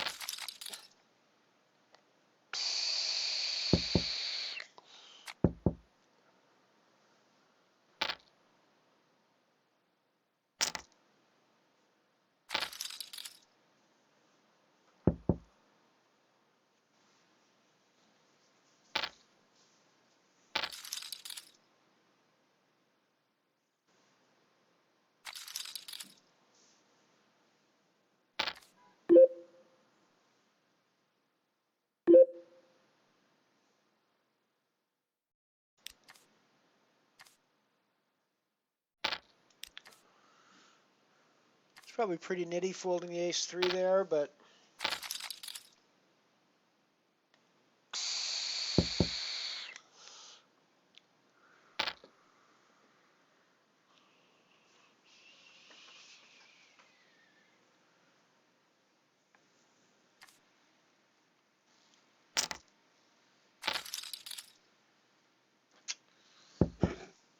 flop 2 pair on a very straighty flushy board. I guess it's not very straighty, but it's definitely very flushy. Somewhat straighty.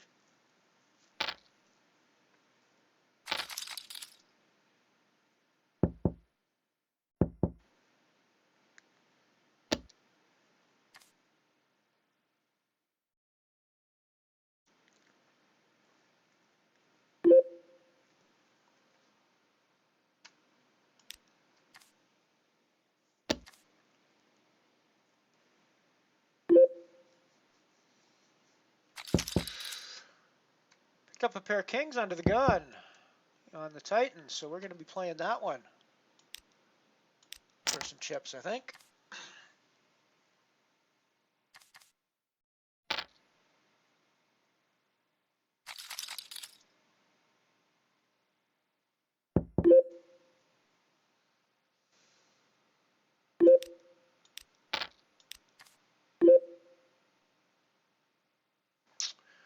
Did he just hit the jack?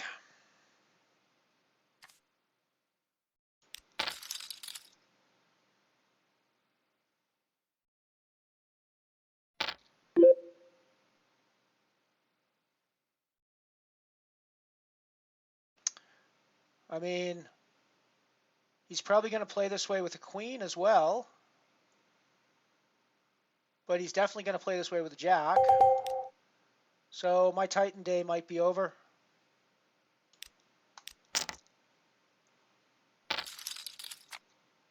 He's going to play that way with 10-6 sometimes as well. That's interesting. I mean, I sort of get why he's raising me bluff-wise, but why are you calling off there, dude? Why are you doubling me up? I mean, thank you for the chips, but I'm a little confused as to why you're doubling me up there, frankly. Why you're not just folding when I reshove on you there. I mean, I know it's not for that much more chips, but you have no chance of beating any hand that I'm shoving for value, and you don't have a chance of beating a lot of the hands I'm shoving for bluffs there. So I frankly don't get it.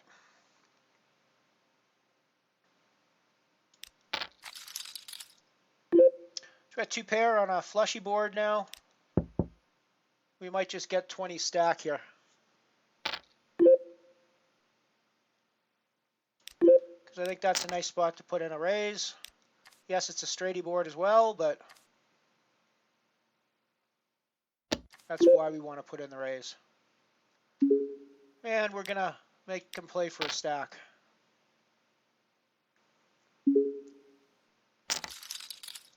Ah, and he just has the diamonds. Just has the fucking diamonds.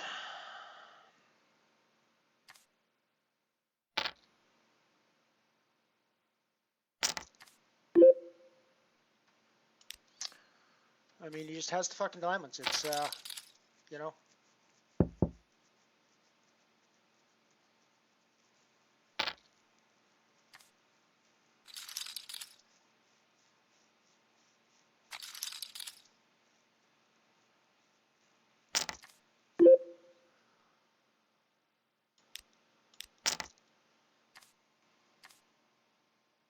Call us off, 201.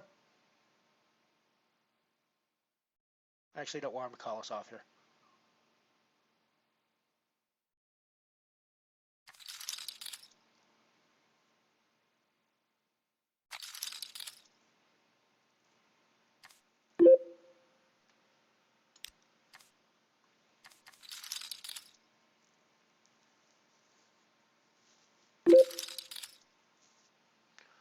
Seven to go to the money now. I could have just sat on my stack instead of getting tricky there against 201 when he had the flush, but it did seem like I had the best hand there most of the time.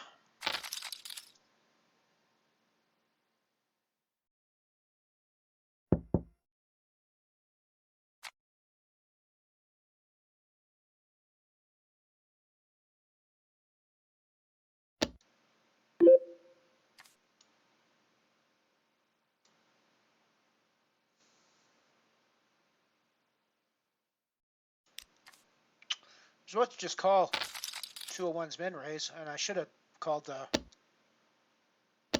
re from. Oh, I would have had a huge pot there. Oh well.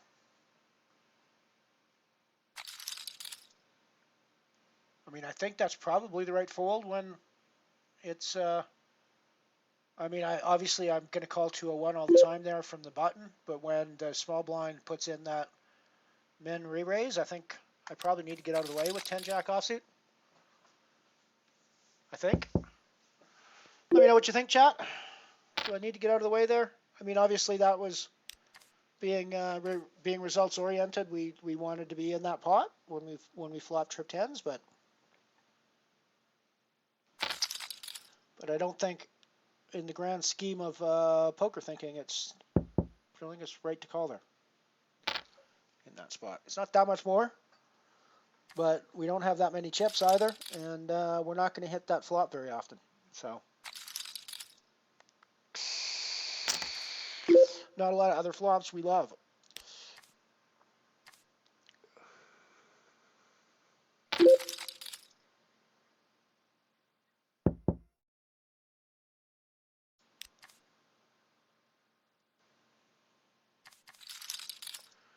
Alrighty, so we got a final table back again. Let's, oh, we got kings here as well. So we're definitely going to put in our raise, and we're going to play back to action.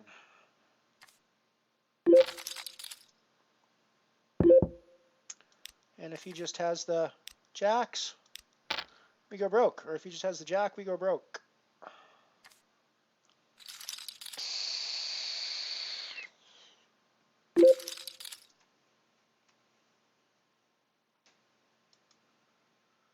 Have a quick look here at the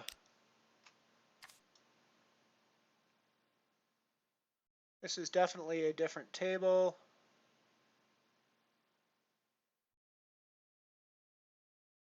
And I'm going to think that Ian is no longer sitting on this table. So we are going to we're going to dump this stream for the time being. I'll just wait for a little bit longer for the other shot. Make sure that we don't see him in one of the other seats somewhere. But I think he's probably not on this table.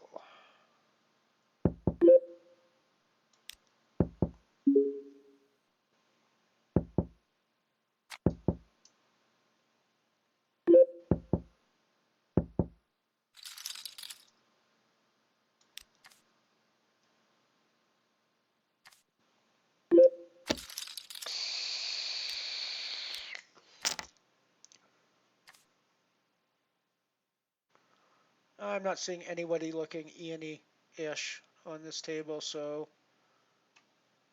later, guys. Enjoy your poker. We're gonna go back to the Unibet tables.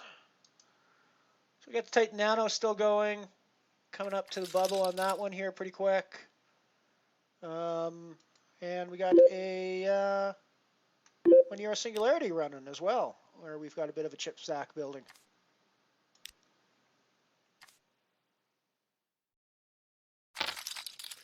We'll watch the Titan as the bubble approaches, and we'll go from there. 201 2E has been super aggressive on this table.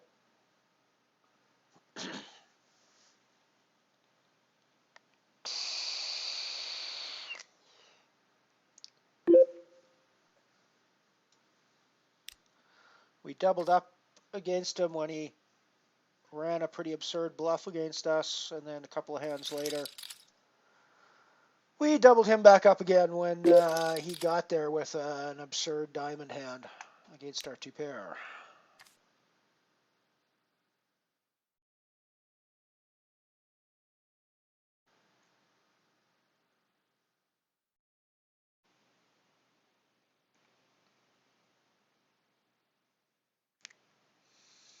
A little bit of a tilt maybe, but I mean, it seemed like the right move.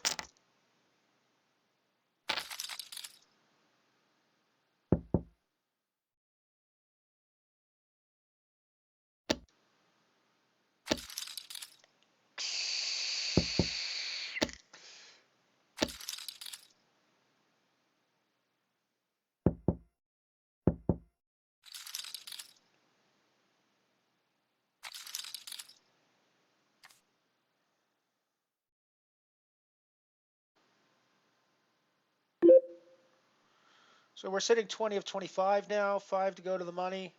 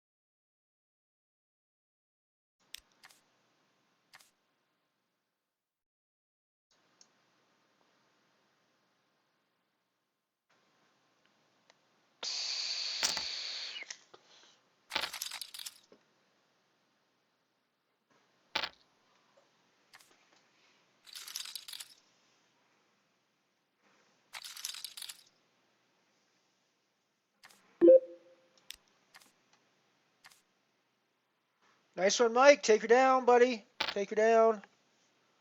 I busted that one a little while ago.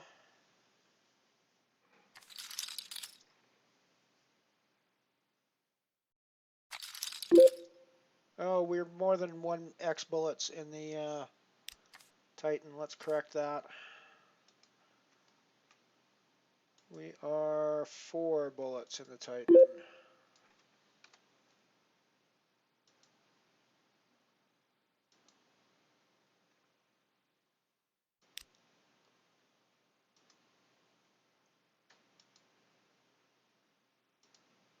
And we are 4 in the Titan.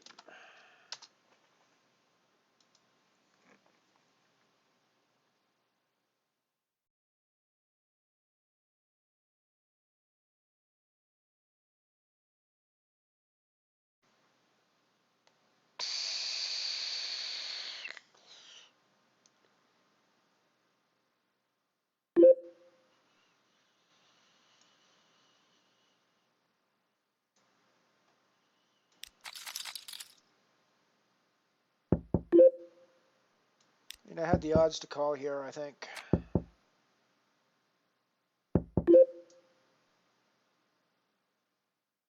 And given my reputation at this table, I should have actually tried to bet on that turn, I think. I could have potentially stolen this.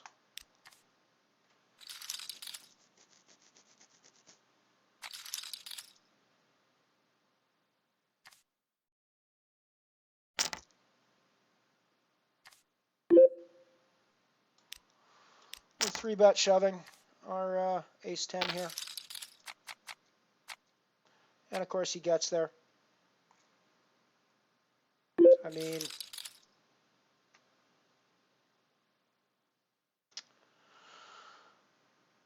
I think I made all the right decisions against him in every spot that we played in. He just fucking sucked out on me twice in a row. You know, what are you supposed to do against a player like that? And I guess the frustrating part for me is it happens so often in these. I mean, you guys have seen it the last few days where, I mean, I'm obviously getting the money in good.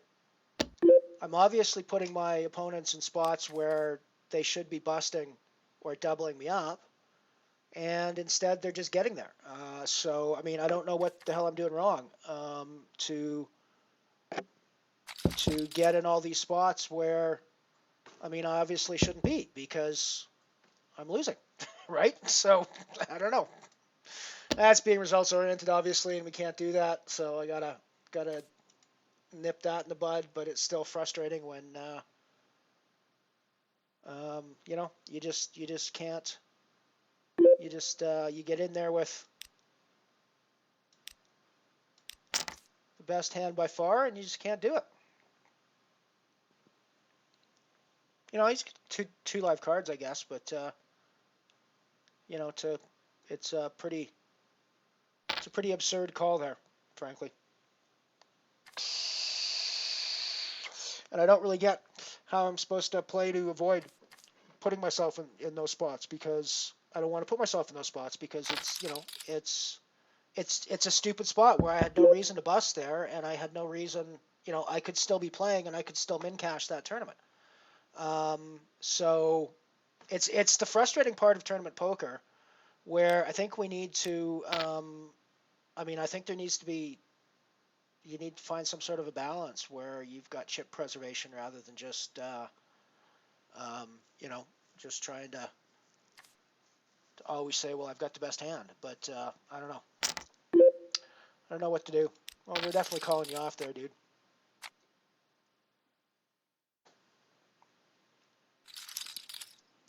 I mean, fortunately we held there. It was another potentially gross spot for us.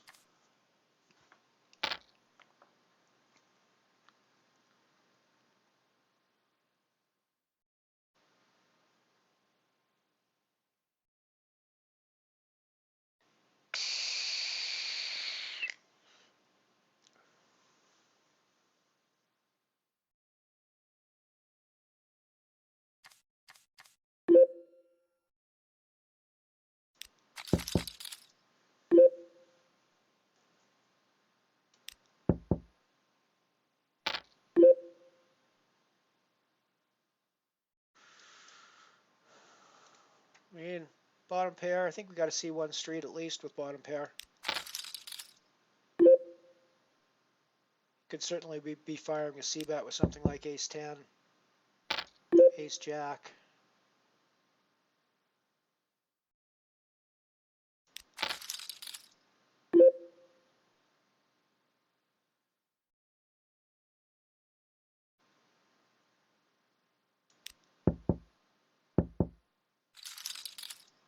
King, queen. Interestingly, we might win that pot if we'd have fired on that river, but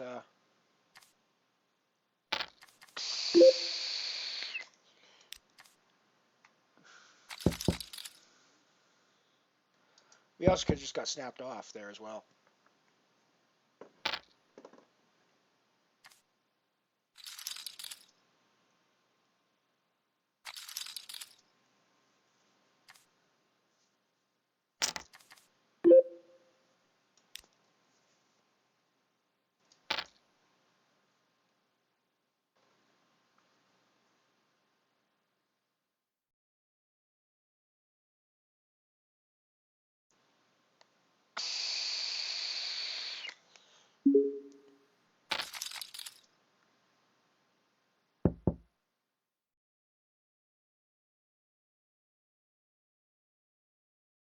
mean, I'm sure over the last week I'm running worse in 70-30 situations than 70-30. I'm running quite a bit worse than 70-30 in 70-30 situations, I'm pretty sure.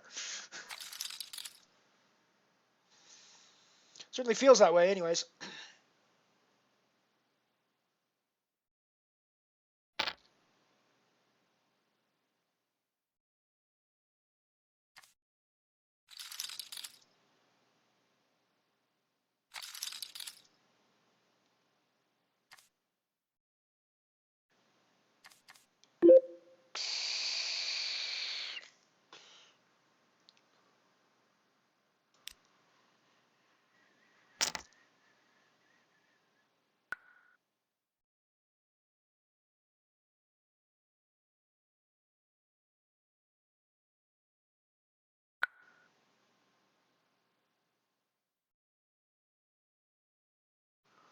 Welcome to the new viewers. I just noticed we got a few extra viewers up there on the number counts. Welcome, welcome, welcome. Say hello in chat. Let me know who you are. You don't have to. Just lurk if you want, but welcome. We are playing €1 Singularity at the moment as the final game in our stream. We'll be going offline probably when we're done this one. Yeah, so we'll go from there. Right now it's not too bad. We're 7 of 30. 6 people getting paid. Got a pretty good chip stack. It's going pretty well. Our aces didn't get cracked, so, you know, life's going pretty good.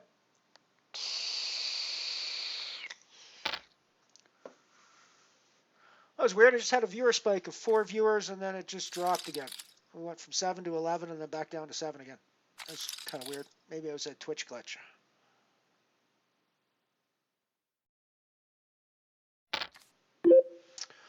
Oh, I guess we're done on the Titan, so let's get that out of the mix.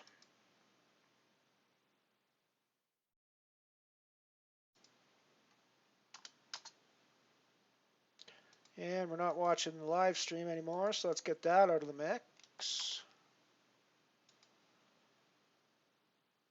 So all we're playing is one game now.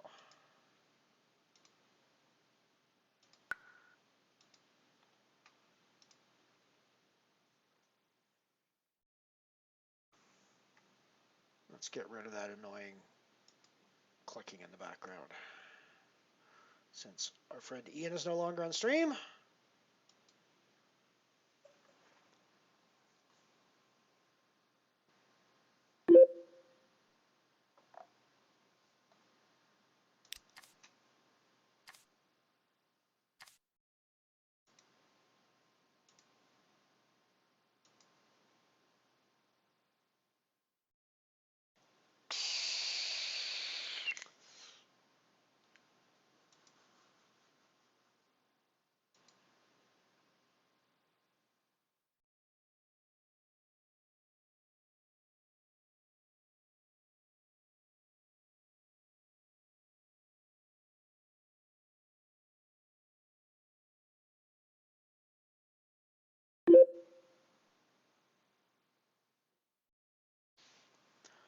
I guess we're having a slightly losing day at the moment with our Titan Nano 4 bullets and busting out just on the bubble there in a pretty gross fashion.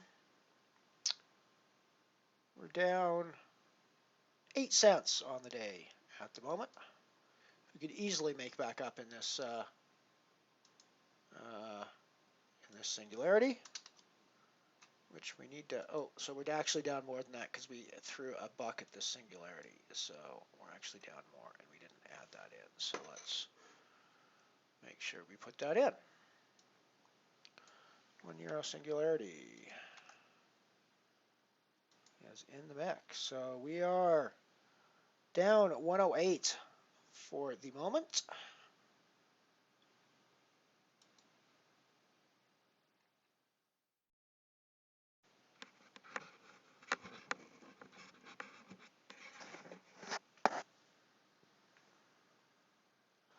They give us the walk. Respect. No one wants to play pots against us. Hey, Wes, good to see you, buddy. Welcome, welcome.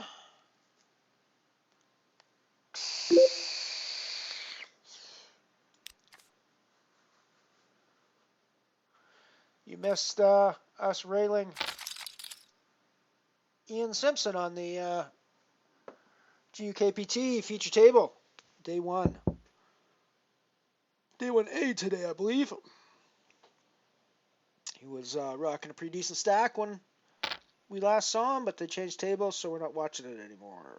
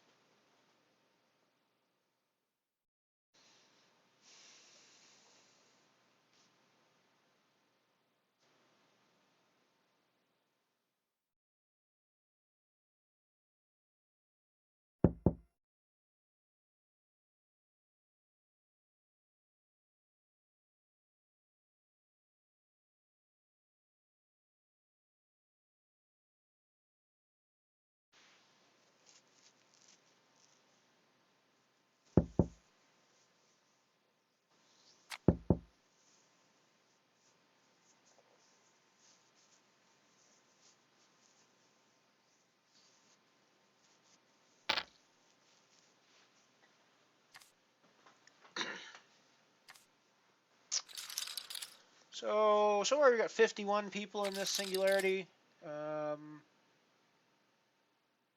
We need a couple more before we hit the guarantee, but that's probably going to happen. We got a ways yet to go before, got like 20 minutes to go before registration closes.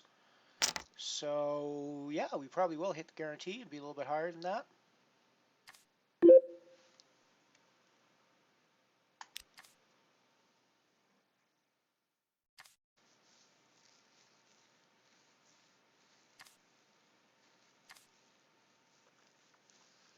As it is, as you can see, we're down 108 on the day with this buy-in. Any sort of cash in this tournament will put us in the green for the day, though.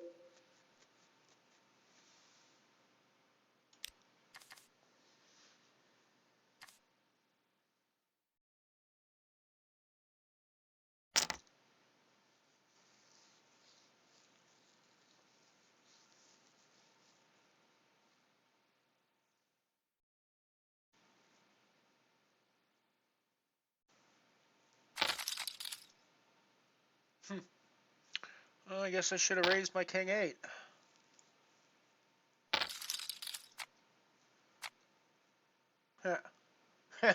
King 8, ace 8, and the king 8 wins. What a crazy hand that was.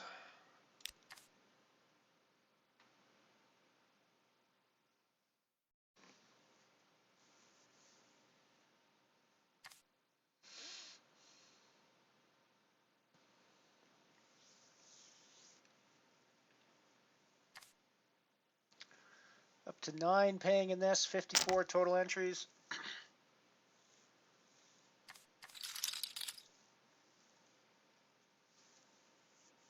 I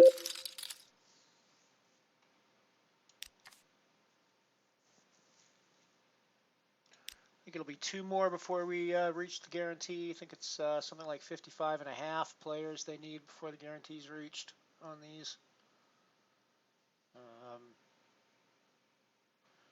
So no doubt we'll get there.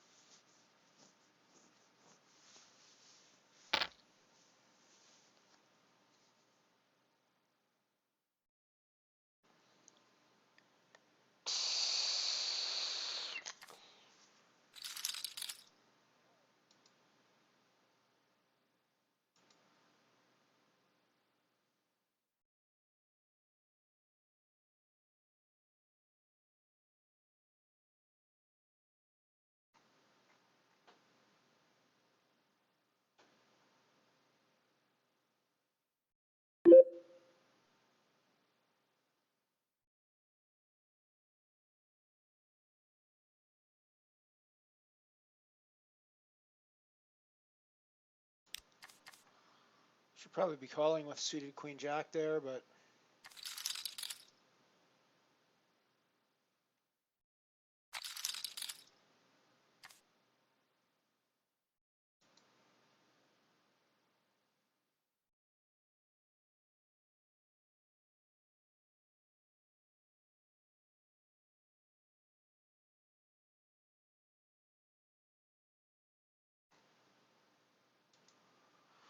I have no idea where to find these tiny terror spins that I'm supposed to have received from my mission last time. Oh, there we go, tiny terrors. There we go.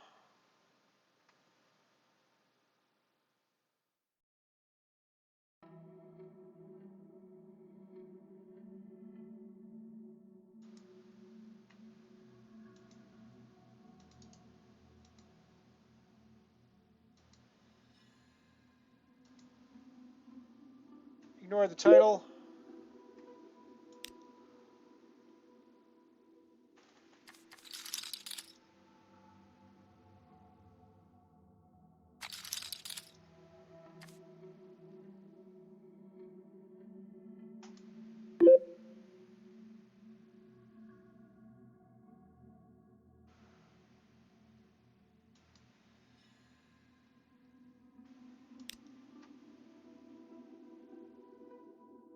I honestly don't know what I'm doing here.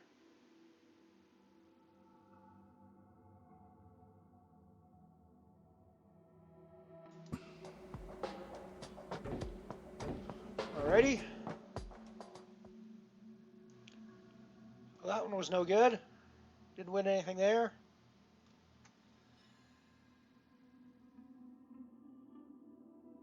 I never play slots for the record, so...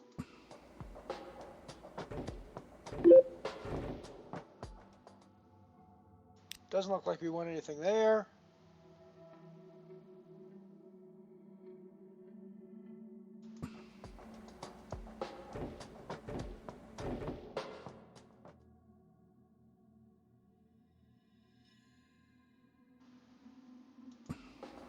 Doesn't look like we're doing very well.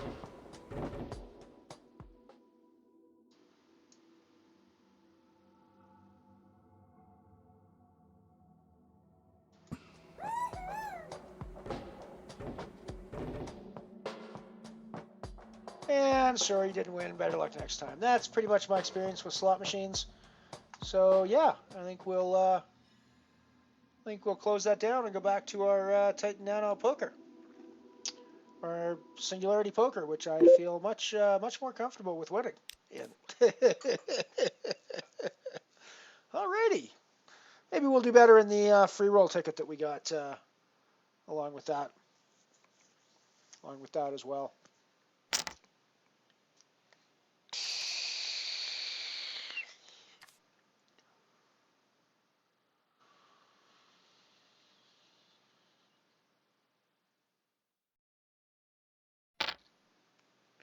The 57 in the Singularity now, which I'm sure means that we are, yes, we have surpassed the guarantee. 51.30 in the prize pool now.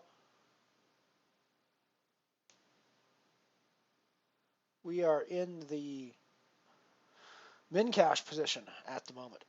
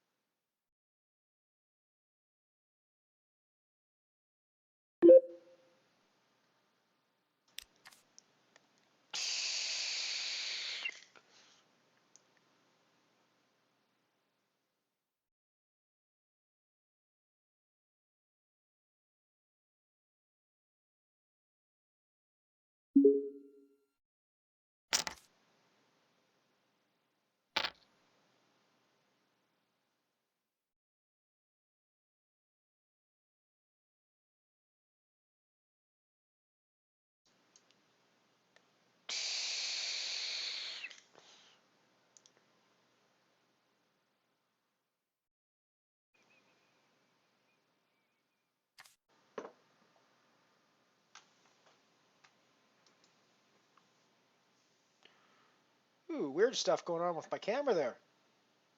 Wow, what the hell? What the hell, dude? What the hell's going on, camera? Oh, there we go. That looks like it's stabilized now. Sorry about that, guys. I don't know what the hell's going on there. Like, my camera just went crazy for a few seconds. It's an old camera. I'm not surprised. These days, it's just going to pack it in. It's like an absurdly old camera. Alrighty, we got a break coming up. So we're going to send you off to some commercials, and we'll be right back after these short messages from our not sponsors.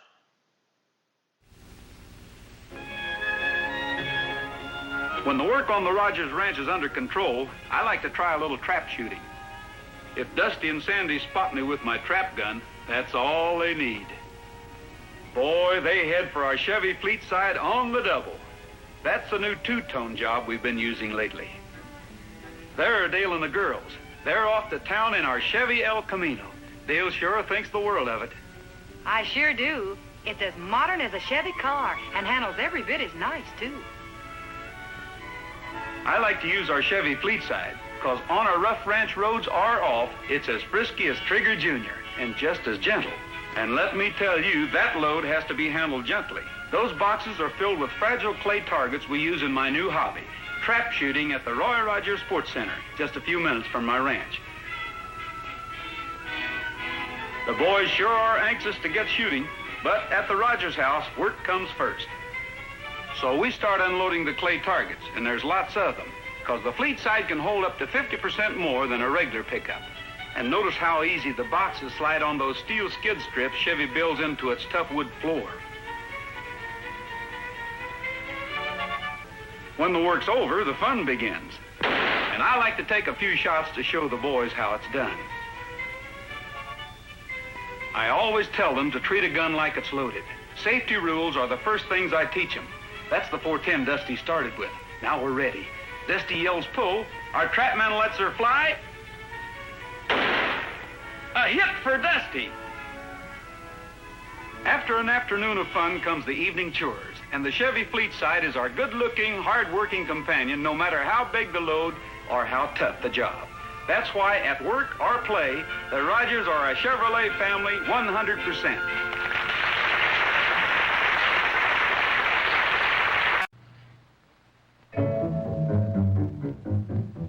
At 16, Jack Wilson started on his first truck driving job. The year was 1930. Times were tough, and riding a truck was rough.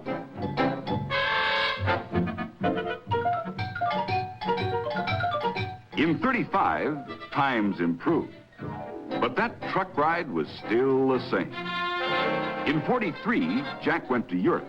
Driving a truck was the same, sometimes even hazardous. By 50, Jack was home and had started his own trucking business. But that old truck ride still seemed the same. One day, Jack got mad. Why don't they make a truck that rides like a car? So Chevrolet did, with the new 1960 torsion spring ride that's almost as smooth as a Chevrolet car. Notice how Chevy trucks with new independent torsion spring front suspension absorb rough road shock. And this beauty is easier than ever to load, with lots of cab room for driver comfort. From road to roof, the 1960 Chevrolet trucks are years ahead of any others in durability, and they haul loads faster. Where rough roads used to slow trucks down, a 1960 Chevrolet truck today will haul more, make more for you. They're all new and all trucks. At your Chevrolet dealers now. No matter how bumpy or lumpy or jumpy the road, the driver rides easy and so does the load. Everything smooths right out as never before. With the all-new, brand-new 1960 Chevrolet trucks.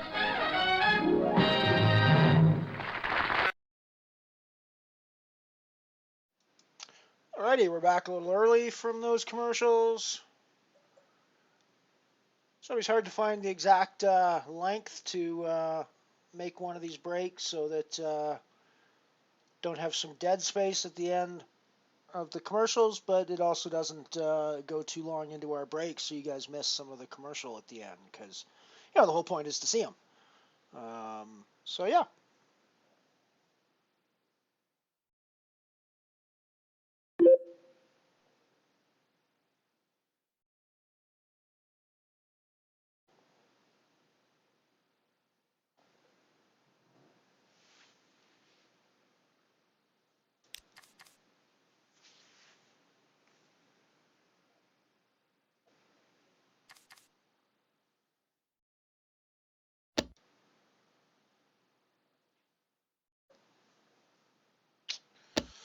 I can't hear the name Maybury for a town without thinking about the Andy Griffith Show,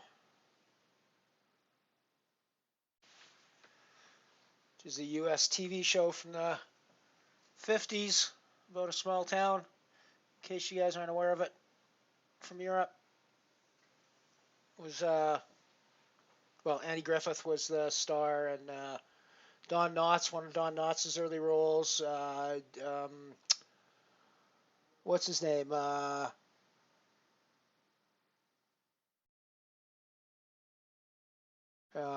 Richie Cunningham. I can't think of the actor / director's name, but it was one of his first roles as the little boy as Opie. Ron Howard, that's the one. Ron Howard was one of his first roles as Opie in the Andy Griffith Show as well. So, set in a town called Maybury, fictional town called Maybury.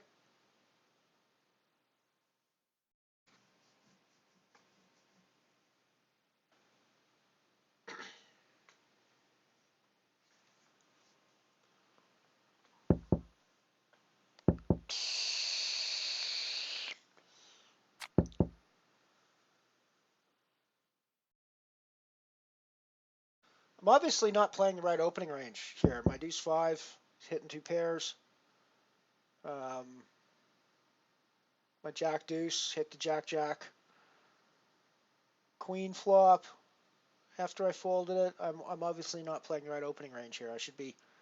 I mean, I've always thought poker was about, playing the top range of your hands. I guess I should be playing the bottom range of my hands.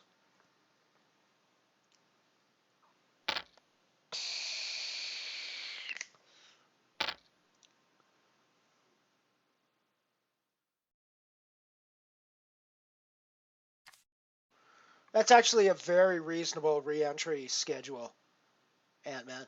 I actually really like those. As far as I'm concerned, that's basically a freeze out because, yes, there's going to be some crazy play during the first 4 levels, but you can navigate that pretty easily. And it does give people the chance, when you just run into that cooler situation, it gives you the chance to not have your day be done, right? So yeah, I actually like that. It's when they go super long and people can fire 5, 6, 7, 8 times and keep trying over and over again for like 10 levels or for 2 days or whatever. Those are the ones that I think are weighted more towards people looking to buy tournaments. So.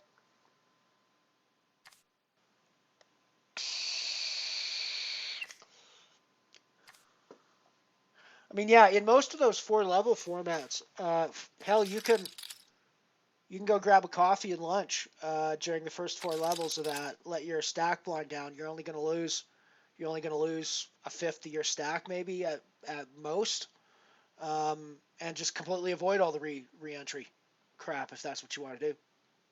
I mean, I'm not sure that's the best EV move for people usually, but those ones it's usually, I mean, especially 4 20-minute levels. Yeah, I mean, you could easily just sit that out and just come and play after the re-entry period was over.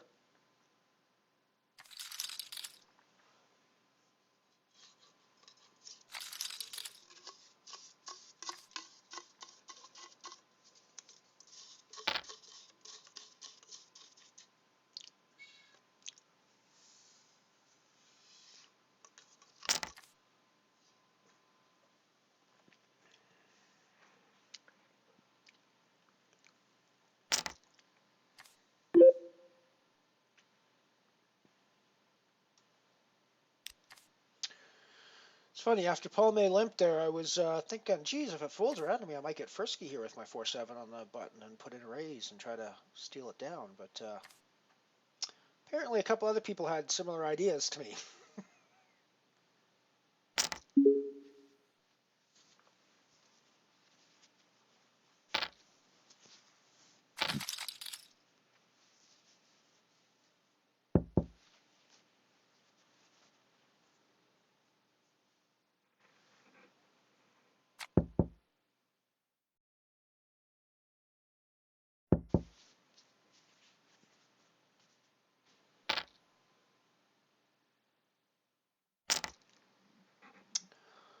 So I think registration is closed now for this.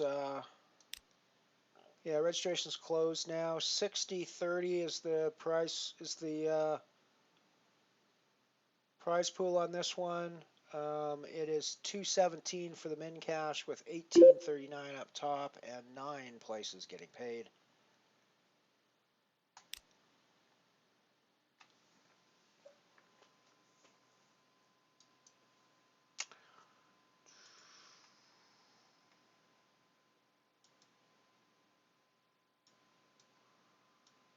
So it was 50 guaranteed, but it's actually a 60.30 prize pool. So let's reflect that on our title.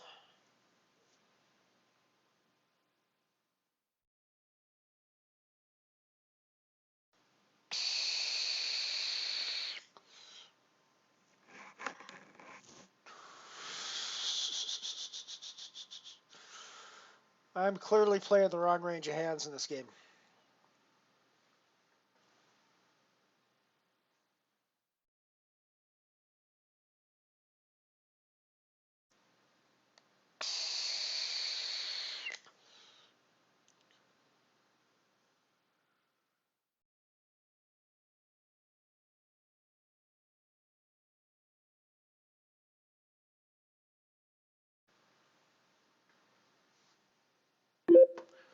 And now our somewhat premium hand will get crushed here.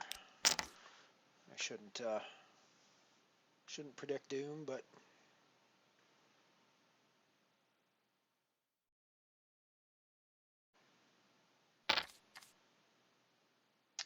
we get a call from Stain in the button, and from the one player behind us. And we're going to c-bet this flop with a fairly chunky c-bet, I think. And we're going to take it down against everyone who hasn't hit a jack, I think.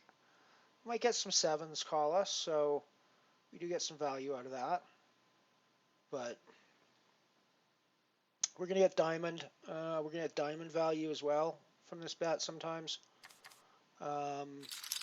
We're also going to see diamond shove over top of us there as well. So that's something we have to be willing to sort of think about. But yeah, worked out well for us. Worked out well for us.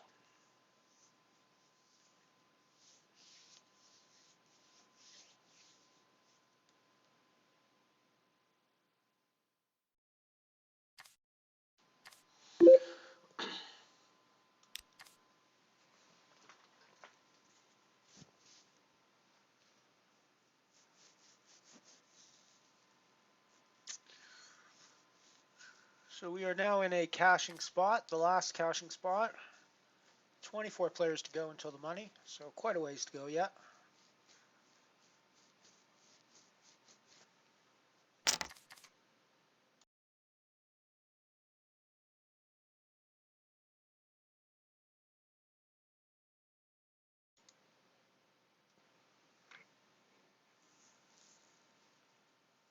I really do love playing live poker. I just don't get out enough to do it. There's no live poker in the city where I live. Pretty much the closest is like 2 hours, hour and a half, 2 hours away. And that's a pretty small room that doesn't do much. And the next closest is Calgary, which is 3 hours away. So it's not the most convenient thing in the world for me to get out to a live poker room. But just one of the reasons I play online more than a lot more than live. I would probably play live if I had better access to poker rooms and tournaments, but maybe it's a good thing for my bankroll that I don't have better access to casinos and tournaments, poker rooms and tournaments. Maybe that's a good thing.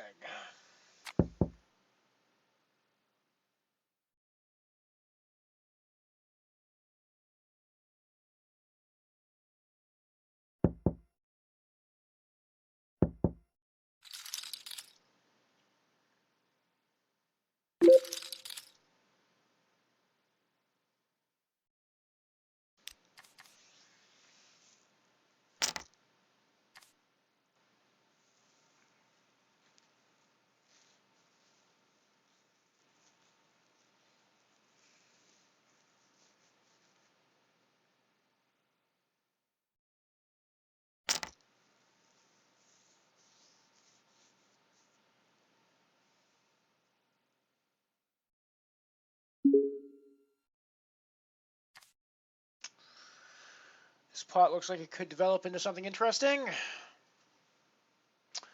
Costa, putting in the 3-bet.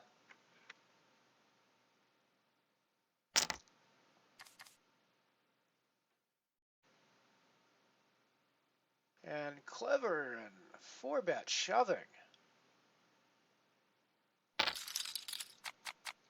With ace-10, wow. That seems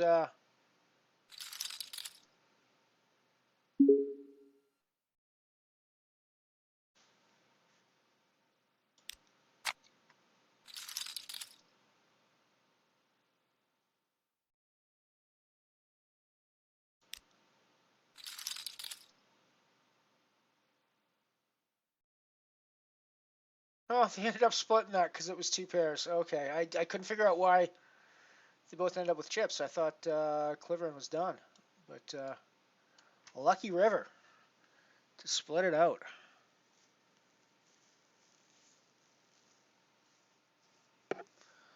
We're getting moved to a new table by the look of things.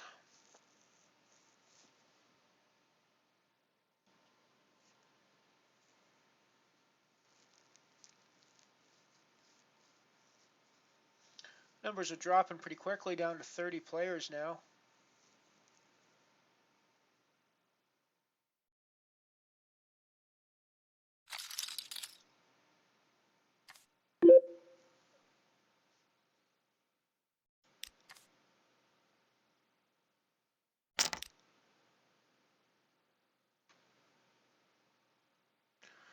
Down to 29.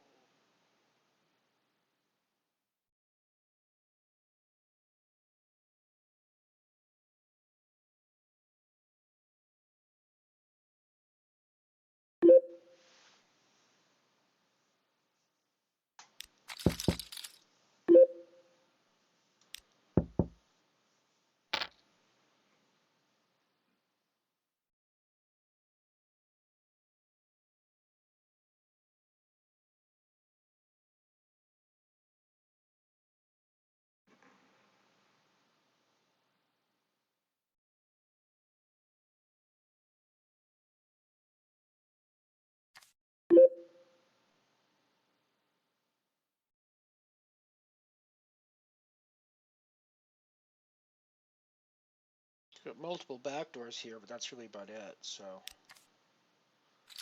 yeah, overcards, but.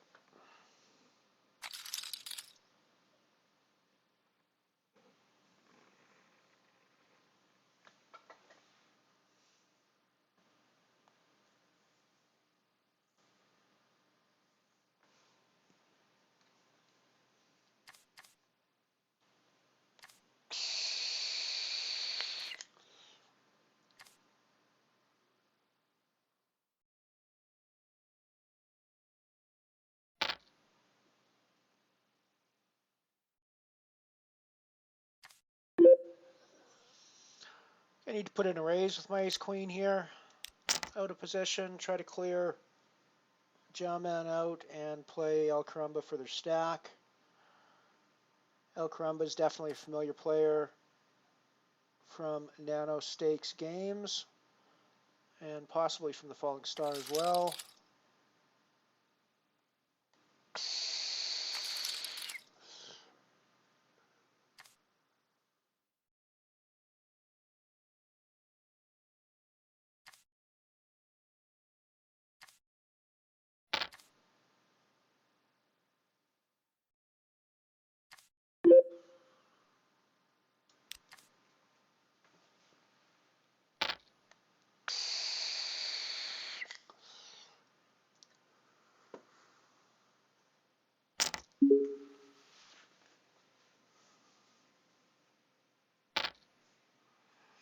It is 4:15 p.m. here now, so a late afternoon for me. I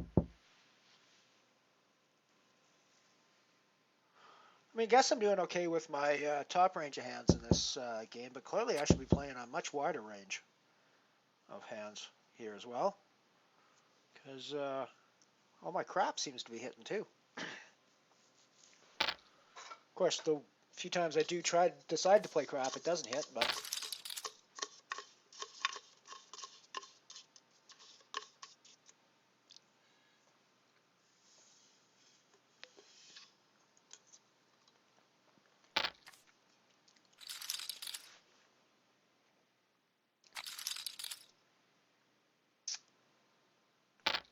alrighty, Ant-Man, take her down.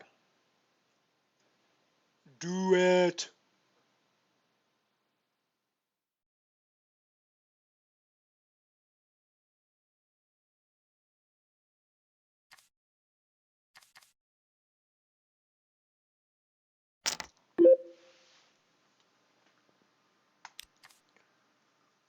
Get all the chippies. No, it's a satellite, so you don't need to. Get as many chippies as you need to.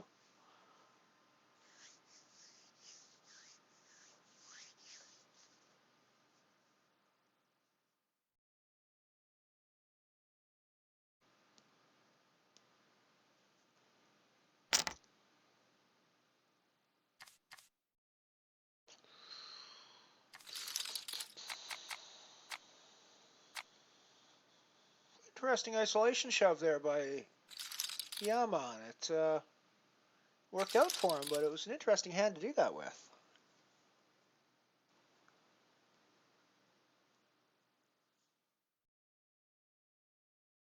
I mean, it strikes me that's not going to work out that well for you very often with a 9-8 there.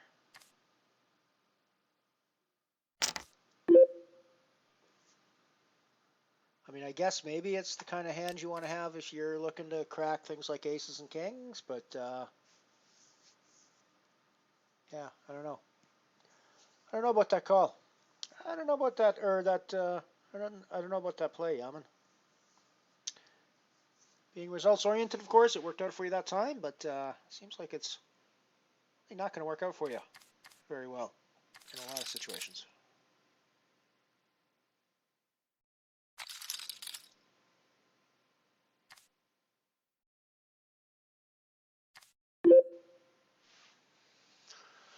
The raise from the king queen.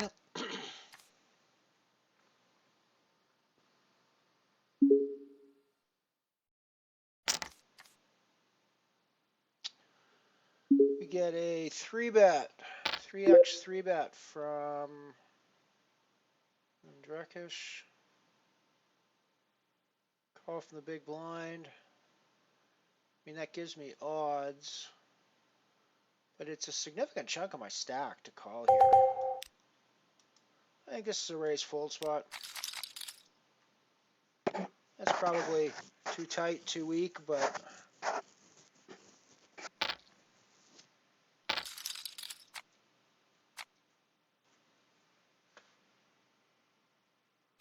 oh, it just gets there. Stuffs his money in on a bald-ass bluff, gets called off, and then just gets there on the turn. Must be nice. Must be nice to live that kind of life.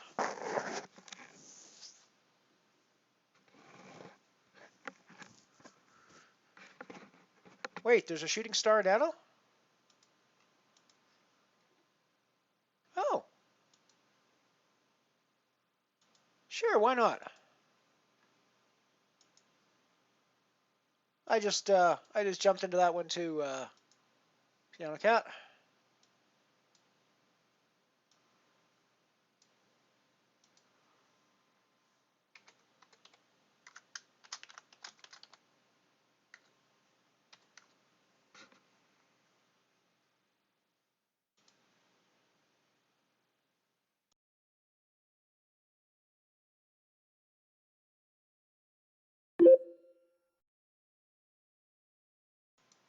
I don't know what the hell just happened there. I just all of a sudden had like mega itches going on.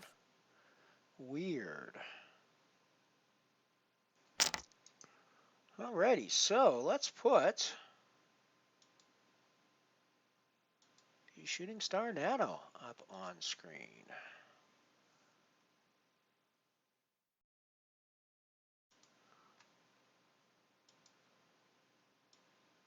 So this is the 15-euro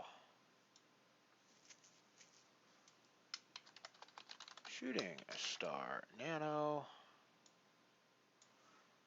0.25 buy-in.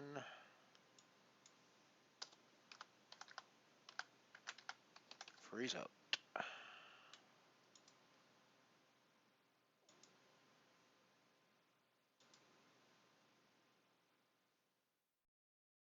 Alrighty, so there we are in the Shooting Star bounty as well.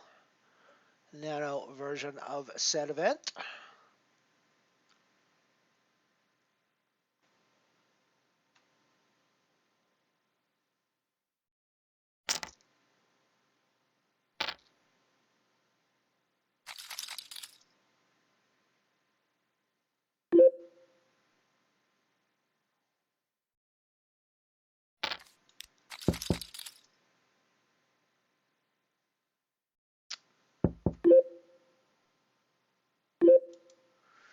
Nice situation in the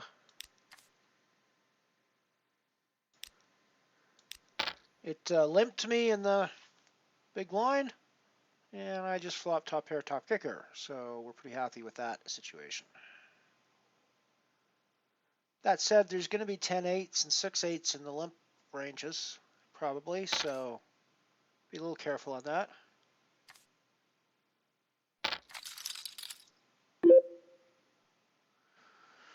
We do still have the 7 to get out if there's weird shit going on here. So I think we still have to bet our top pair.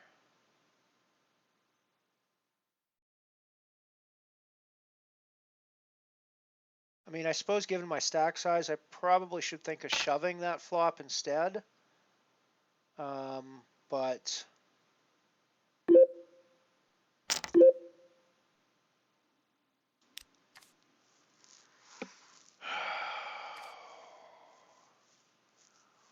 it's a really wet board for just top pair. I think it's pretty unlikely that the 10 is any good here, so I pretty much need to hit a 7, and even that could be dead at this point, so yeah, gross. I got myself into that. I shouldn't have made this bet on the turn, I don't think.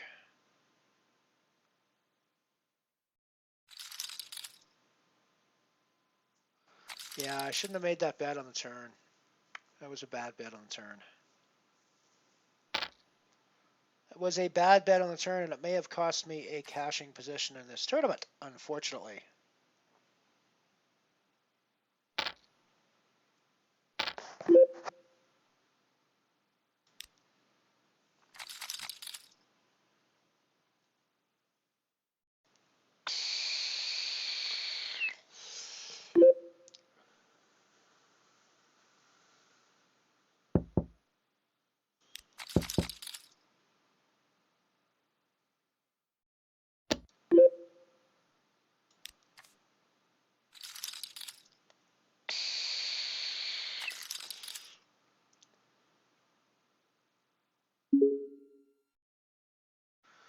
Alrighty, I think we're putting our life on the line here.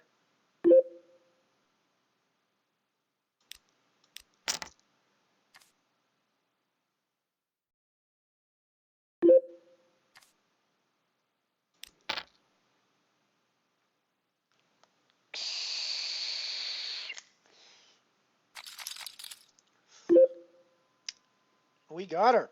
We got the double up. Cool. So we're back in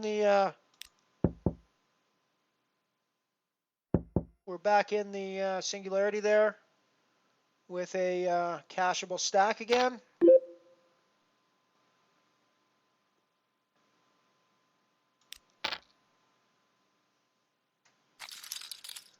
Got a situation developing in the bounty event as well where I may just be dead to the nut flush, but we got the second nuts, so we're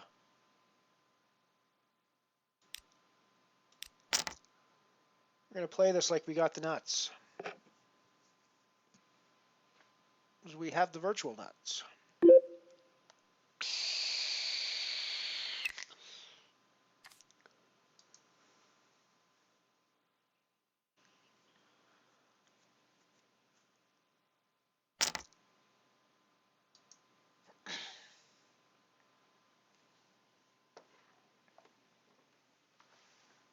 There's another spot where being out of position, I wanted to put in the check raise on the turn instead of it going check check on the river.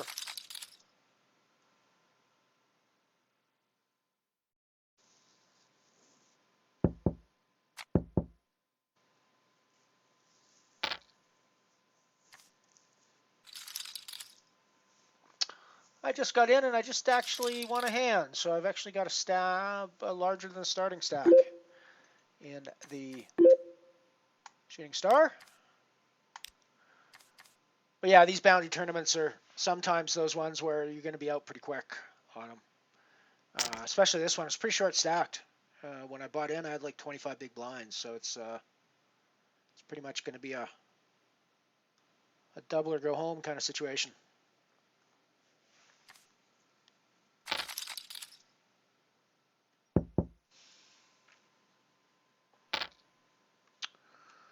So we don't have a caching stack really in the Singularity, but we're 13 of 18 with 9 getting paid. And we've got more than 10 big blinds. Not quite 20, but we're not doing terribly in that regard.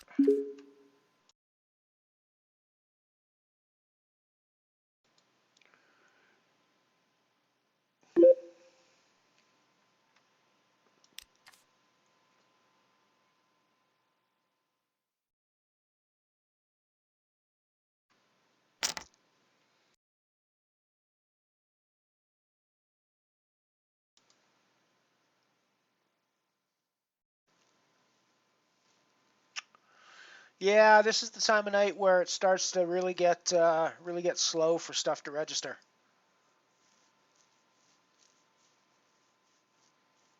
The Shooting Star doesn't always run, I don't think. Because I don't always see it, I don't think.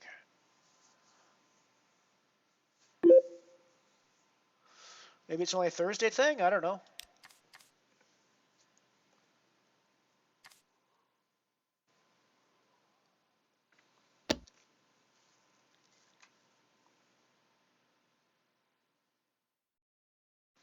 Some of the nanos certainly can be too long. The black hole and the comet especially are super deep. I don't know if I would say that they're too long exactly, because I do like deep tournaments. But remember, I'm also saying that from somebody who's playing these during the day and not playing them late into the evening the way most of the other players on the site probably are. So yeah, I'm probably in a different spot. I actually love. I'm disappointed that they got rid of the Comet Nano. I hope it comes back. I like the fact that the black hole is an equally deep thing, but I like the freeze-out nature of the Comet, frankly. So.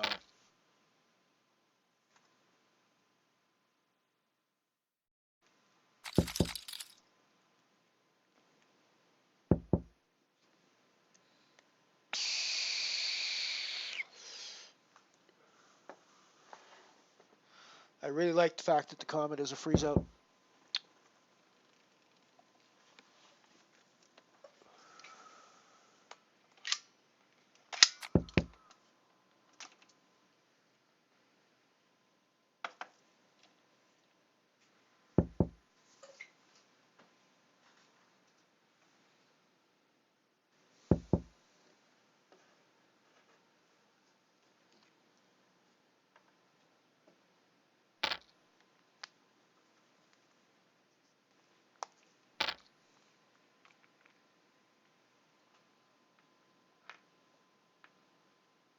For the record, I wasn't doing unspeakable things off stream. I was shaking my juice bottle for my vape. I just realized that might have looked a little weird.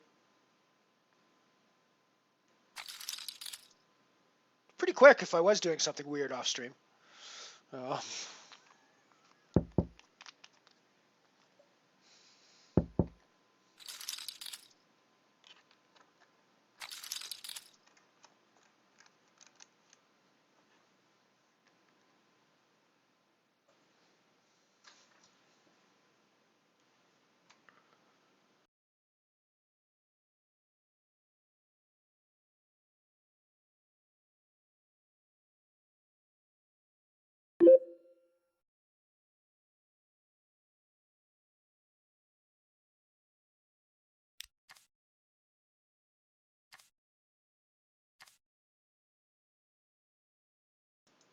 Why did Piano Cat's message get deleted? That's bizarre.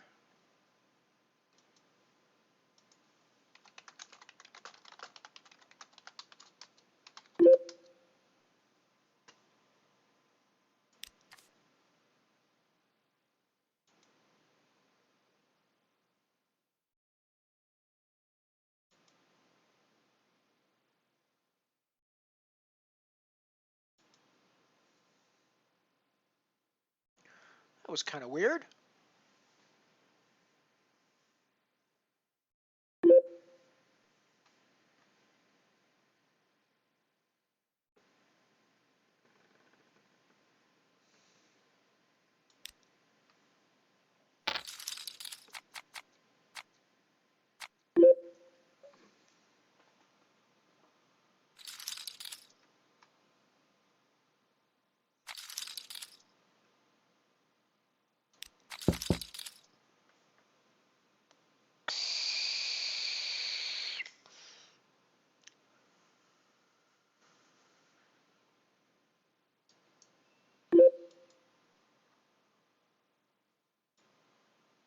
Yeah, I mean, it depends on your stakes and your attitude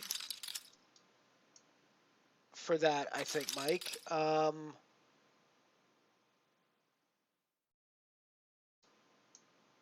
As somebody who was grinding his way up from a zero bankroll, I didn't find them to be too little reward. They were good rewards for the buy-in I was paying, and the buy-in I was paying was significant to my bankroll.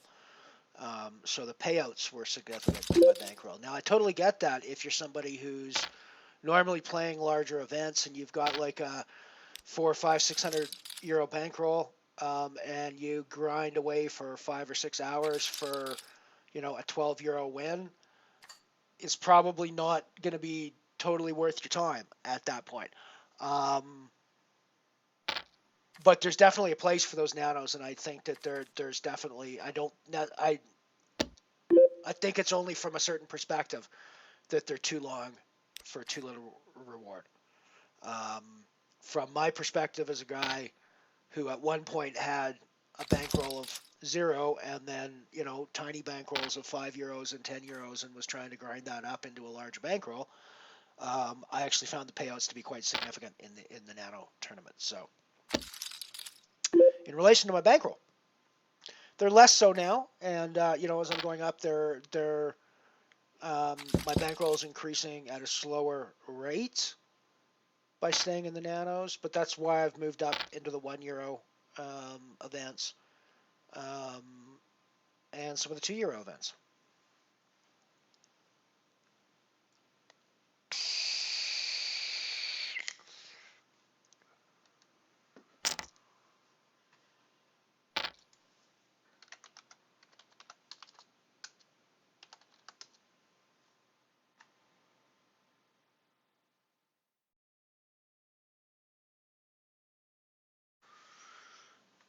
Well, I guess I should be playing my Queen 8 as well, eh?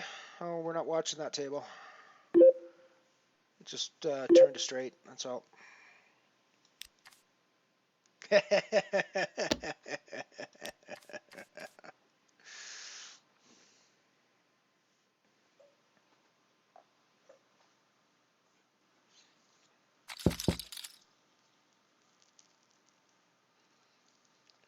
I can't figure out why Piano Cat, of all people, is getting censored for whatever reason. I have no idea what she could be typing that could be censoring her.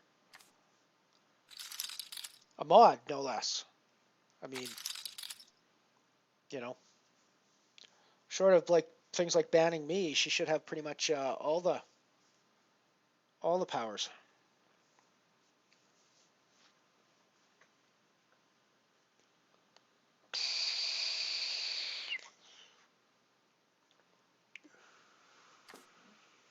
There's probably even a setting on here that would let her ban me. No, probably not. As a channel owner, you probably can't ban me.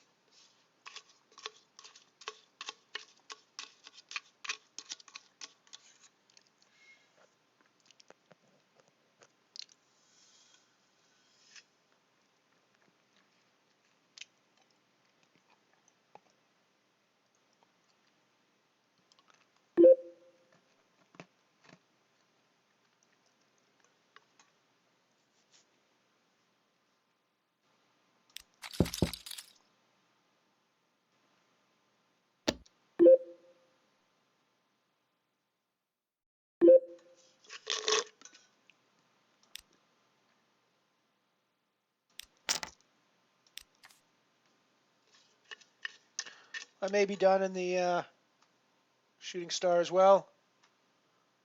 I figured that Snipe was just abusing their big stack here. I thought I'd shoved, actually. That's weird. Gross. Yeah, we're done. Okay, that was quick in the shooting star. Short and sweet. Short and not so sweet. Short and kind of sour. Short and kind of bitter. Yeah, short and bitter. I like that. Short and bitter. Short and bitter was the shooting star today.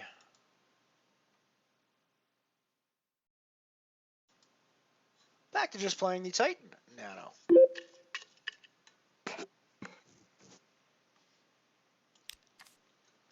Which we are 16 of 16. 7 to go to the money. We can still get there.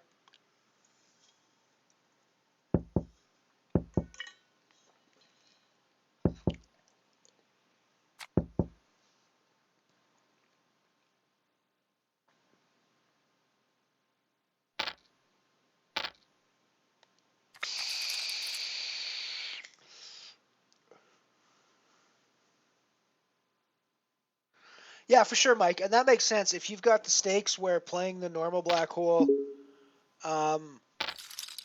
is reasonable, then it probably is kind of frustrating to play something like the Nano black hole because you spend, you drop 7 hours of your life into the thing and walk away with 12 euros or whatever, and it's not really worth your time or your trouble. But I do think there is a place for those tournaments for sure.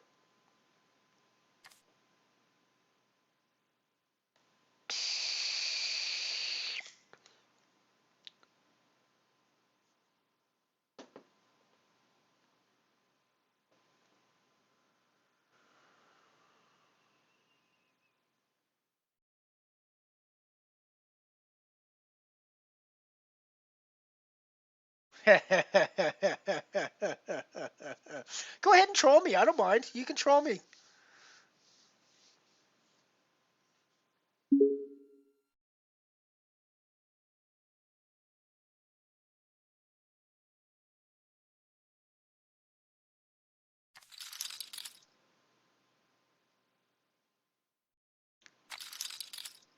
Yeah, I thought you'd be immune to being censored. I figured you could do anything you wanted.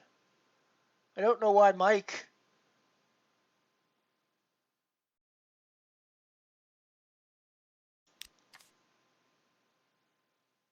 Oh, funny. That's cute. All right, you trolled me. I get it now. You trolled me good.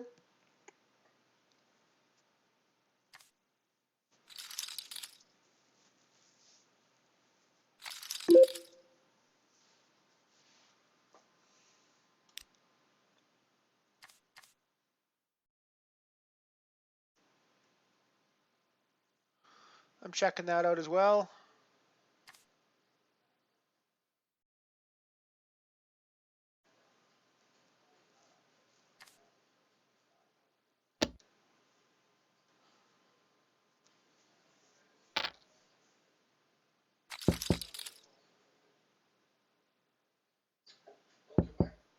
Sorry about the interruption. Thanks for sticking with us.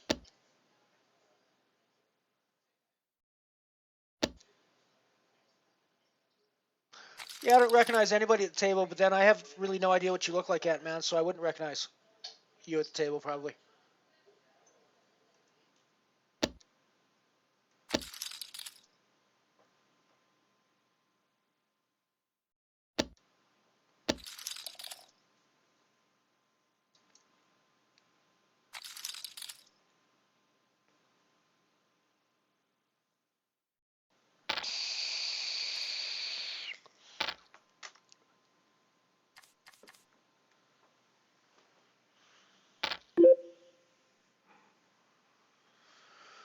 So I think any ace is probably a shove spot here, especially with all this extra dead money in the pot.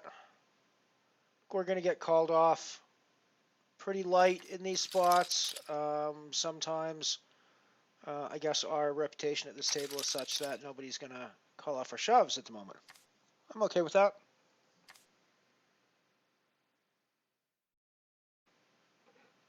You can see there's a ton of people down in the lower end of the chip range.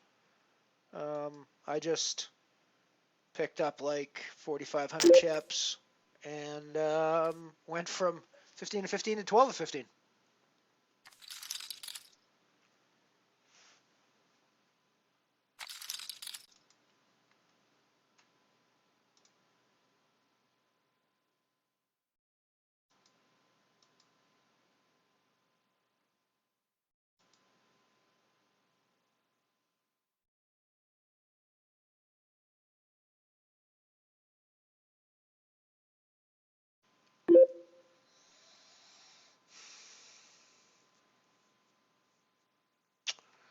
I think that's another spot where I just have to shove it in the middle and pray that my sevens are the best hand.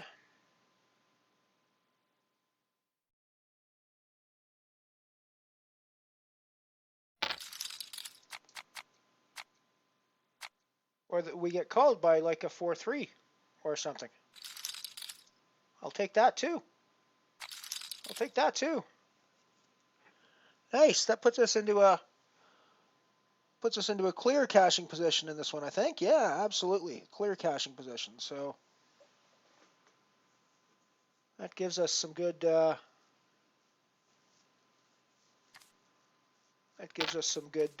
stuff to go on.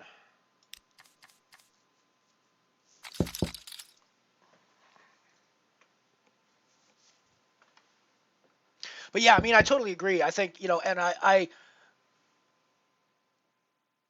can totally see why, Ian wouldn't be interested in playing nano-sized events. It's like a complete waste of his time, right? And in fact, it's losing him money in many respects, right? If he goes and registers in a nano event and takes up one of his table slots, instead of playing a $100 buy-in event that he has a pretty good chance of cashing in, he's costing himself money when he does that. So yeah, I mean, it makes perfect sense. Cool, Ant.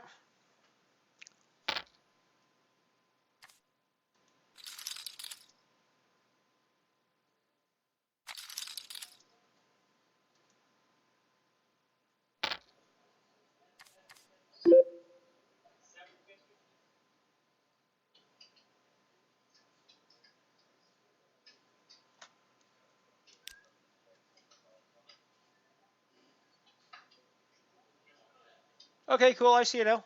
Cool.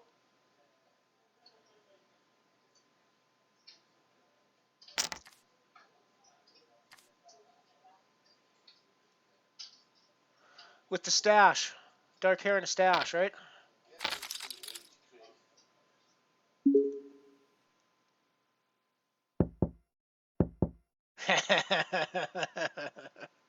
Yeah, I remember you timed yourself out for mentioning Hexapro on that one. Or did he time you out?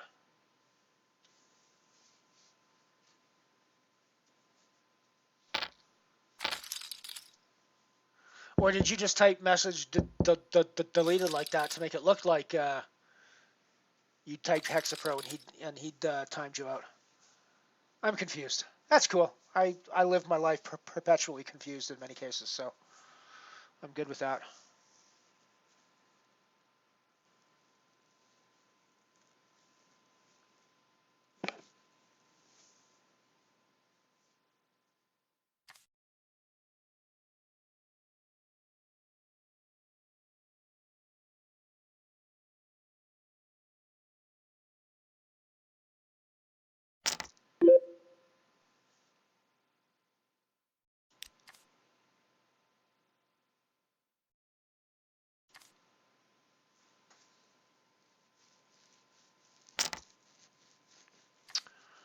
So we're sitting 4 of 15 now. Good chance of cash in this event. Good chance of going even kind of deep in this event, I think. The big stack is massive, but we do have more than the tournament average at the moment. The big stack is like 78,000 chips right now.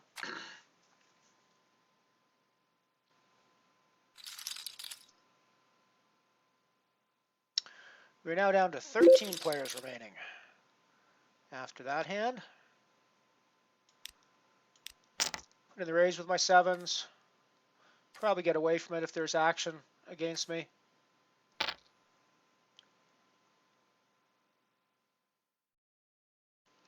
Lenny seems pretty eager to get into pots with us.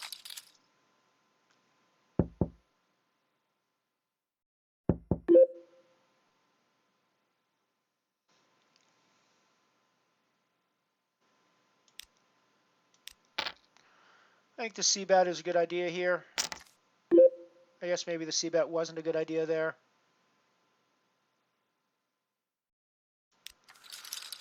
Yes, maybe the C-bet wasn't a good idea there. He's probably got 3-4 hearts again, but what am I going to do?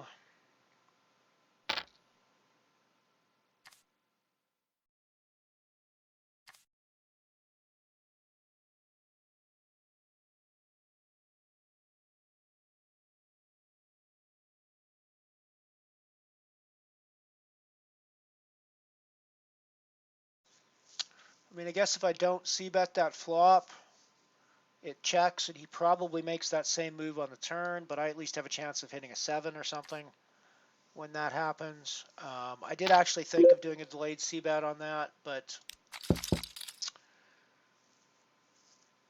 I mean, again, he's probably just bluffing me, but I can't just call off there, I don't think.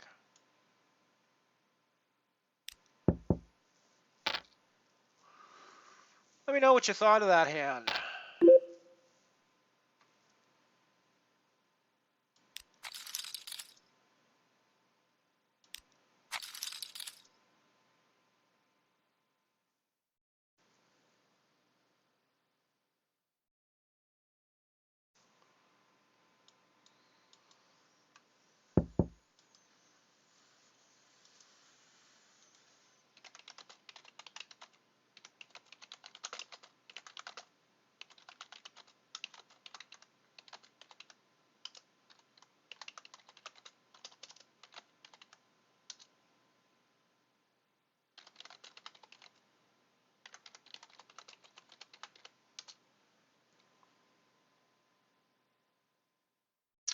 Night, night, Mike.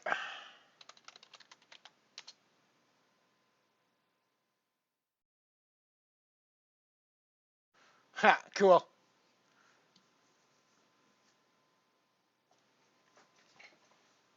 Yeah, I remember seeing that, and I remember commenting about it.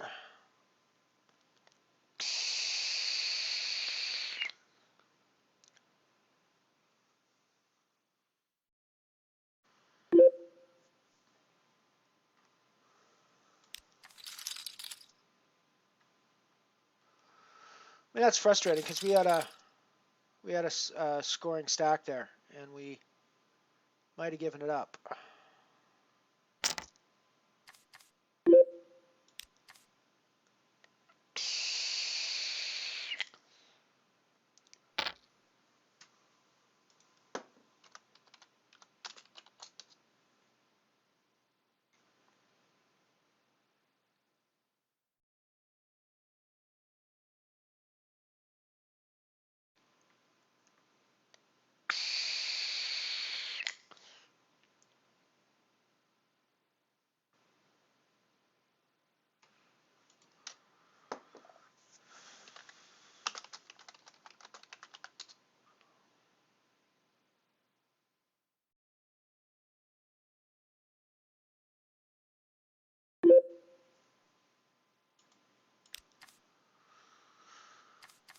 Yeah, that might have cost me a cash in this tournament, but we'll see. 11 of 12 now, with 3 to go to the money.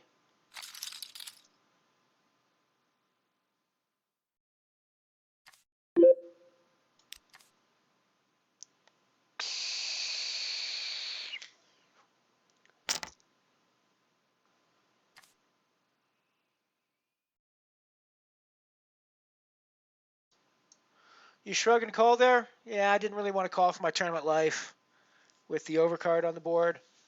I mean, even given the previous action on that hand where he was basically calling me off with 3-4 there. Yeah, I don't know. You're right. I probably should just man up and put the call in, but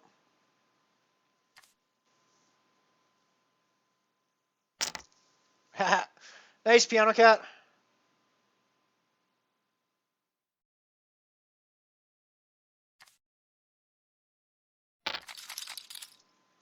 Yeah, the mission is to degen 10 sit and goes. Does it have to be 10 sit and goes or 10 hexapros, or can it be 10 total combination of sit and goes and hexapros? I'm actually not sure about that.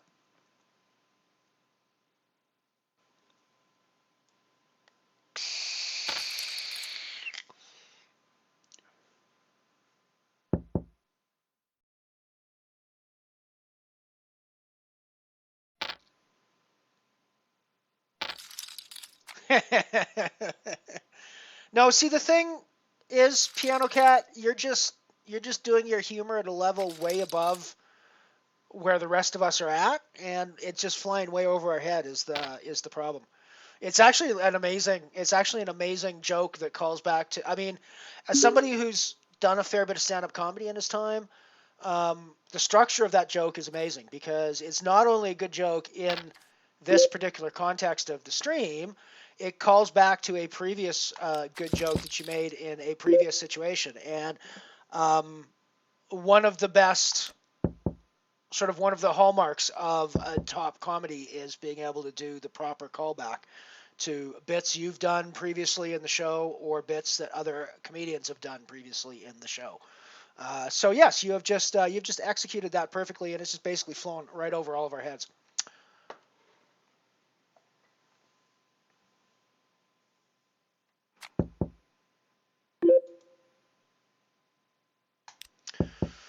We got breaks coming up here, but we got hands and we got people. We got Lenny here who's basically not sitting at his table right now.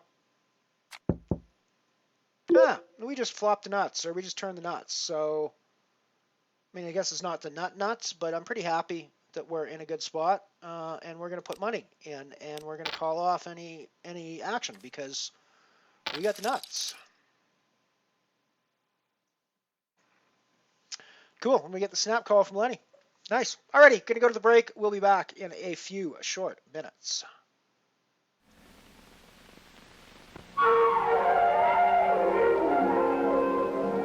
Come winter, and the ice-covered northern lakes are dotted with cars and fishing shanties. They belong to the ice fishermen, the rugged breed of sportsmen who chop down through 2 feet of ice to catch a bluegill or a string of perch. It takes a rugged car, too, and that's why you see Chevrolet Corvairs out there. The weight of the rear engine on the driving wheels gives it the traction it needs to take a grip on ice, snow, or mud, on or off the road.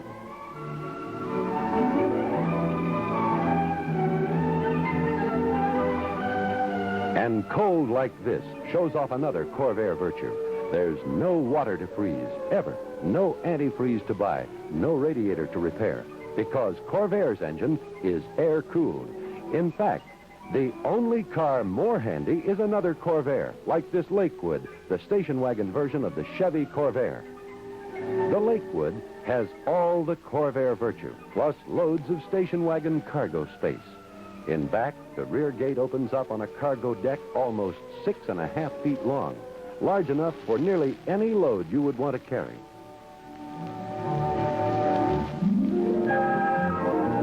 Here's another Corvair exclusive. Up front, Corvair has additional storage space. The load is concealed and easy to get at.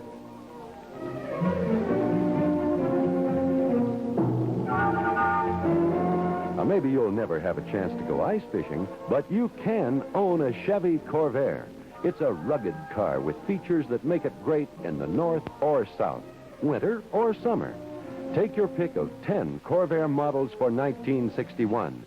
Choose from station wagons, sedans, and coupes. See your Chevrolet dealer.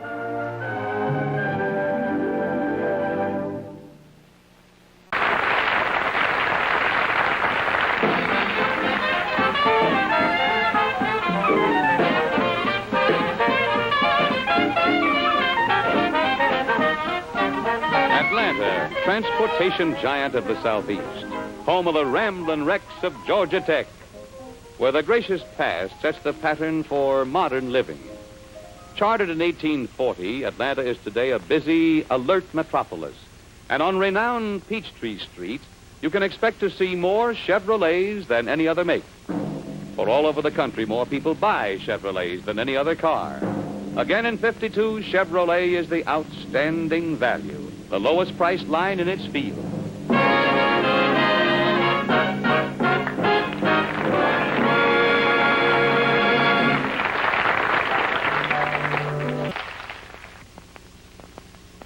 The new Chevrolet is now on display. You better go and see it right away. Dinah has seen the new Chevrolet.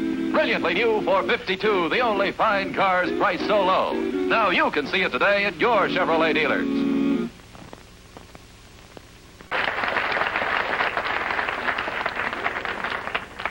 Miami, Florida's city of wonders on Biscayne Bay, carved from the jungle by far-sighted Carl Fisher less than 50 years ago, Miami is today a modern and thriving metropolis.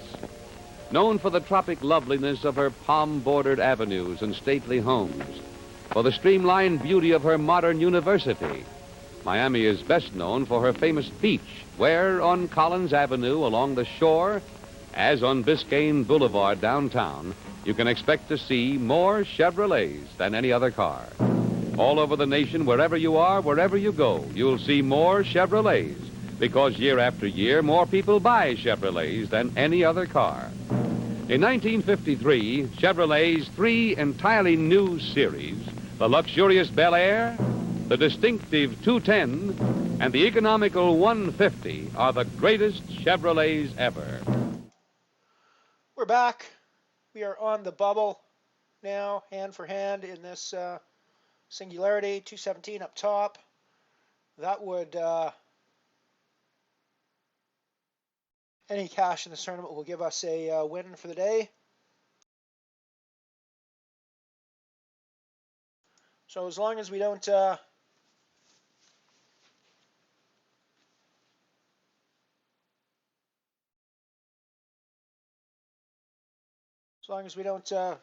blow up here in the bubble spot, we're going to be okay.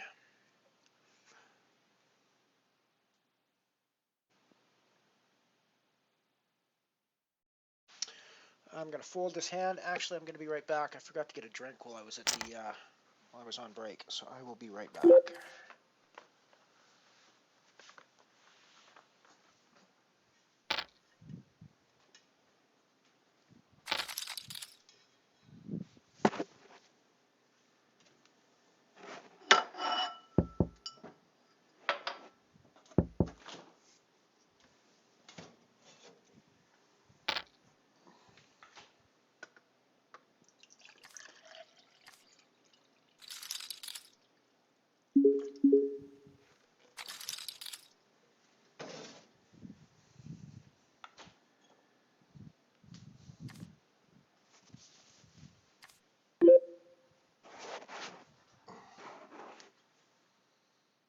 Get rid of the 10-4.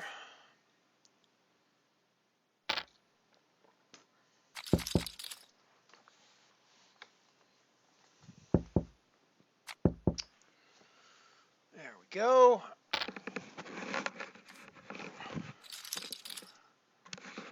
This is Canada, so like Ian, I'm wrapped up in a comforter in order to keep myself from freezing to death, because it's although it's warmer today than it has been, it's been absurdly cold even for Canada over the last couple of weeks here.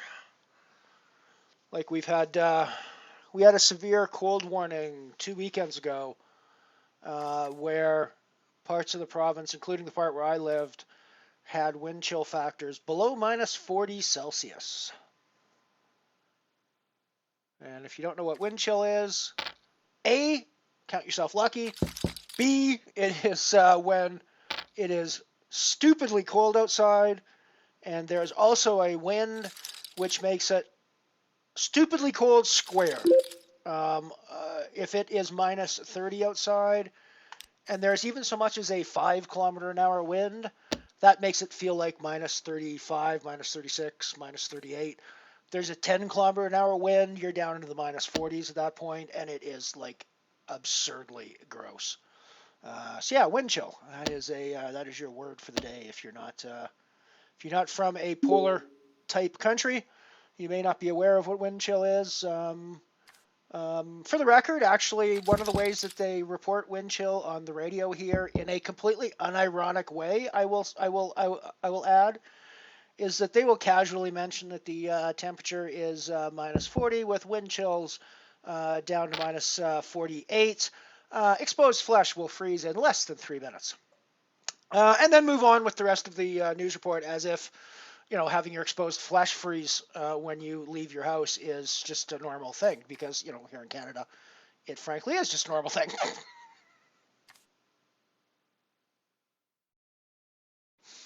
How'd you guess, Ant? Chevys.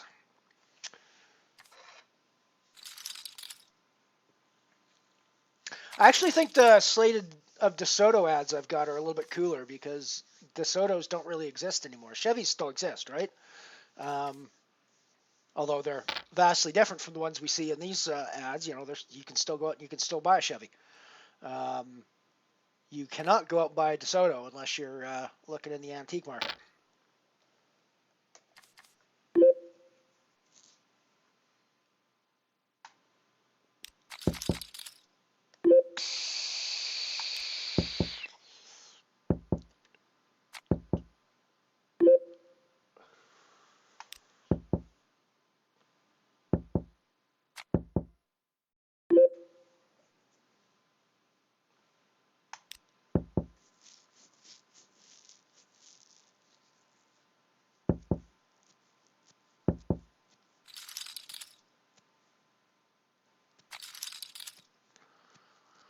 We have backed our way into the money in this singularity in rather astonishing fashion. I'm not actually sure how we did it, considering how many mistakes we've made, how many spots we've gotten ourselves into that were gross in this one.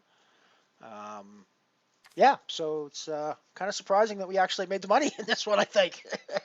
But hey, let's celebrate. We're in the money. We got 217 locked up, and we're gonna play for that 1839 up top now. Which actually means we're going to get involved with our King Jack here.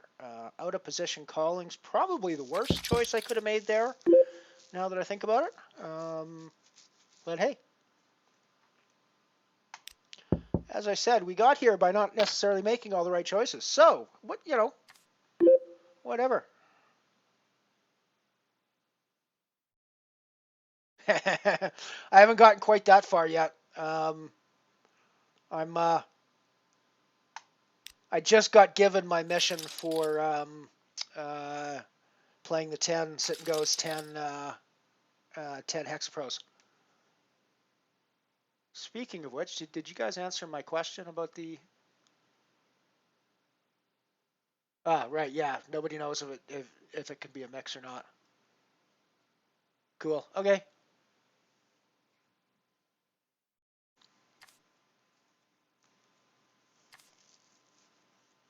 Need to read that in more detail as well. I don't know if I actually have to play it or just get dealt it, or do I have to see a flop with it? Do I have to win a hand with it? I don't know.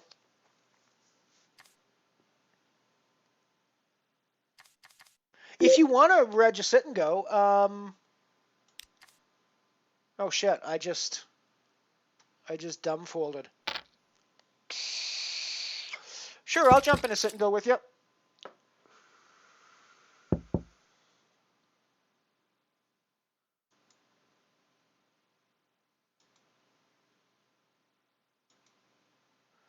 Let's have a look at the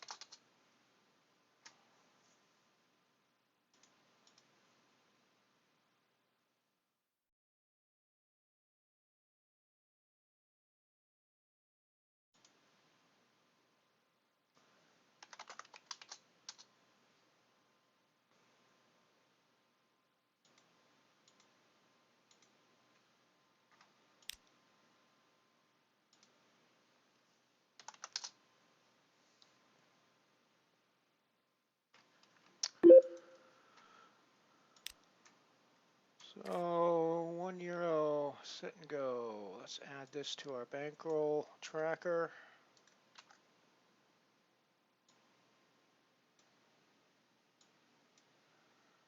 And let's add it to our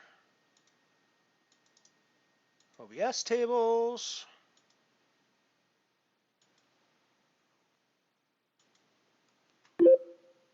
And let's change our titles.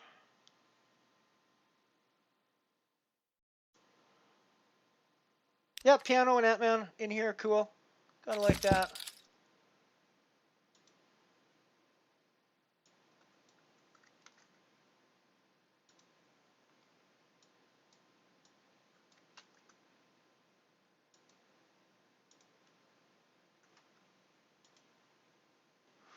Alrighty, so we're still nine-handed in the on the singularity.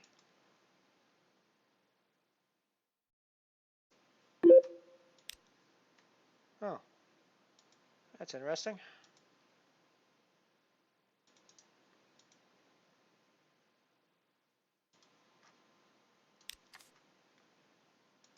There we go. There's the sit and go table. There we can see Piano Cat to our left, Ant-Man up there at the top. Not sure who Marcel and Thank You Next are, but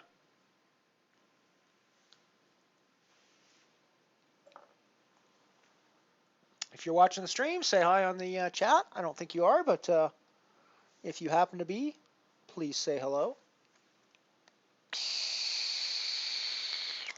And it will be curious to see if this adds to your total.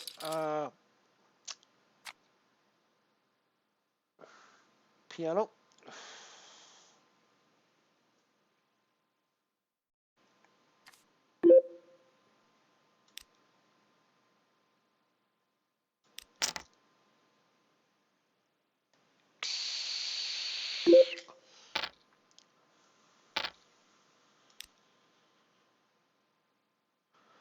Hopefully you're not telling us your hand in real time on the sit and go table there, Piano Cat. Because I can beat 7 deuce for the record.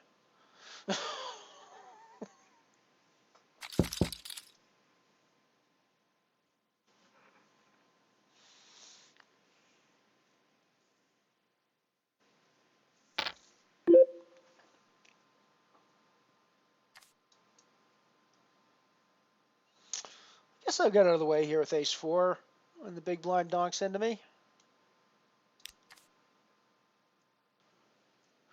And Piano Cat behind me with who knows what she calls with.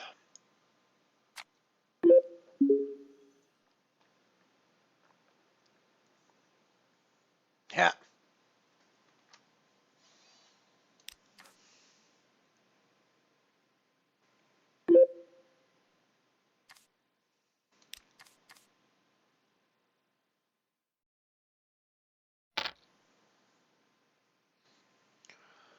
So Thank You Next appears to be fairly aggressive. Maybe he's just got dealt good hands first couple of hands of this one, but he's definitely been involved and aggressive.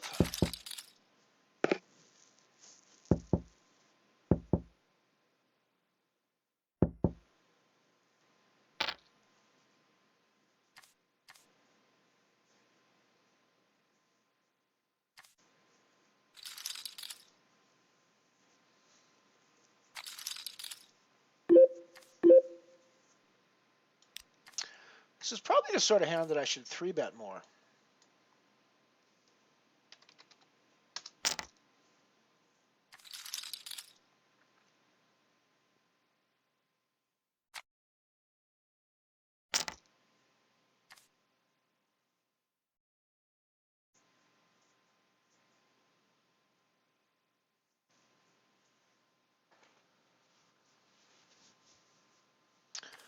Still 9-handed on the singularity table. I'll keep you posted on what's going on over there. We are sitting 5 of 9 with about 15 big blinds. So not in terrible shape, not in great shape.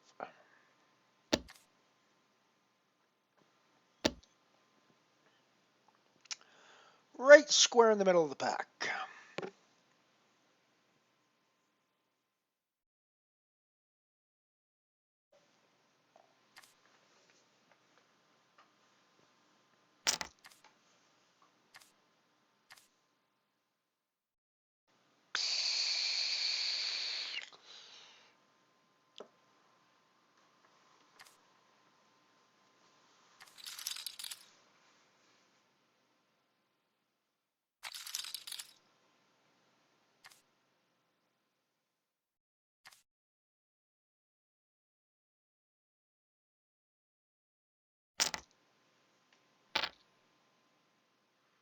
We got the Rockets.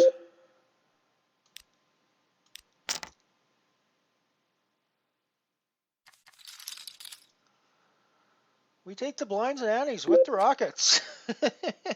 I mean, it's never the result you want. It's never the worst result in the world either. So, you know.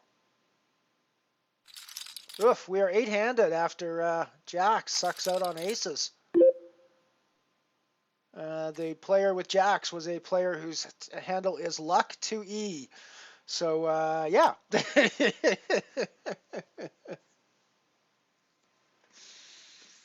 We are 8-handed now, guaranteed 241 in the singularity.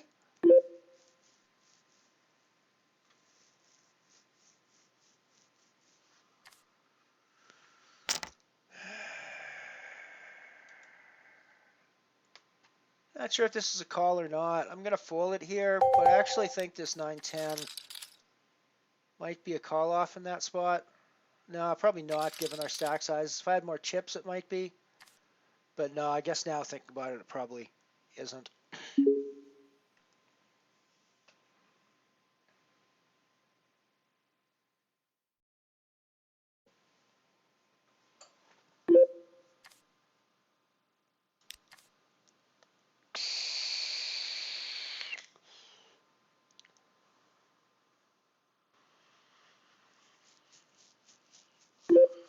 I'll get out of the way with this deuce 8. We'll go back and watch the community stream sit and go, plus 2 extra randos.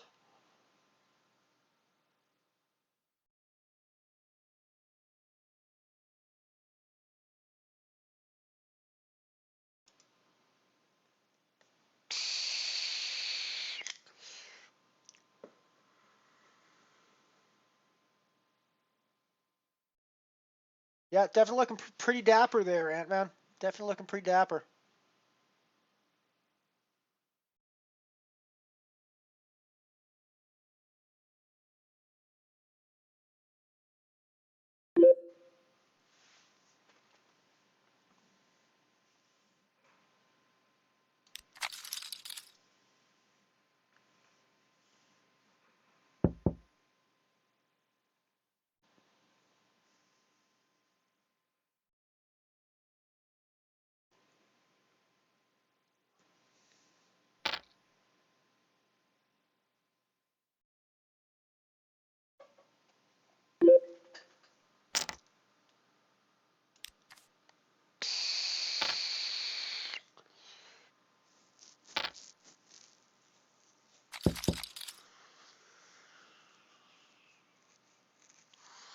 Wow, we're about to crack the 6-hour mark for this stream. That's a long one. You guys are troopers hanging out with me for this long.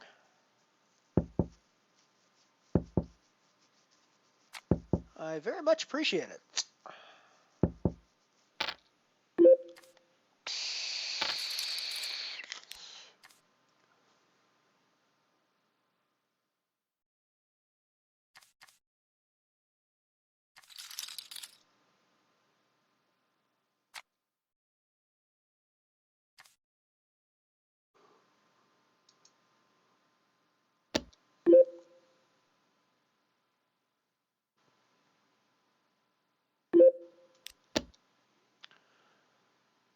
call behind in position, see a flop with my queen 10. That's the kind of flop you like to see with your queen 10 when you call behind in position.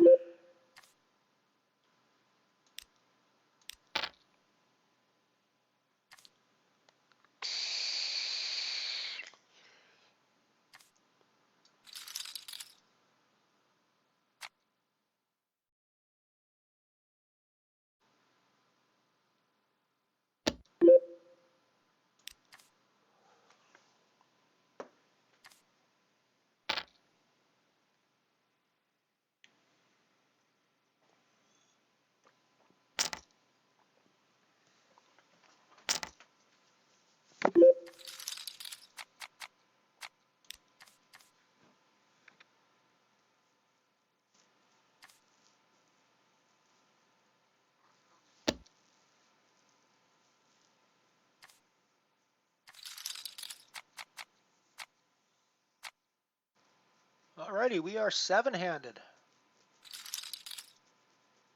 Now on the singularity table.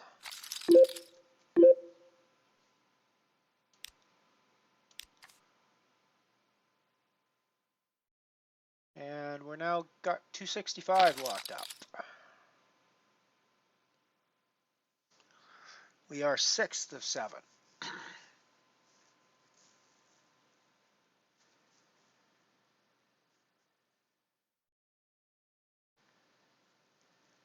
Yeah, I thought the voices sounded familiar. It's pretty hard to mistake, though, the one guy's voice.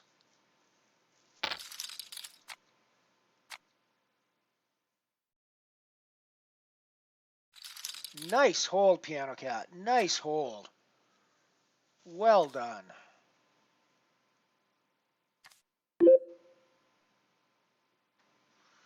Put in the raise with my ace. Hey, MV. Good stuff, buddy. Yeah, final tabling the singularity here. We got 265 locked up. We're going for the 1839 up top.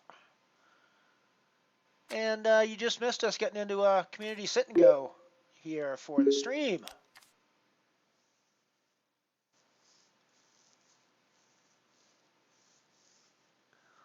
And you missed us virtually railing Lanny from Eany. I shouldn't call him Lanny. We were railing Eany on the feature table of the GUKPT event in Manchester. Manchester? Yeah, Manchester, right? Yeah, so we were railing him as he was on the final table. Or not final table, feature table. Feature table, still day one there, I believe. So.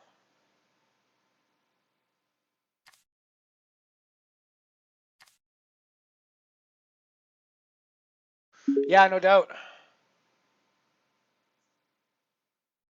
That was very interesting.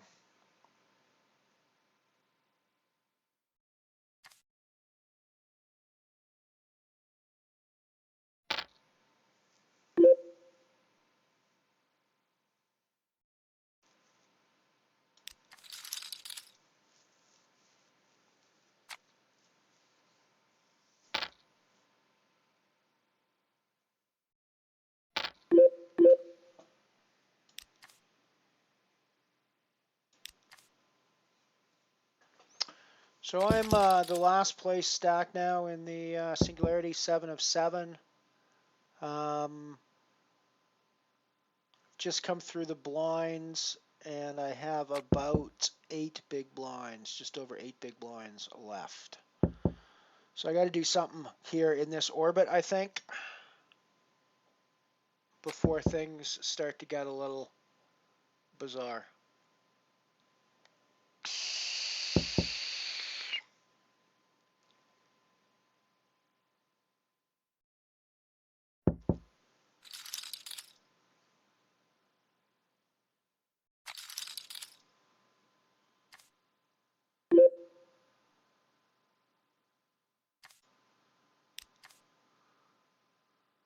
I wonder if I should try to steal this with a shove if it folds to me. I think I should.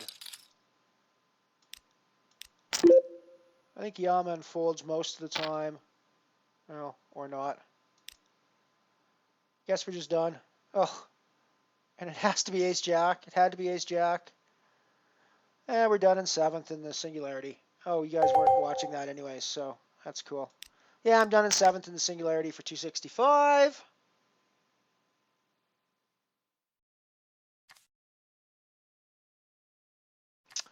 Very nice hand there, piano.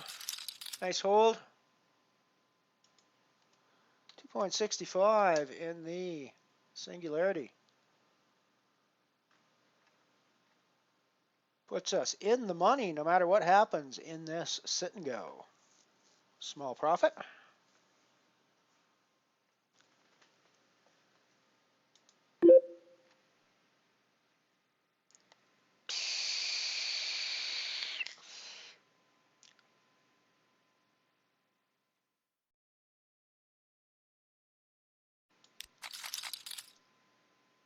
Like 6-4 is one of those hands that can flop really well, and when it does, you can win big pots with it sometimes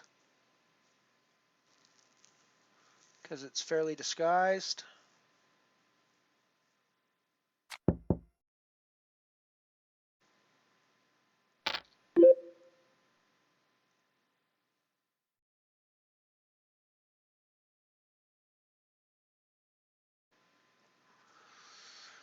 I mean, it seems pretty unlikely that my 6 is good here very often, but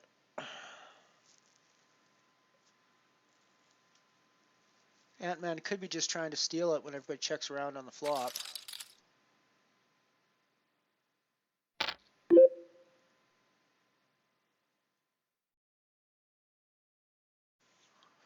I mean, it's a hero call, and I'm not even really beating a lot of bluffs now.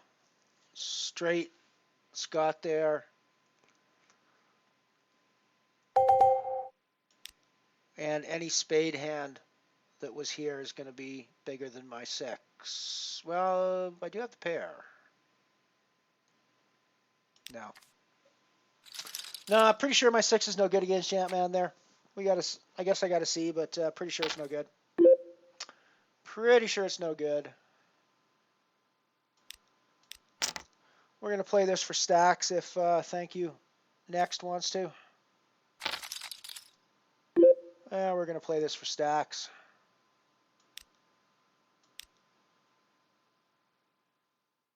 Yeah, we're going to play this for stacks.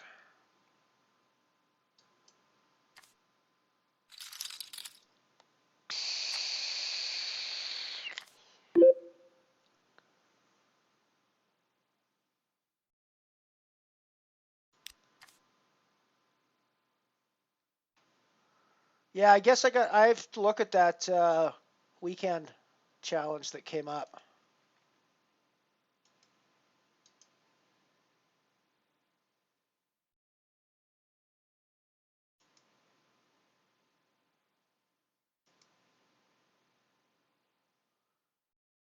PLO Blackjack?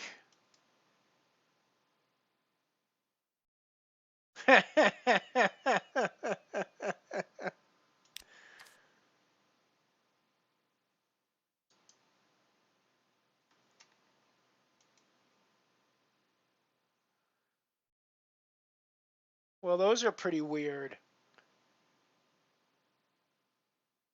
Those are pretty weird games.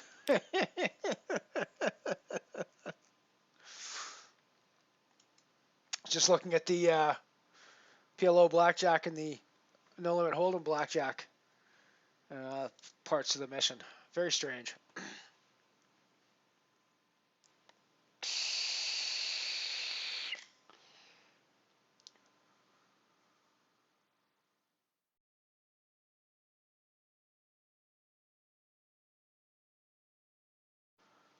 Yeah, I'm not thrilled with the way I went out of the singularity. I basically it folded around to me on the button. I had like 8 big blinds, and I decided to try a steel shove with Jack Deuce. Probably not the best decision. Dude in the small blind woke up with Ace Jack, and I was done.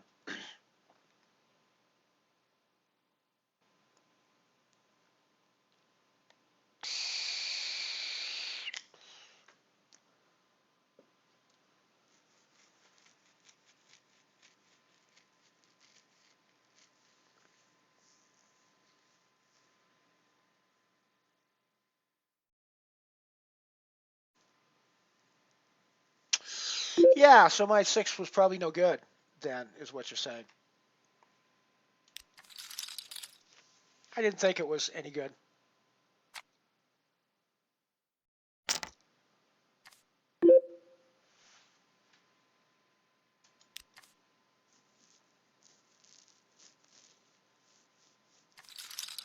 I mean, it was just a pair of 6s, so if I make the call there, it's a hero call, absolutely, because it's just a bluff catcher, nothing else.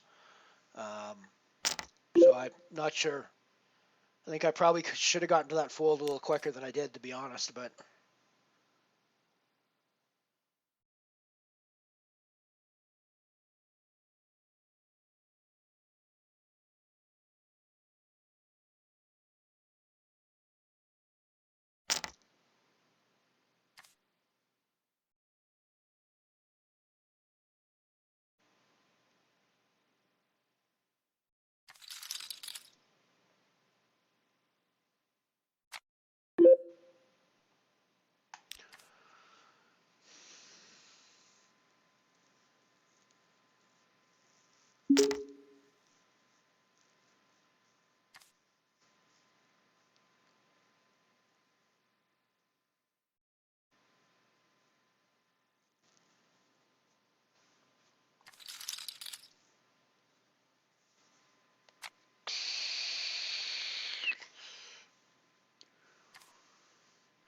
This is definitely a reshove spot.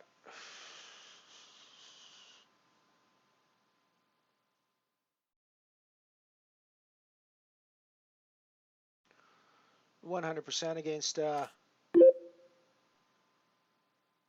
100% against the thank you next.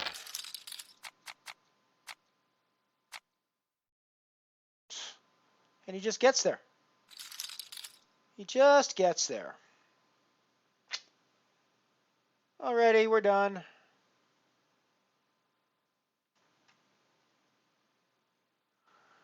And I think that means we're done for the day as well.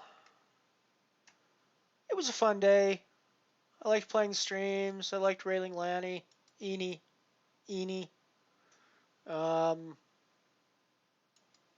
Nice hanging out with you guys all the time as well. I know it's got to be late for a lot of you guys, so I appreciate you hanging out with me so late in the day on a Thursday. Hopefully I didn't keep you up.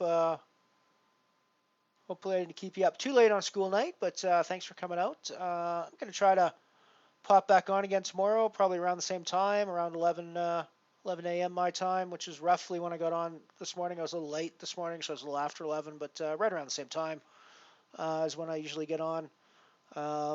It's possible I could get on earlier. I have less to do tomorrow morning, so I might get on earlier than that. We'll see, but yeah, we'll see how it goes.